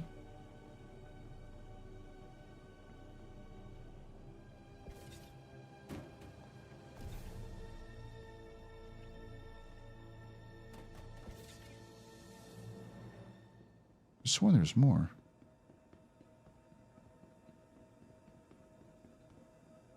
Did it clip through into oblivion? May have clipped through into oblivion. Oh well, partial completion.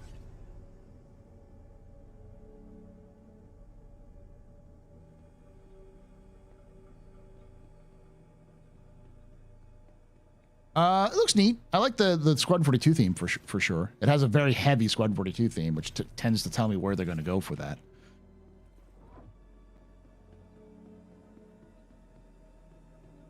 You're concerned with the digital goodies and locking exclusives behind the Pyro program. Digital goodies have been... So, there's some context with digital goodies. The digital goodies things is, as far as I know, to pay for CitizenCon. Because they originally introduced that idea. In fact, like a lot of things in Star Citizen, it was our idea as a fan base. Because Chris was being stupid and thought that he could...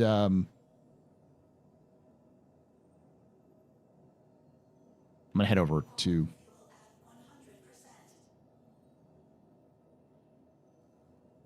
There you go.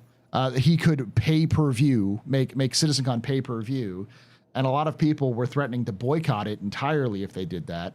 So, and a lot of people in the community came up with, hey, just come up with a digital goodies pack to pay for the cost of running all that material. People will pay for it. People will pay multiples of it. And so CIG said, okay. And they did that. And that's why we have the digital goodies pack.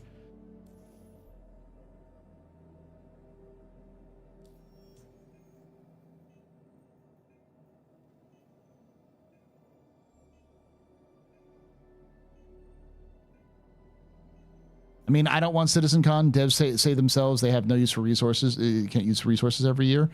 Devs have also said that it's like a great refresher. It makes them feel a lot better about everything they've been doing because they get to not only talk about, it's kind of like a mini GDC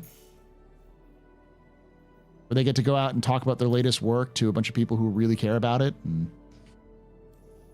so I can see it as a morale booster as well.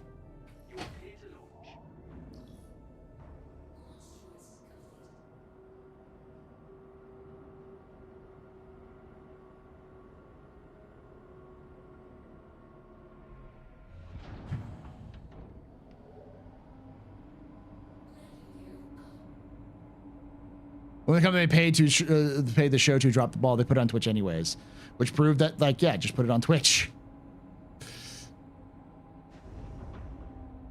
What happens when you buy your subscription Imperator with store credit? Can you buy it with store credit? I didn't know if you could or not. I'll check one more place to see if I can't do this before I try to. Fudge. Nope. Nope. This is bad.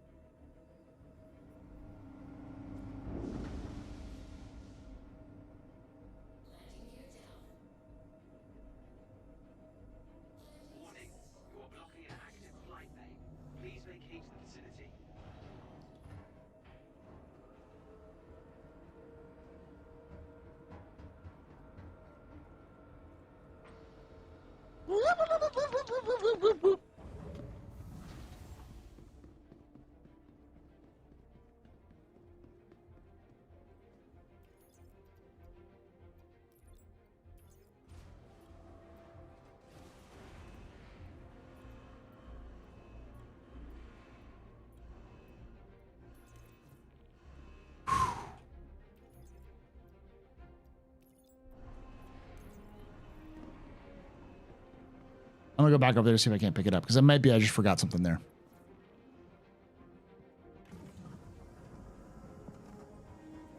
I'm a fan of Star Citizen. Sometimes I wonder. Hell, we had a dev at our org meeting at last CitizenCon. Oh, you had a dev in your org. Nice.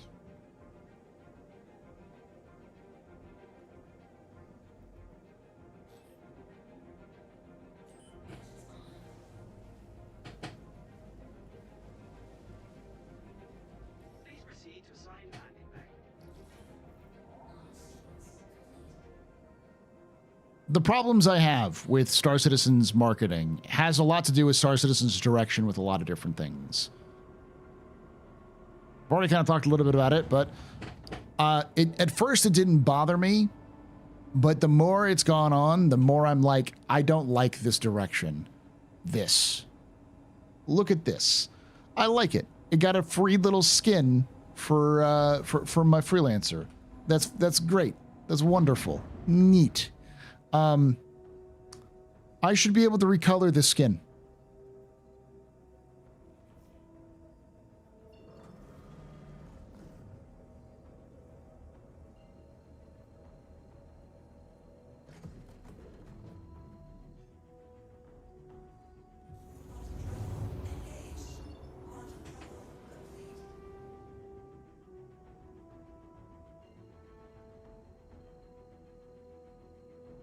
I think the generic skins are fine if we can color them our way.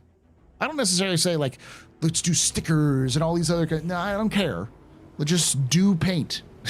Let me paint. Let me take the primary, tertiary, and primary, secondary, and tertiary colors here, which just got two colors. It's got three. It's got black, red, and green.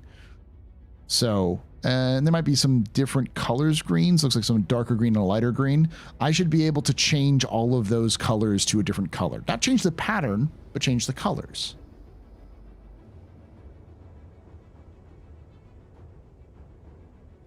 Same with our armor.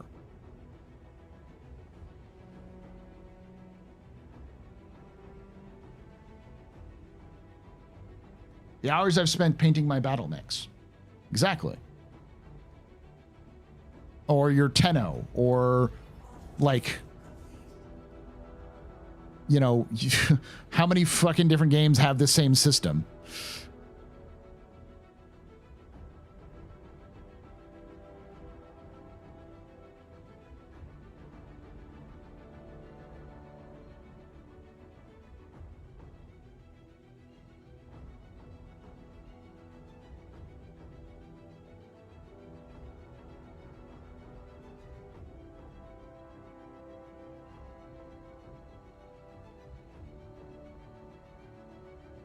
Yeah.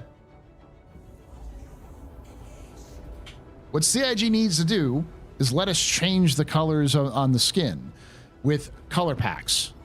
We can get free color packs for showing up, or we can buy special color packs that have like different shiny reflective paint or matte paint or different two-toned paint or whatever the fuck. $5 gets you this, you know, galaxy class paint set, whatever the fuck. And then you can use that, or you can collect them in game and use them through like rewards and other things like that. I know people don't like microtransactions, but more people would be willing to shell out for some fucking paint with some cash than they would be to buy a goddamn like Carrack.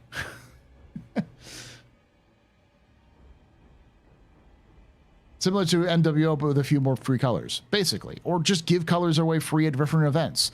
That would get people to sign on to your goddamn game. Come to Invictus and get this color pack for free for signing in and logging in Invictus. Now your account is credited for this thing. Now it's encouraging players to get into the game and play it. They're getting a free asset, and while they're there, they're going to buy stuff.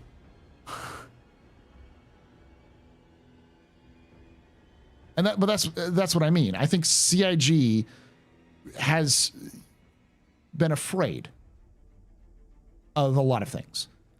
I'm not too sure if this is the case or not, but it feels like it's not always a good term. Dated would be better. But it always felt like CIG was hesitant to let us rent and buy ships in game because they thought it would cut in on their profits. But then you could rent ships in game and it didn't cut in their profits. In fact, they made more money. And the same thing with when you could buy ships in game. You'd make more money. And I've always been of the opinion that if you make a good game and people really like what you're doing, they will be willing to spend more money on you. Because that's kind of how I am. I'm not going to buy a game necessarily and immediately start spending a bunch of stuff. But if I buy the game and I enjoy it and I find myself spending a lot of time in it, like what I did when I played a lot of MWO, yeah, I'll buy some stuff. Why not? I got the cash, a couple bucks here and there, and more people are willing to pull out like $5, 20 bucks for something that they think is neat than, you know, 170. But still, even then, there'd be people who pay $170. As long as you're giving something that people think is worth their cash, people do it. But you have to show a little trust and give those people a little bit of like, hey, here you go. Check this out.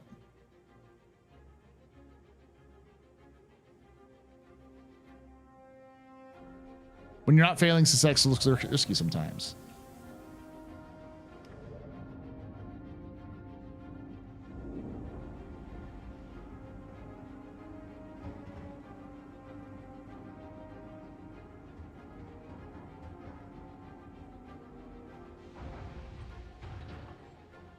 I mean, I know that's one thing that CIG wants to do. They definitely want to be able to name their ships.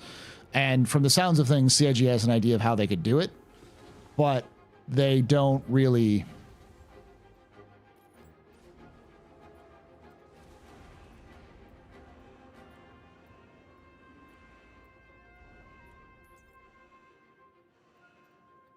Okay, so I think I just lost it. All right.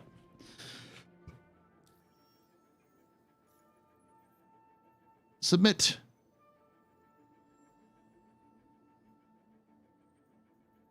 Let's check my rep real quick. Hey, I'm Whaleupon Jr. though. That's nice. Wow, I was gonna play some Star Trucker, and it's 4 hours. Let me line this properly.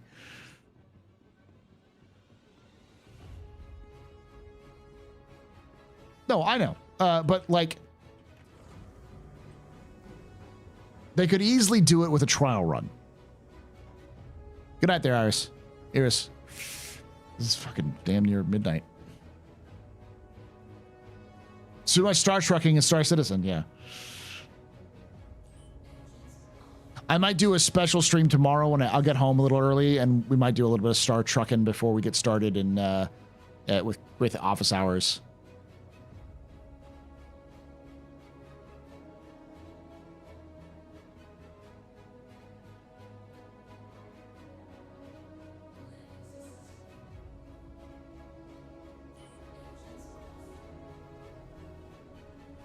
Been Star Trekking all night though. Yes, true. You know what? I'm gonna stay up for the long haul. Let's do it, chat. Y'all want me to play some Star Trucker to show it off at least a little bit for y'all?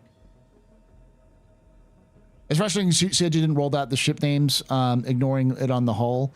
It looked bad. It still looks bad. It's a bad implementation. It's clear was, hey, we got some time, let's do this, and it didn't work, and they're just like, fuck it, we don't want to, let's just work on other things now. All right, let's do that real quick.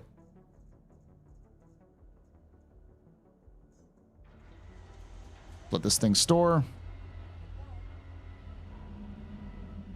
You can take away my spaceship. Spaceship. You can take away my space suit. Suit. You can even take away my space lasers. But you can never, ever take away my space game.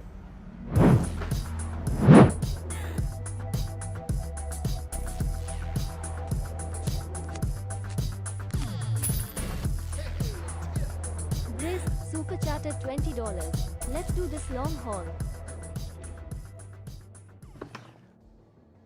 Oh, thank you so much, Dirty Bird, for that 10 months of support. You're a very important pub, a very impressive person, any pedestrian. Thank you so much for that. And thank you, Grizz, for that $20 on YouTube.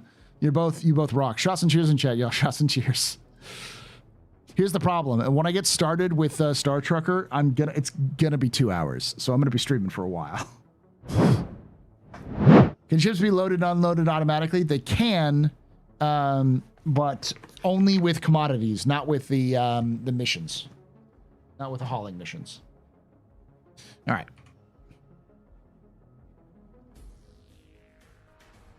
Get back to the bar.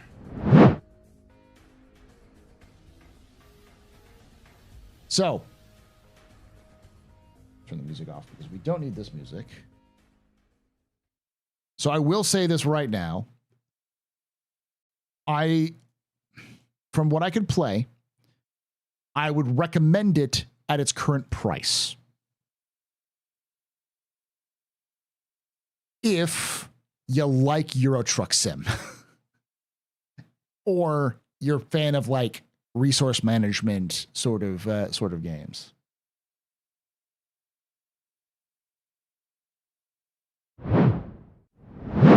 All right.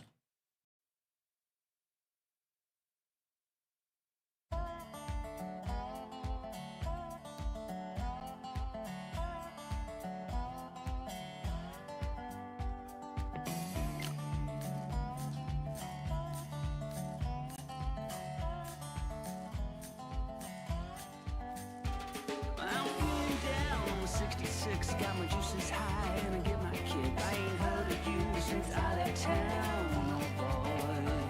And I'm running free for the rust to go. Stopping down is just getting old. Moving on, I'm on my way back home.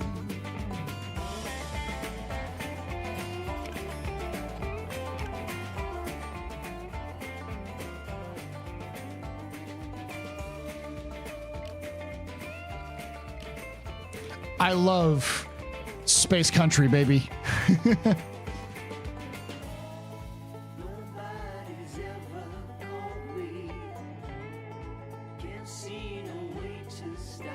Y'all ready? Breaker 19, you ready for this? What if you like the idea of Euro Truck Sim? You might like it.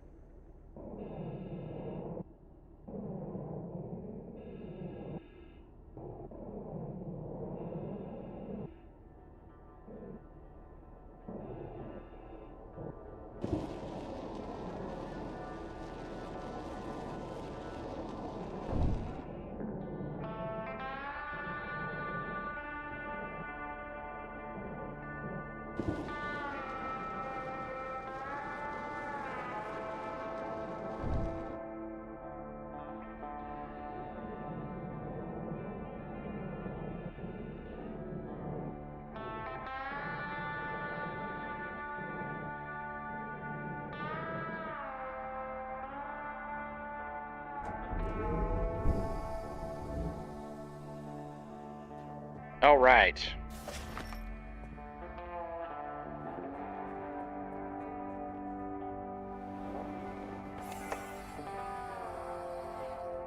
All patched up? Good. Now, before you get back on the road, it might be wise to check your CB radio.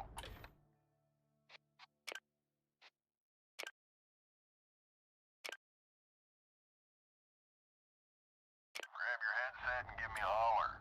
I'll let you know if you're coming through. 1097 signal check. How are you reading me? That's a 10-2, partner. Loud and clear. With that done, I guess you should be on your way.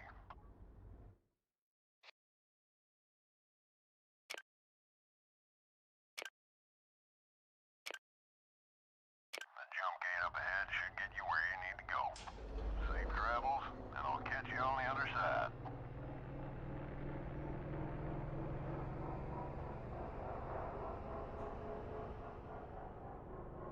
I feel like if I was using a controller, it'd be a little bit better.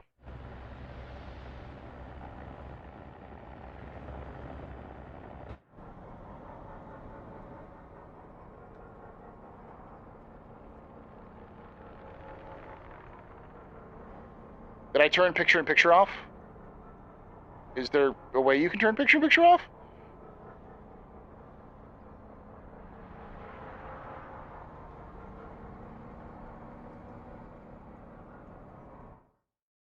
This is just for the intro.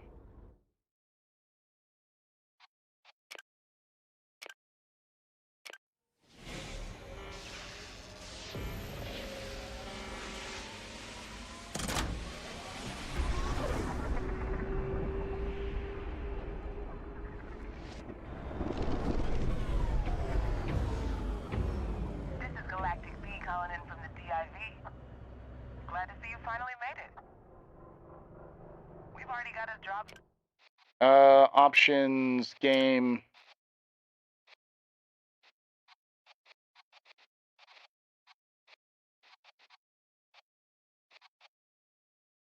I don't see anything like that.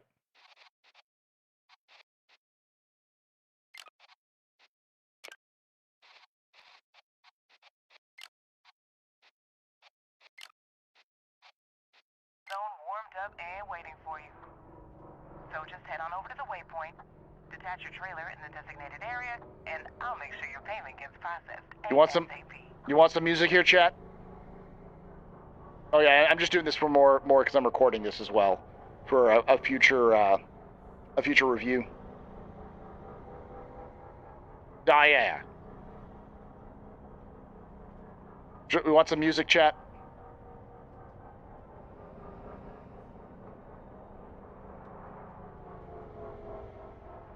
Crazy bastard there.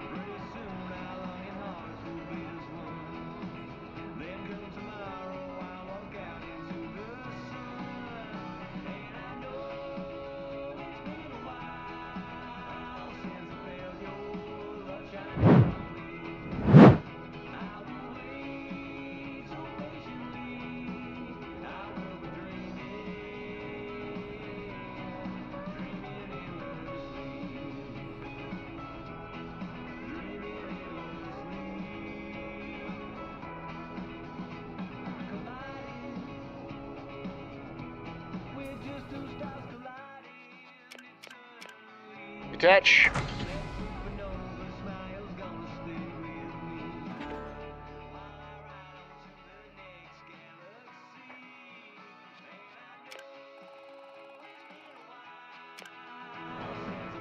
Great job. Payment should already be with you.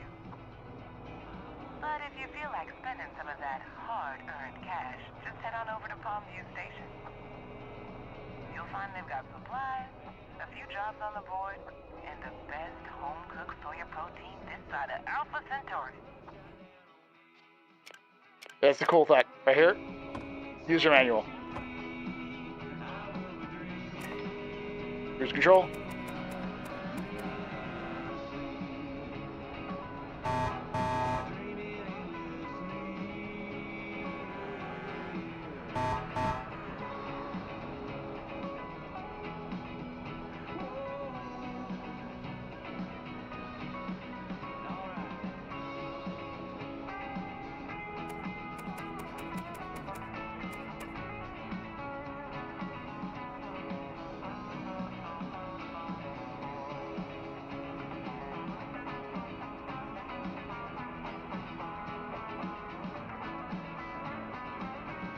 Manual's just toilet paper.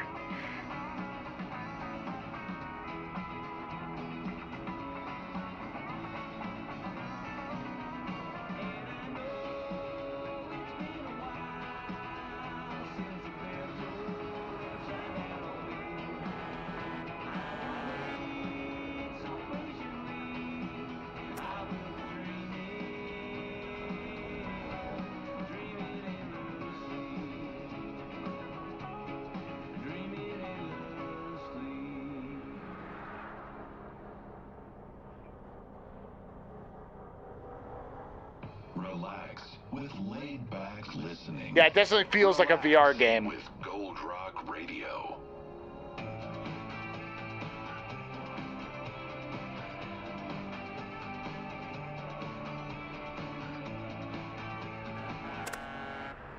Focus on the docking bay right quick.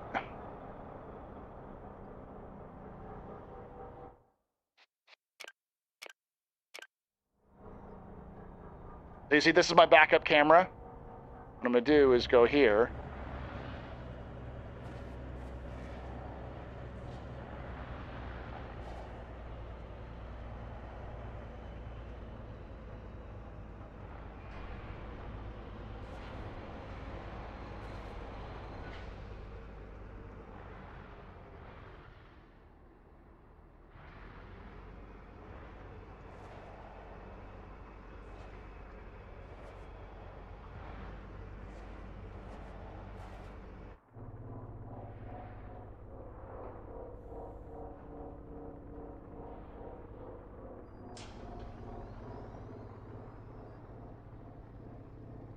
I'm a little off kilter, but it should be fine.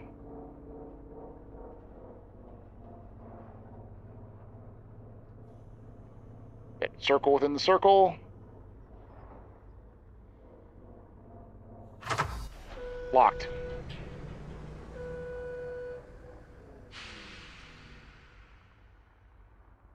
All right. These job boards. Okay, so I can do Rolls Rush. It's 1 mile. Polystyrene rolls. Let's do this. It's a full accept contract. You can read the whole thing. Compensation, terms of service, obligations, company confidentiality, indemnification, government laws.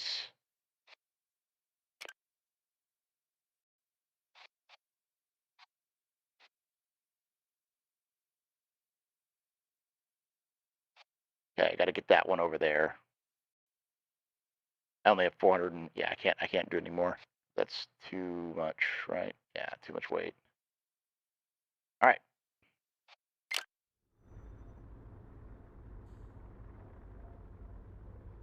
Detach. Break for barrel, break for barrel. This is Red Eddie, cooking good out here. This is Barrow. Go ahead. What can I do for you, mate? I'm looking for info on the express gates. Last I heard it was a parking lot out there. the galaxy, you hear that? All clear out here as far as the eye can see. Heard it from Dusty Bear, our own set of apple ears. Alright, you caught me. Just reading the mail here at the pit stop. Those sheriff instincts die hard, don't they, old bear? Now who you calling old, Ace? You've been out here just as long as I've been.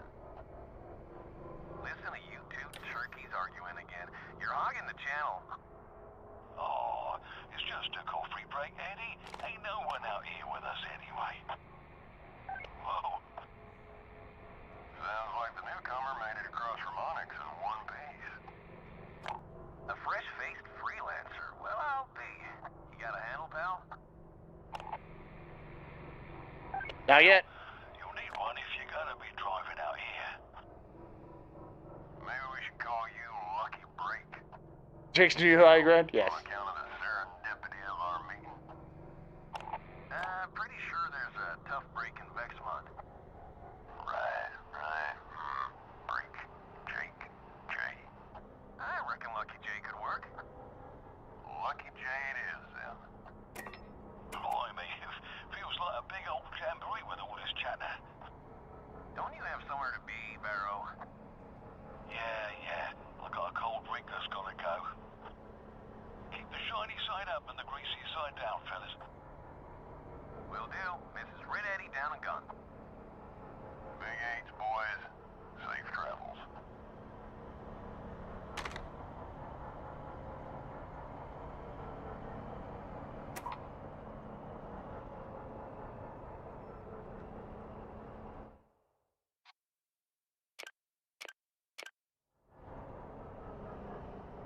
You can actually turn the cabs off as well.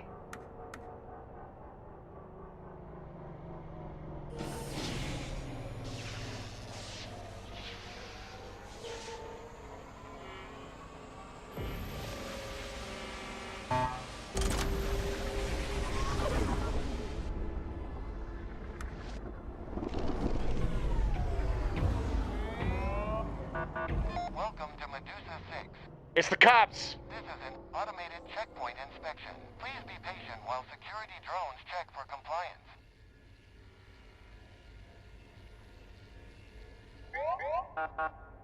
Thank you for your time. You are clear to proceed.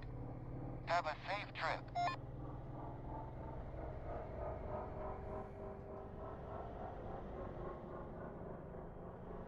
All right, I'm gonna go pick up this cargo. Then I have to replace my grav battery.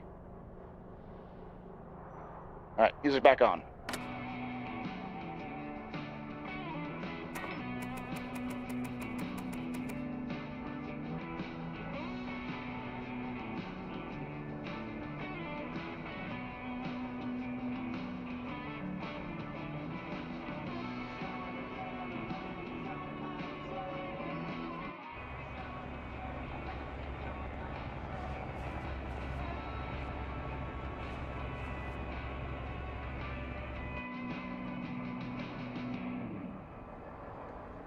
So you don't have to take this route. I'm taking this route because turn off the. I'm taking this route because it's cleared of all like debris.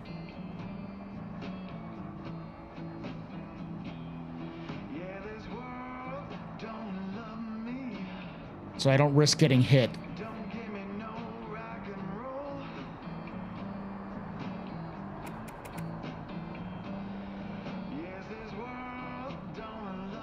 No, you can't use it yet. They do plan on doing it.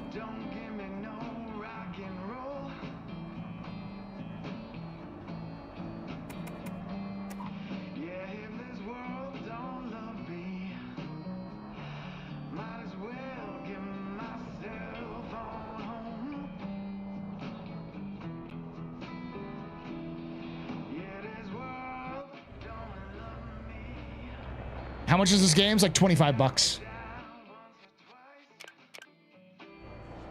For 25 bucks, it's also free if you have Xbox Game Pass.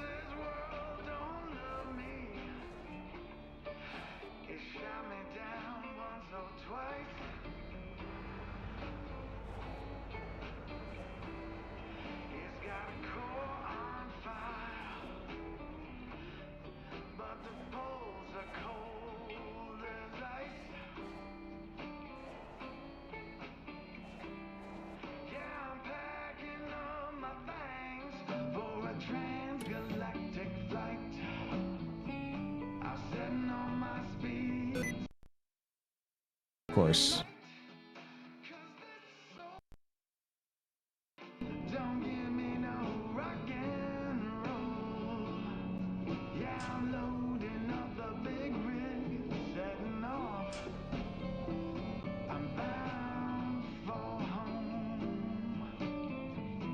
If I recall, look, no, the controller's a bit more comfortable with analog sticks. I could try it.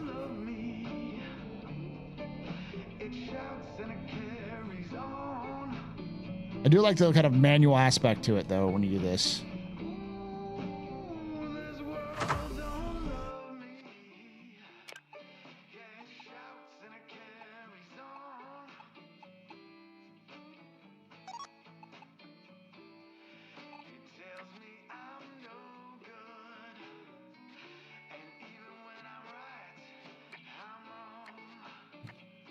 This is my cargo that I have right now. The different skills.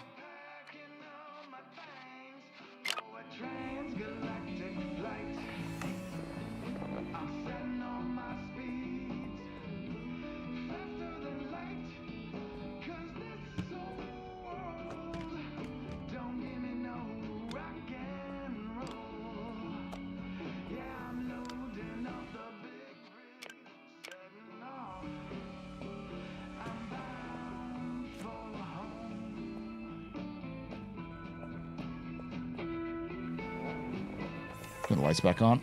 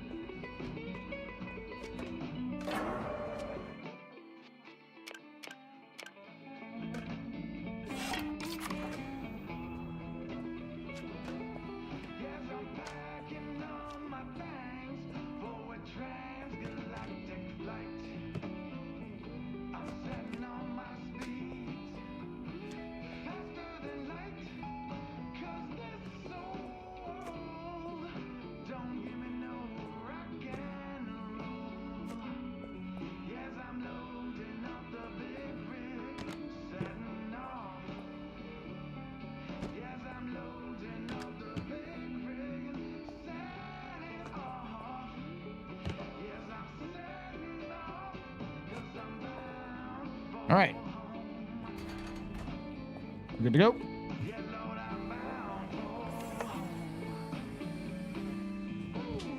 Oh, he probably loved this, yeah.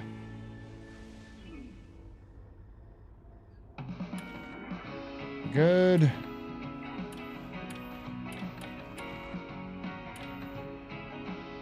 All right.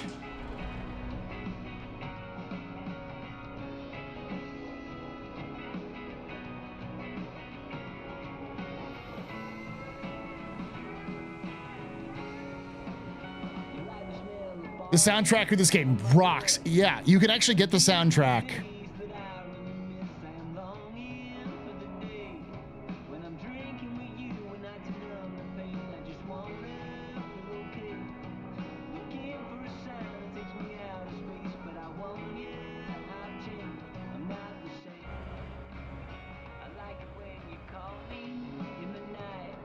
You can see the asteroids around. It's kind of dark. It's hard to see.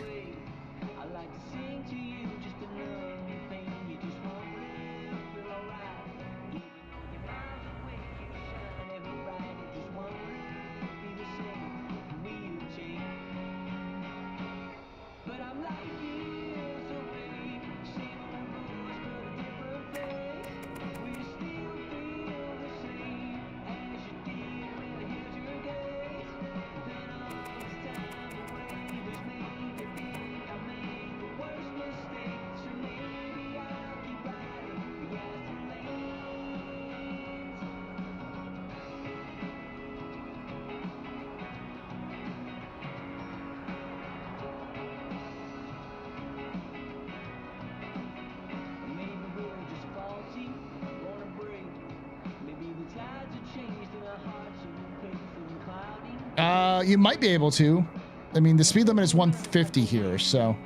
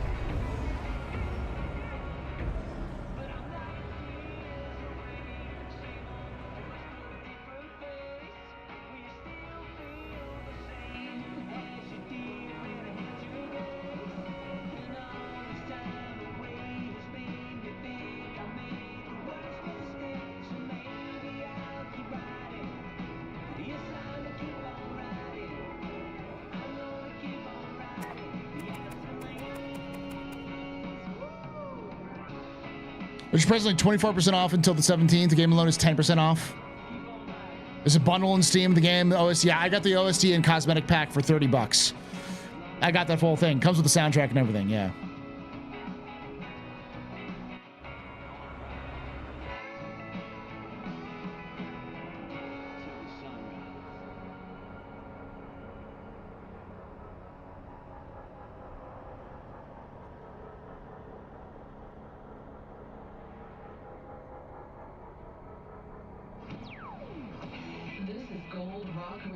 Your number one source for road trip rock and Starburst blues. I already kind of dinged it up a little bit. Well. It's still in good position. Still better than 90%. Trailer's messed up, but the rolls are fine.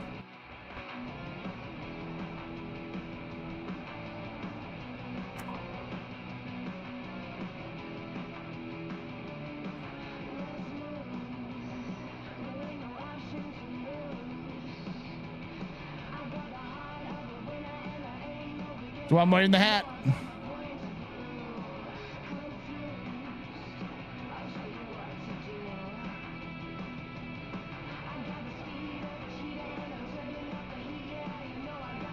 Oh, is this made by the same people who did Hard Space Bakery? Oh, no, it wasn't. I don't think it is. It's by a different team.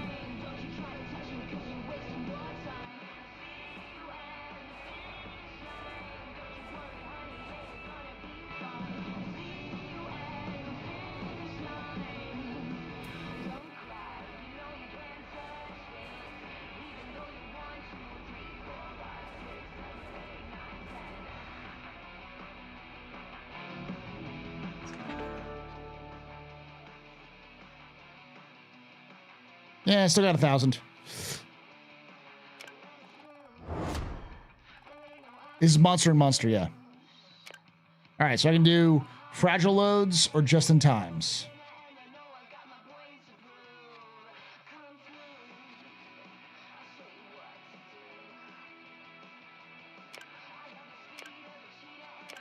All right. Are you getting the kind of idea? This is kind of what we do. You can always get... Nice job getting your fragile loads permit. Now that you're cleared to haul breakables, I got a job I think you can handle.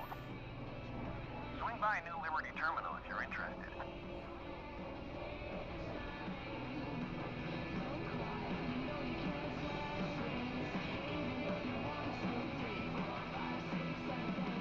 I'm gonna head to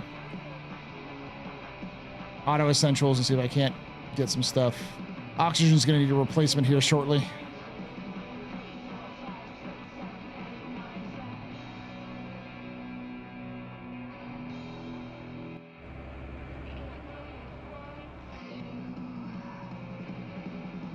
Get the thing fixed up, then head over there.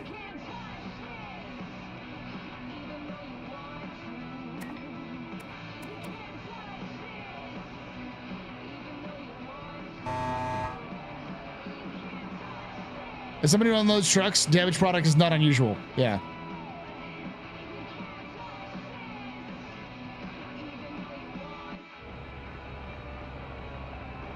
Flying through debris fields, not a good idea. Fireworks Direct has you covered. Our firework bundles are cheap, highly pigmented, and easily customizable for whatever you're celebrating. Fireworks Direct. Let's have a great night. Beware that fireworks are banned in several sectors. Please check local laws before purchase. Gold Rock Radio. Gold Rock Radio. Great music. Great times.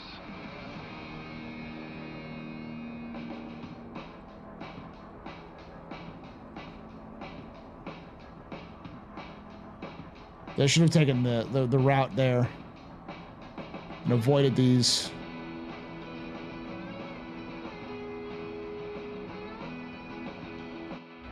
The debris field. It's very chill. There's no plans for multiplayer as far as I know.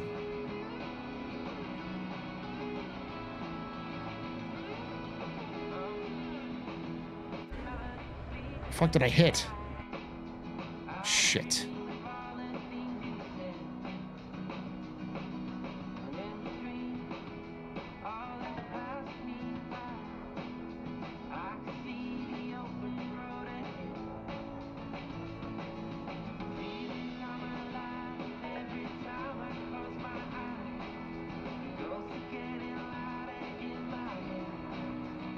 That was a really bad hit.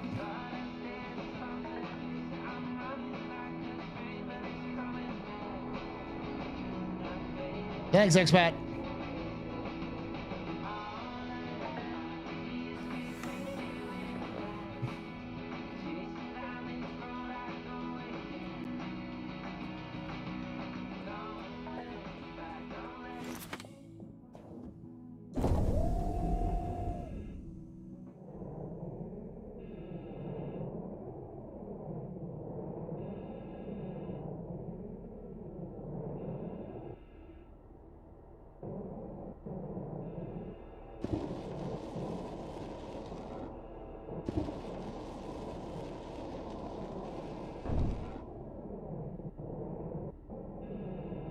The radio is very comfy, but it isn't. I can't believe it doesn't play in the spacesuit.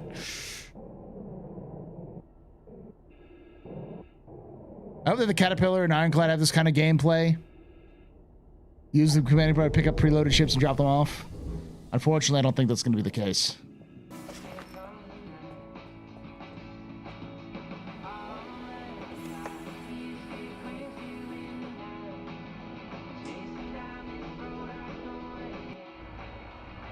Yeah, I've heard like my own experience is batteries and air filters are a pain in the ass to fix and find.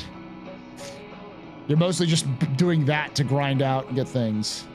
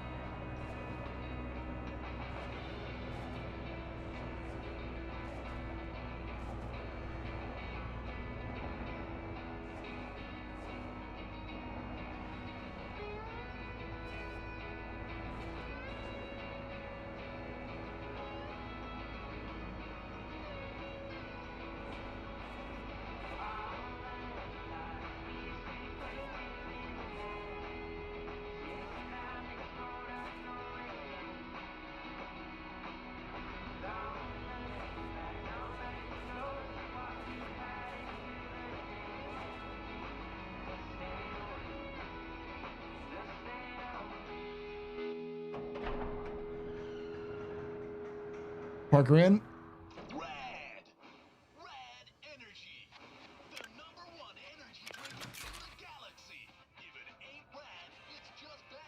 So I get thermal insulation, captive,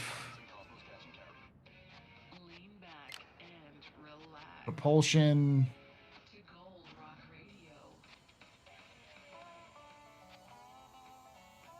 engine control.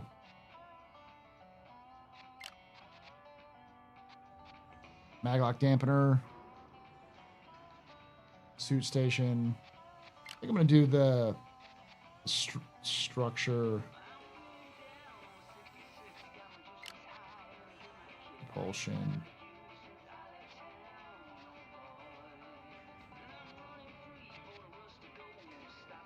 Fuel efficiency.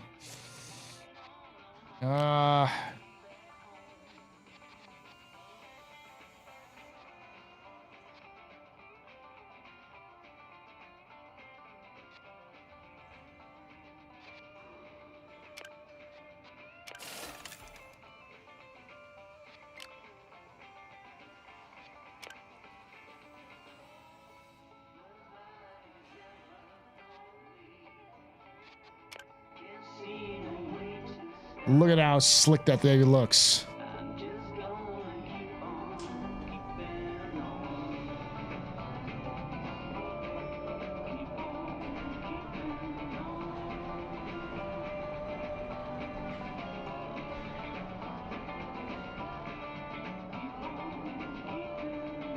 Need to chrome that bitch up. Yeah.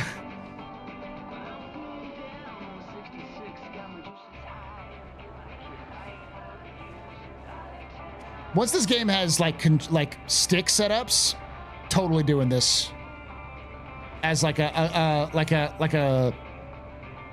long stream of some kind. Maybe raising some money or something like that. It's really good. You're like me, you live in the dark, less power.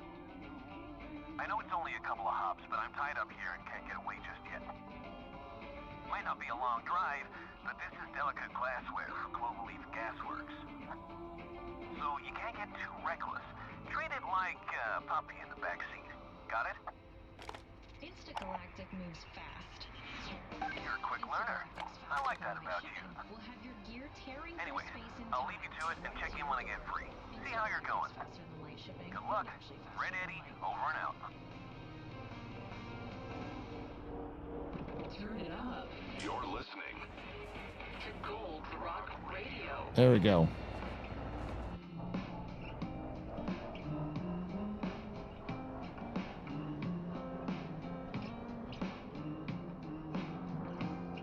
Those who need mud flaps with naked alien ladies on them? Yes.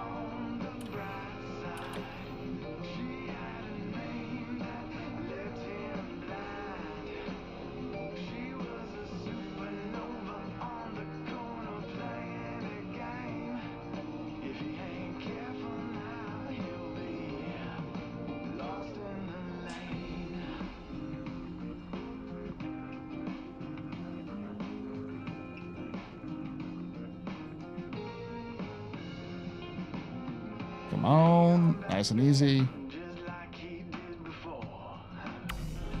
Locked in, let's go.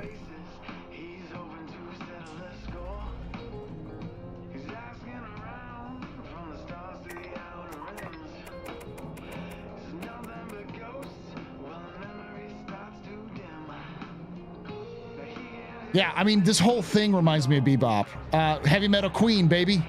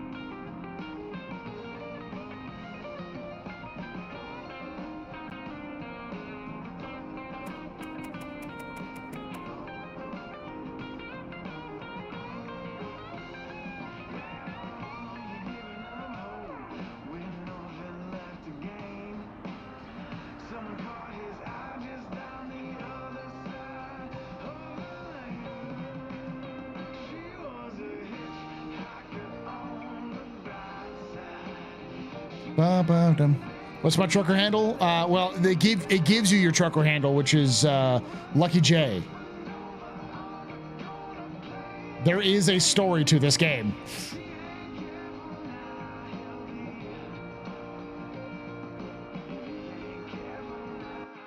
Drifting with this bitch.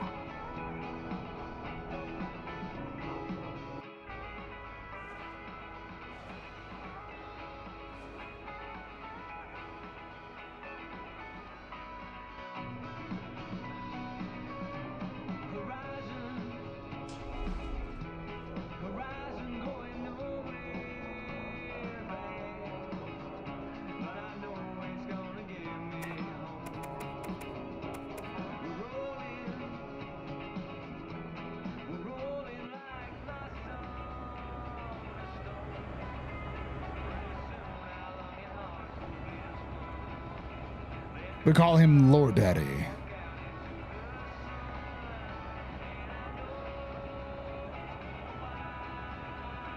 And the dead foes.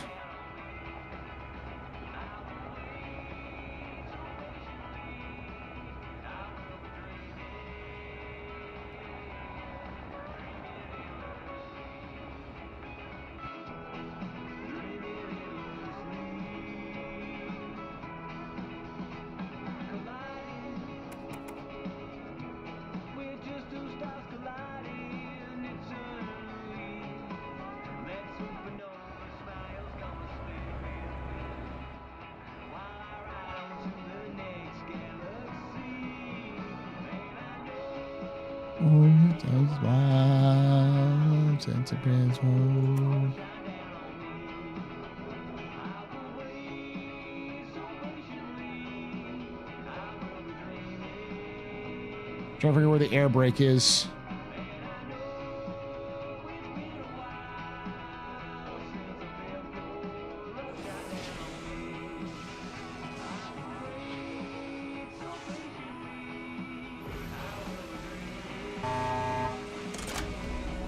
There we go.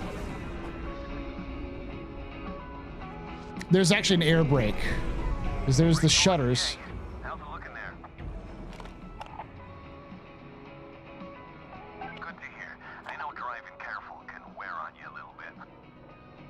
This is Sour Candy reaching for a grab bag. Anyone out there to chat? Uh-huh, there she is. Shoot. Pretend I didn't say anything. Sour Candy is my sister. We're twins. And she's been avoiding me for like a week. That's not true. We've just very conveniently been at different parts of the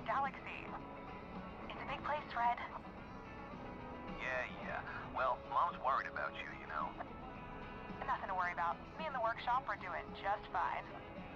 Anyway, what are you two up to? I'm just showing Lucky Jay the ropes. Let me guess.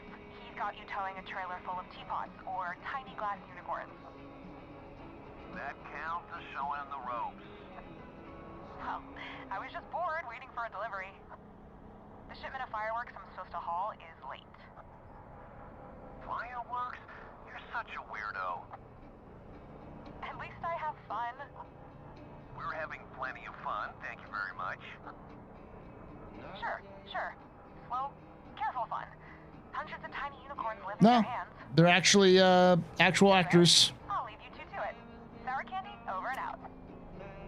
Hang on, Ace. I gotta catch up with her.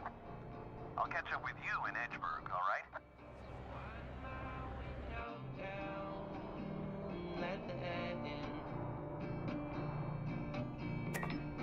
I've been gone too long to start caring now.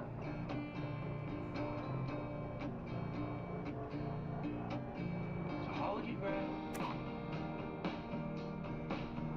close your eyes, put on your Monday best, keep on trying.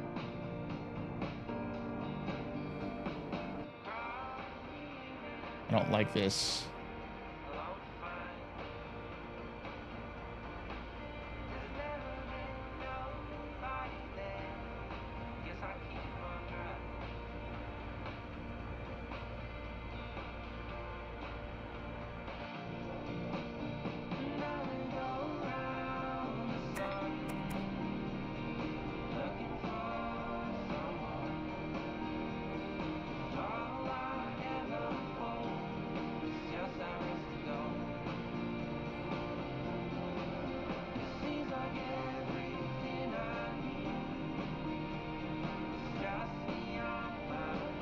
I have to get some fuel on the next stop.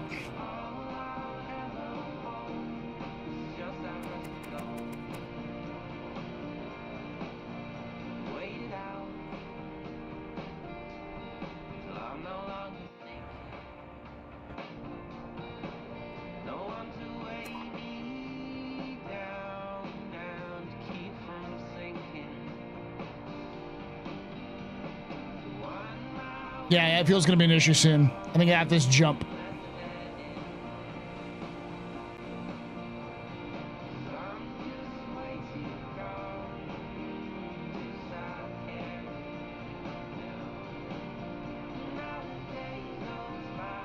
I've got about 35 miles left.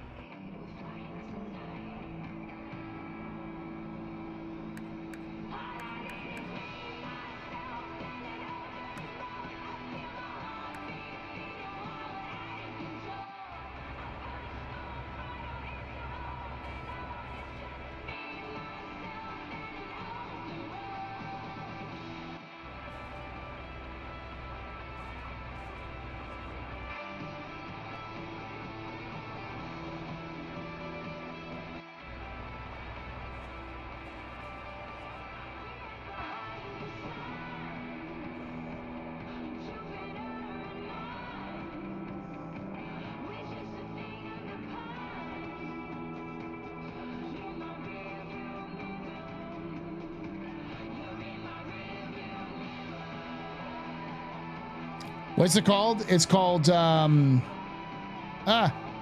Star Trucker.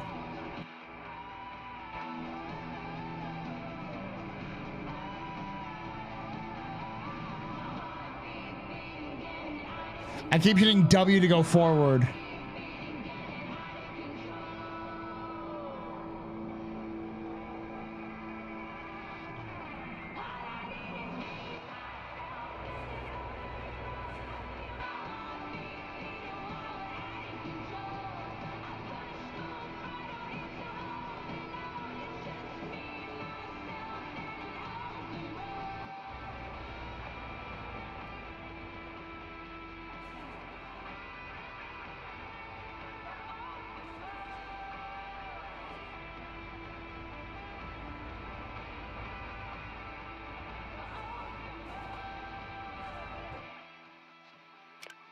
Ah! LJ, the cargo's taking damage. Try and be a bit more careful, will ya? Would you get off of me, dude?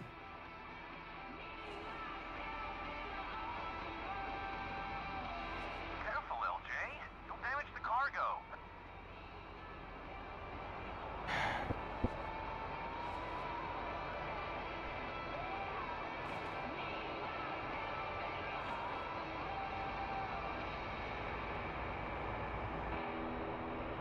God damn it. Would you fuck off?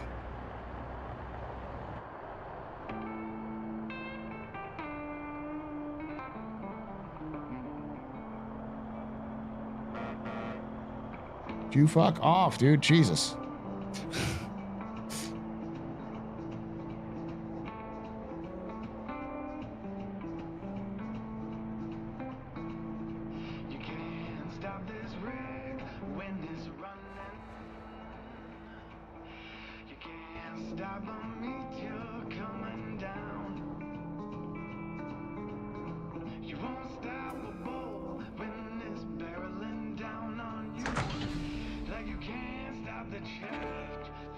Unprofessional conduct. Ugh. You can take away my spaceship. Boom. Thanks for the You can take favor. away my space I owe you suit. one. Maybe two, You can since take away these my fragile space jobs lasers. can be rough on the nerves. But you can never. I can make Never. it up to you, though. Ever. Next time you're in Emerald Take away my Junction, I'll give you space some game. tips on sprucing up that rig of yours. Red Eddie, cut loose.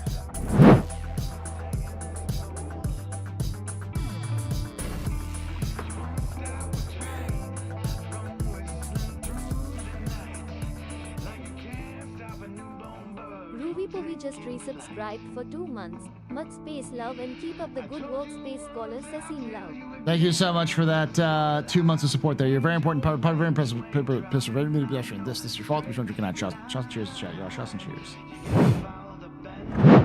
All right, I'm gonna go do some audio, some work real quick.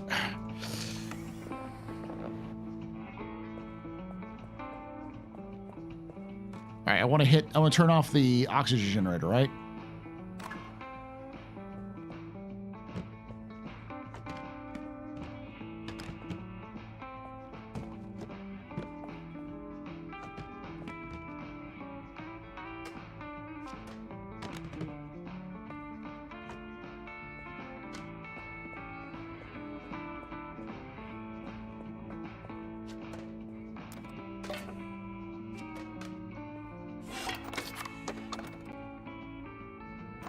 Should be fine. You can take away my spaceship. It's fine. You can take away my space suit. You can even take away my space lasers. Lippy pews. But you can never, ever take away my space game.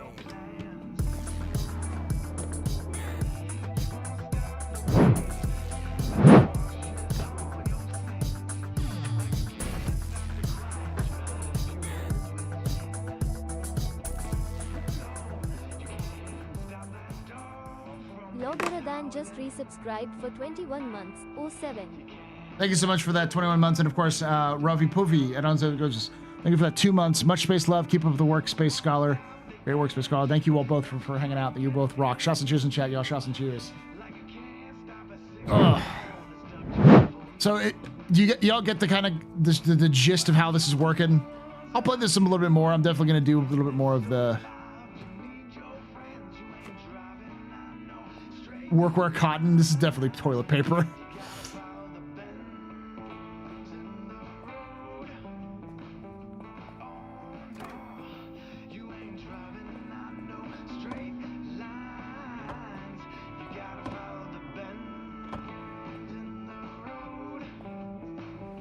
All right.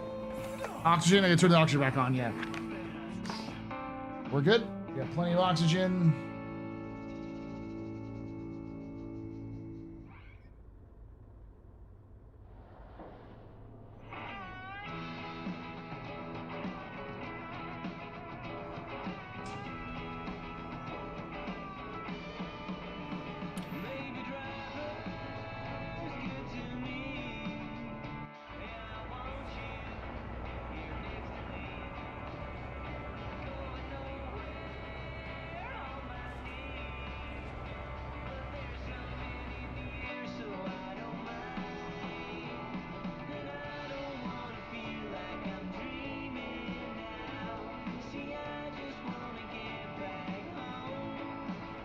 Let's see if I can find a good mission here.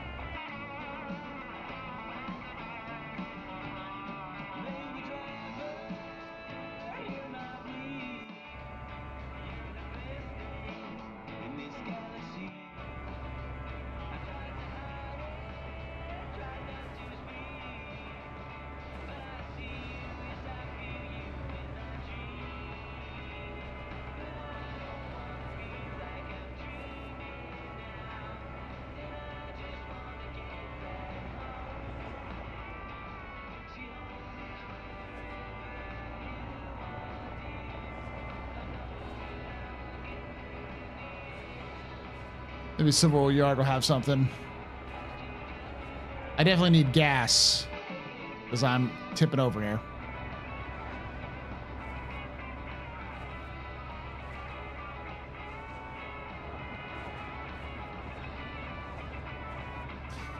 Fill her up, yeah.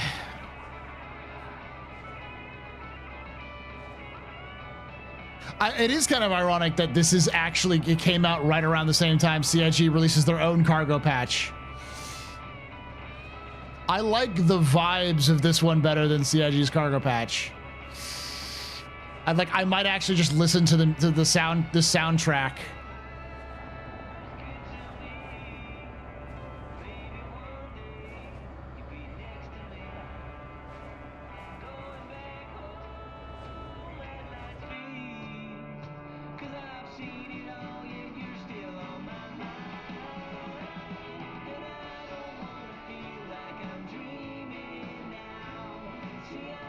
Go to the shop real quickly. Sell those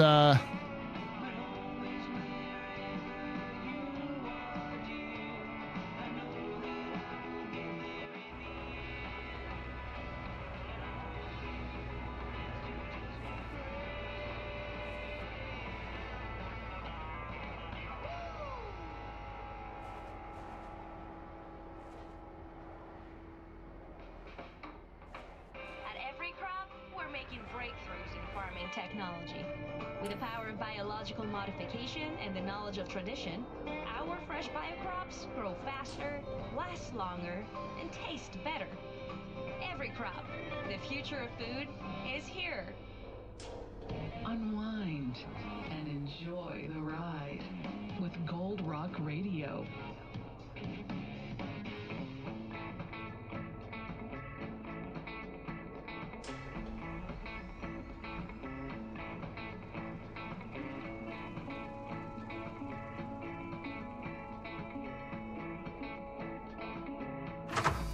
Hitched. All right. Well, that'd be really good. I'm playing Outlaws. I think it's pretty fun. It also makes me want to have smuggler missions in Star Citizen.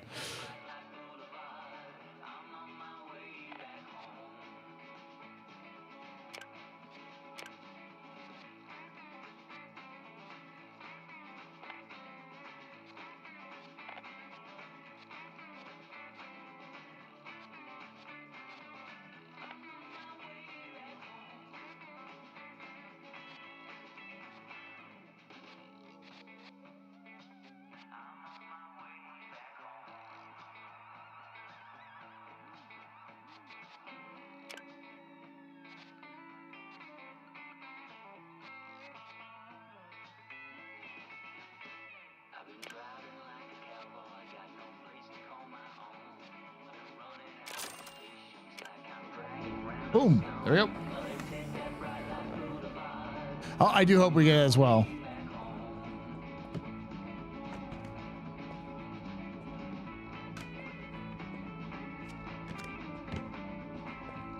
Organization time.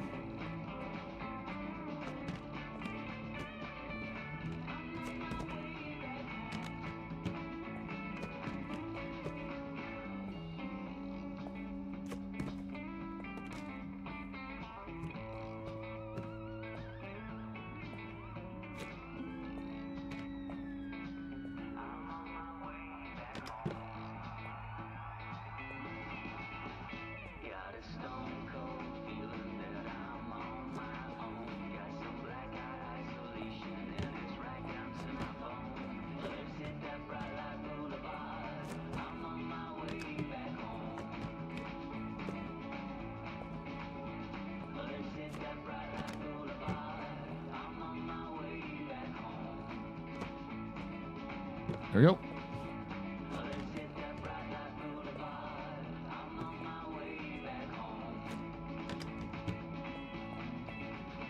Do you struggle with gravity sickness while driving? Try Gravitine before starting your journey. Gravitine will keep you focused, alert, and feeling. I like the game that's providing the music. Yeah. And the ads. Side effects may include nausea, exhaustion, dizziness, headaches, heart palpitations, and space rash. And space rash.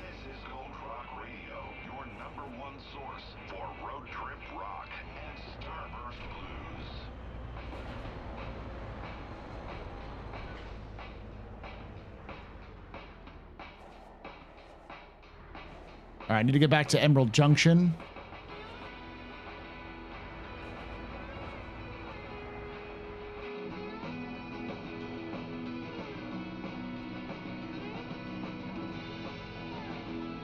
Not just visit Orison. Yeah.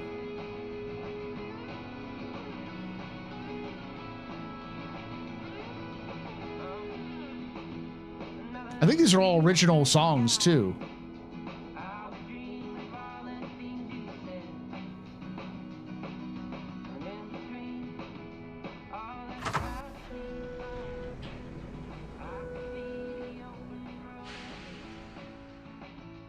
Why trucker station always? Because space truck, man. Where's this going to?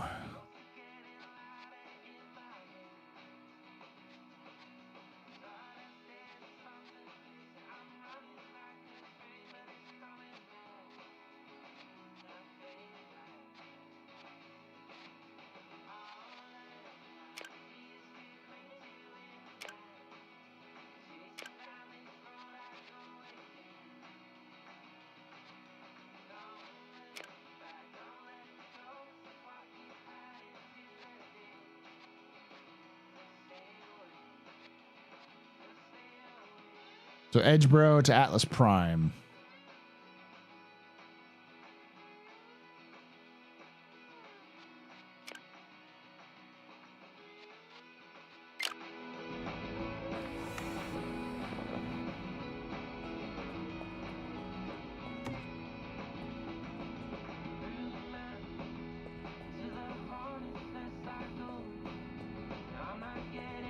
All right, the other thing I don't know is where the fuel is.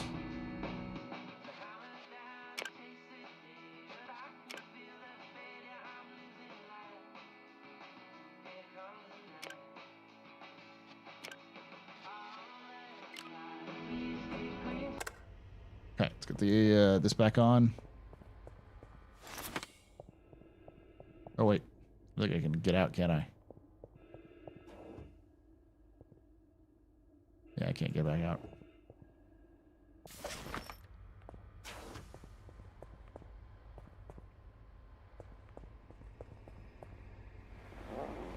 It's outside on the outside of the truck. All right.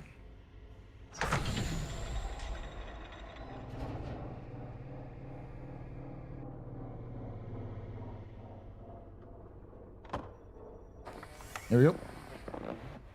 Hey, hi, Mighty. Yeah, I'm doing a little bit of special.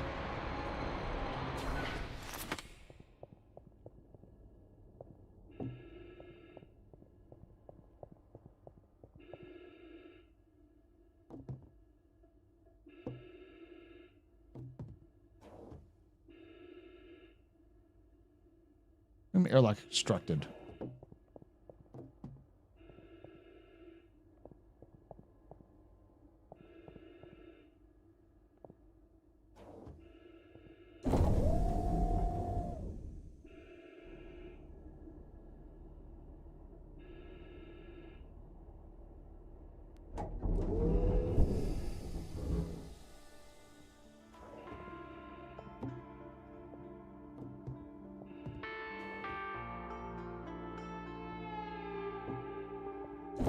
There we go.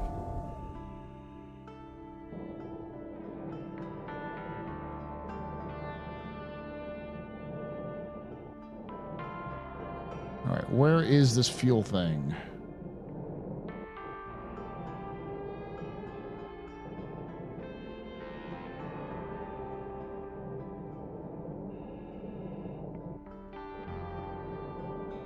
This is the real 3.24? Yes.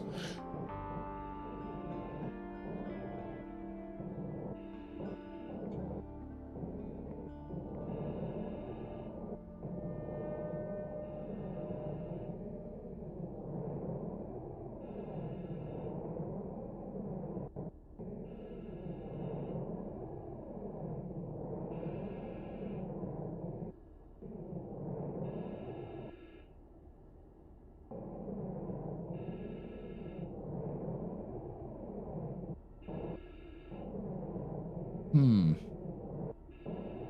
think the lighting. I'm trying to find the right switches, something like that. Red intake.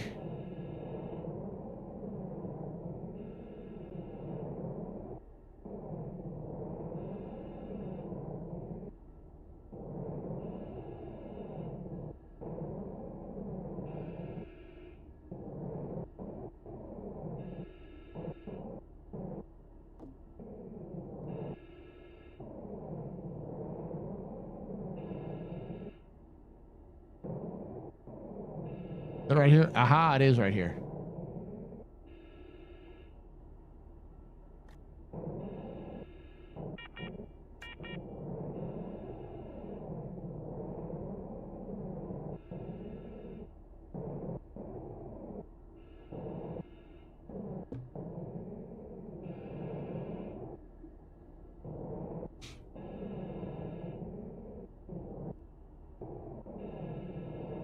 Good to know it says here.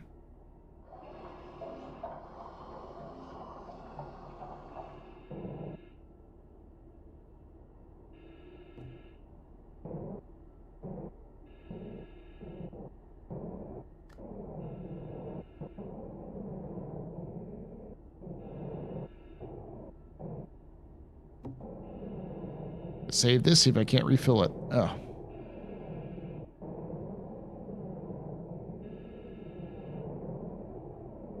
Slow and steady.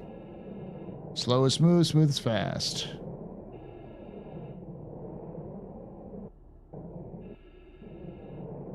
There we go.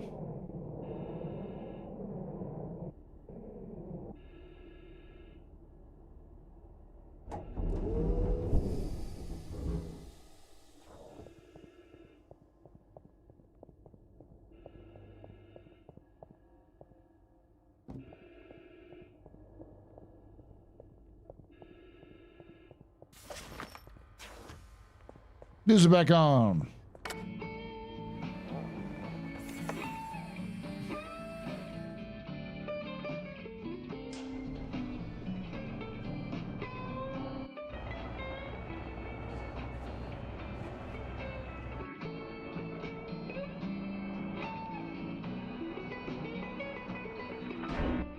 Jackass. Oh.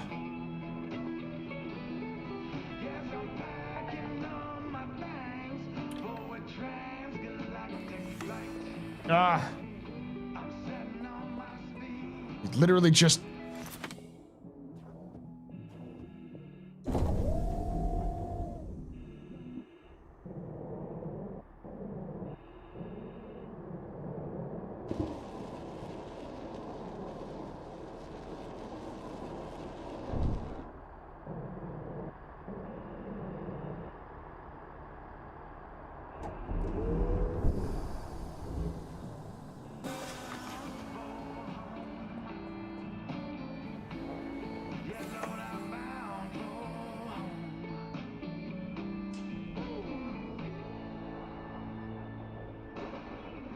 something to celebrate.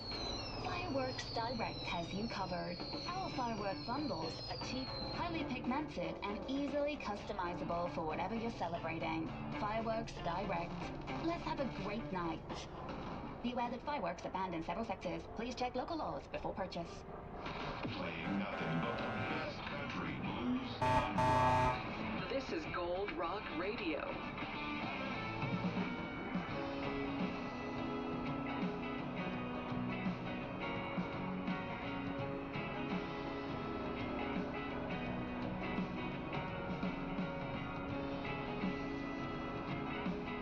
Am I going down the wrong way? No, I'm not.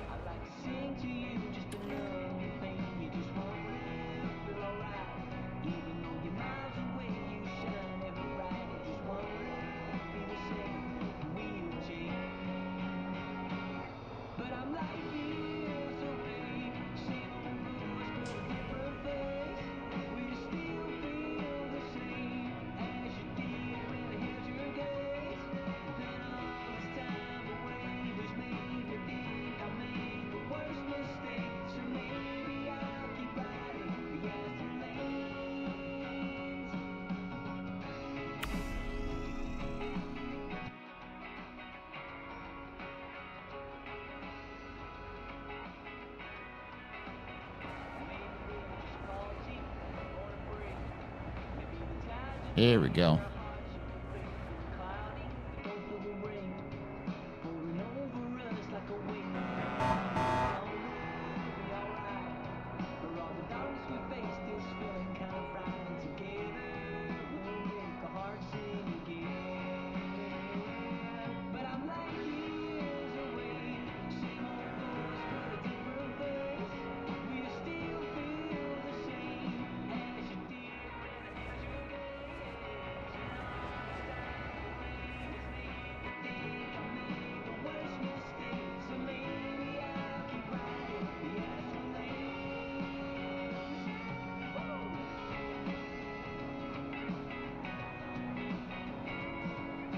There we go.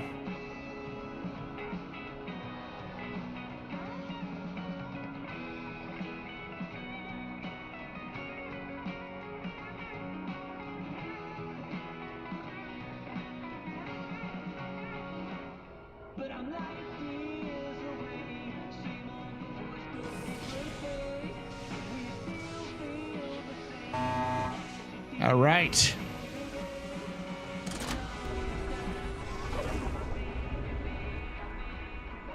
Whew.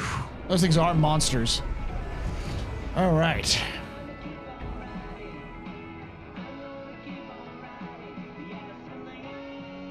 Do I have enough gas? I think I have enough gas to go.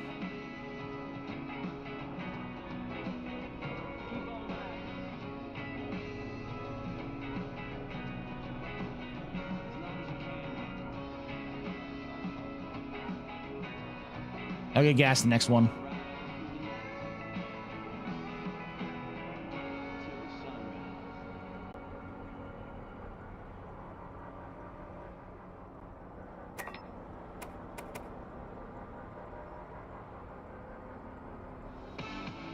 We at GalaxyWare have been crafting reliable, safe spacesuits for decades. Now using our innovative textile technology for everyday outfits. The strong, stretchy fit you love, now in a multitude of styles. Shop GalaxyWare today. Relax with laid-back listening. Relax with Gold Rock Radio.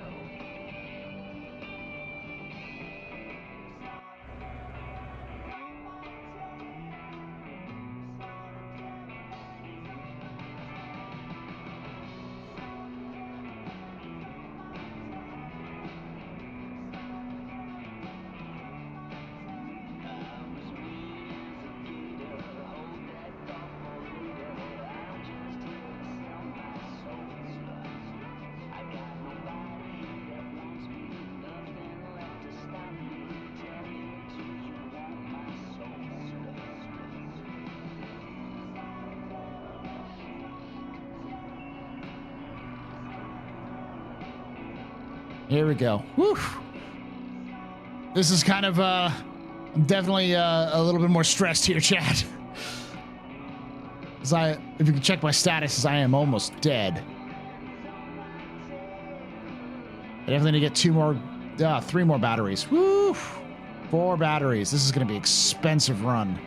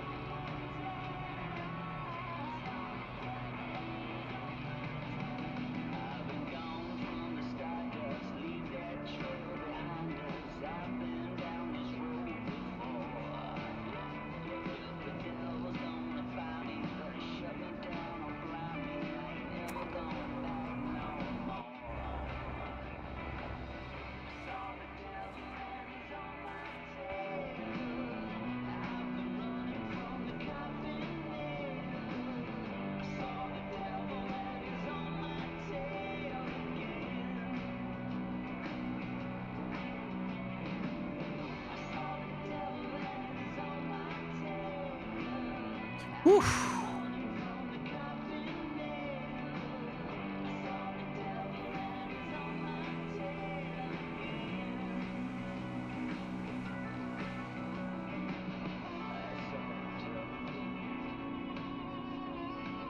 There we go.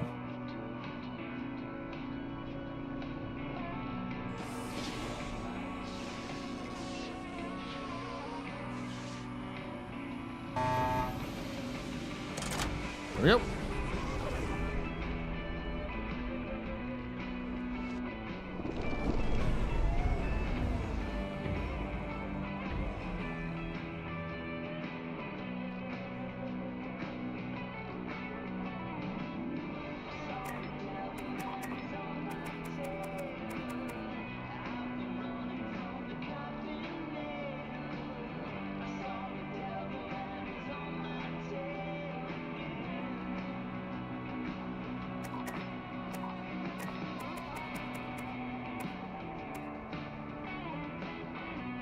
New Liberty Terminal. This definitely has some like freelancer DNA in it. Almost like an X, I think. These lanes remind me of freelancer.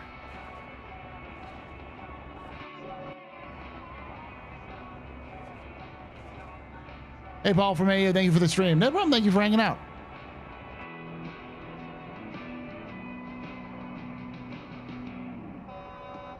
Logistics is the #1 transporting logistics company this side of Three Kings.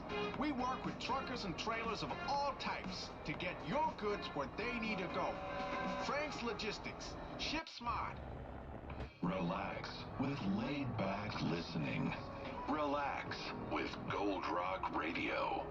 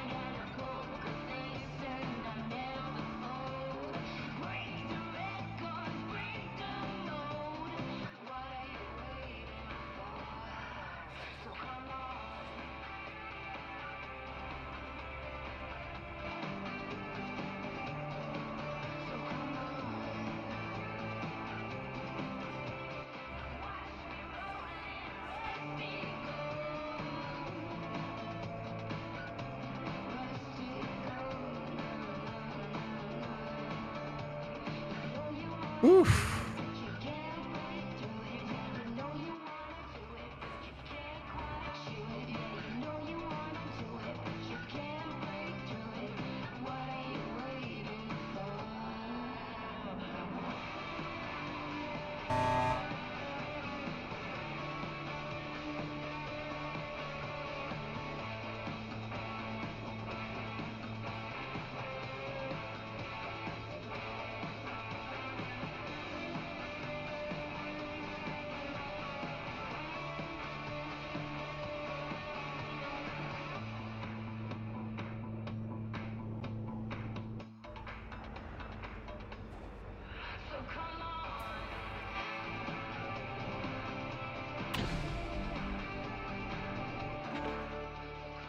Jesus.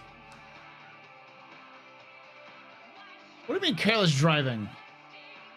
That's because I was going over the speed limit.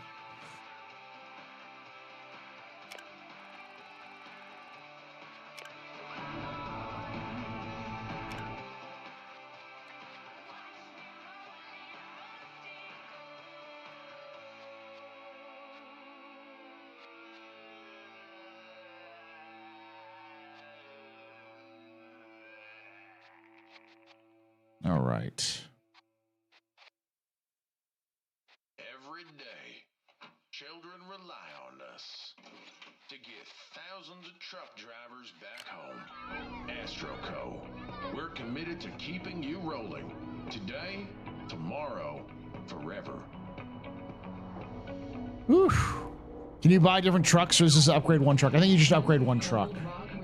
Your #1 source for road trip rock. And Starburst Blues.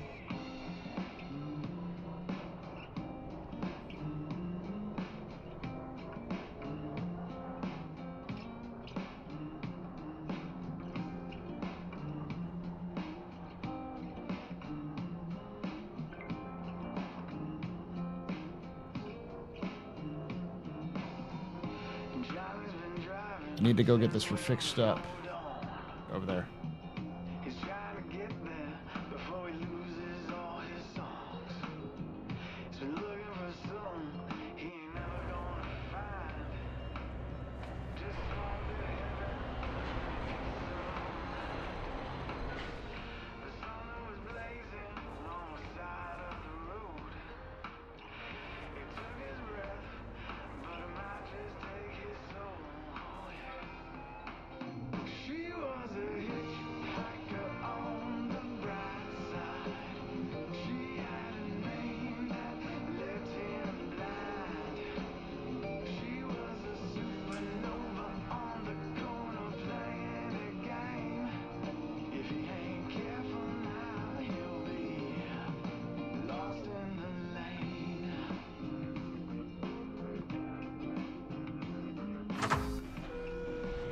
There we go.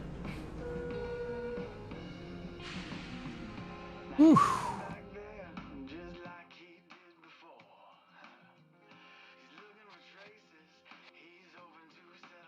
Oh, it's not good. All right. Electronic kits.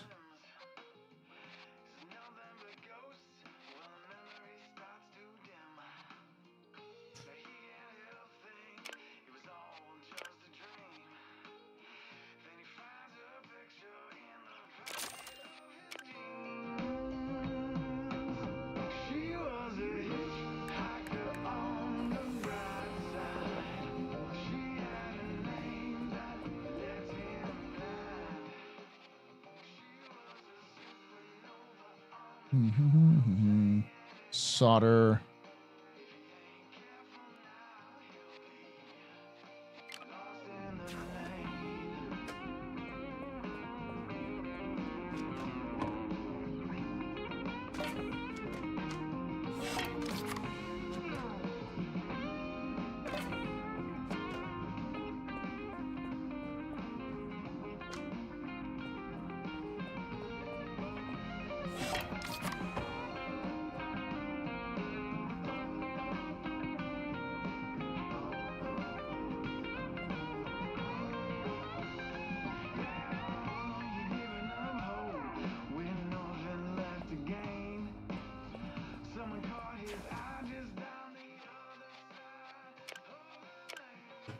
$280.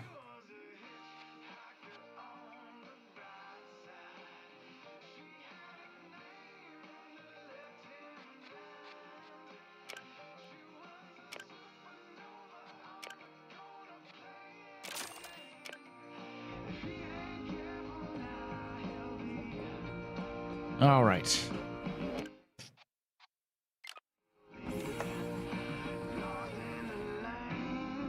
Let's save the game. Whew. Thank you all for hanging out with us. I'm going to call it here tonight just because I enjoyed myself. It's good. But I feel like I need to get into a better place for it. You know, you can actually go to the map and top left an actual the actual name. You can expand it and shows you the pricing of things like commodities. Really?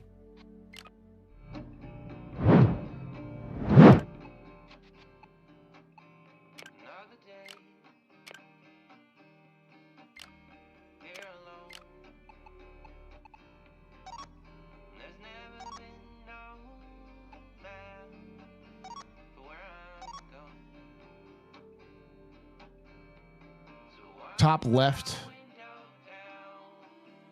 I don't see anything.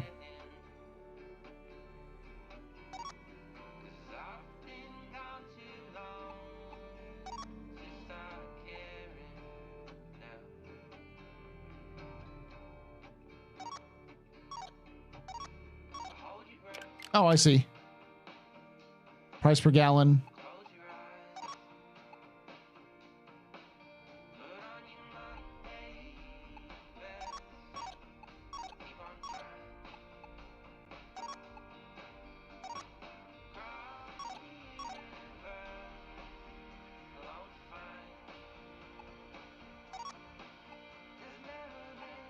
The gas is better here.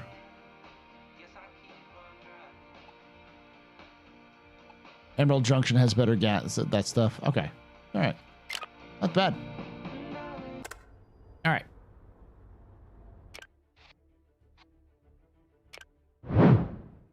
Nice.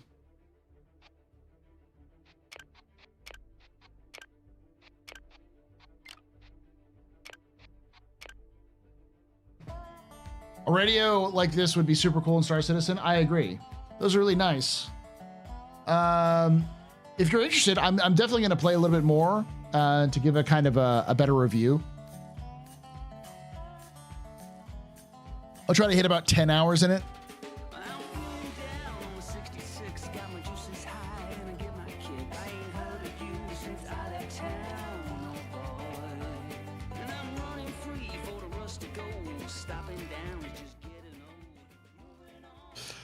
Thank you for joining us. We'll be back tomorrow for some office hours. We'll be talking about Star Citizen stuff. But then on Friday, I'll be doing nothing but Space Marine 2 with Loken for a while. We'll be super early, probably streaming for probably 10, 15 hours.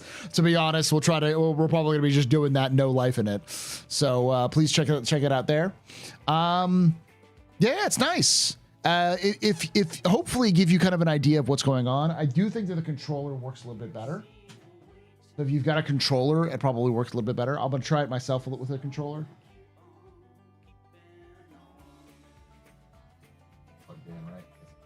Yeah, I'll try a controller on my end and see if it works. The game streams are super chill to stress. Yeah, it could definitely be stressful. But it's very Euro Truck Sim. And it's like you can dial it in the right directions and everything like that, so... Yeah, it's fun. I think for the price, it's perfect. There's definitely some issues here and there, but like right now you can get it for super cheap. And even if you can't get it for super cheap, I think its full price is like $25. If you're looking for a fun Euro Truck Simulator, American Truck Simulator in space sort of experience, this is very much that. So anyway, I will see you all later. And like I say every time, hope to see you someday in the black.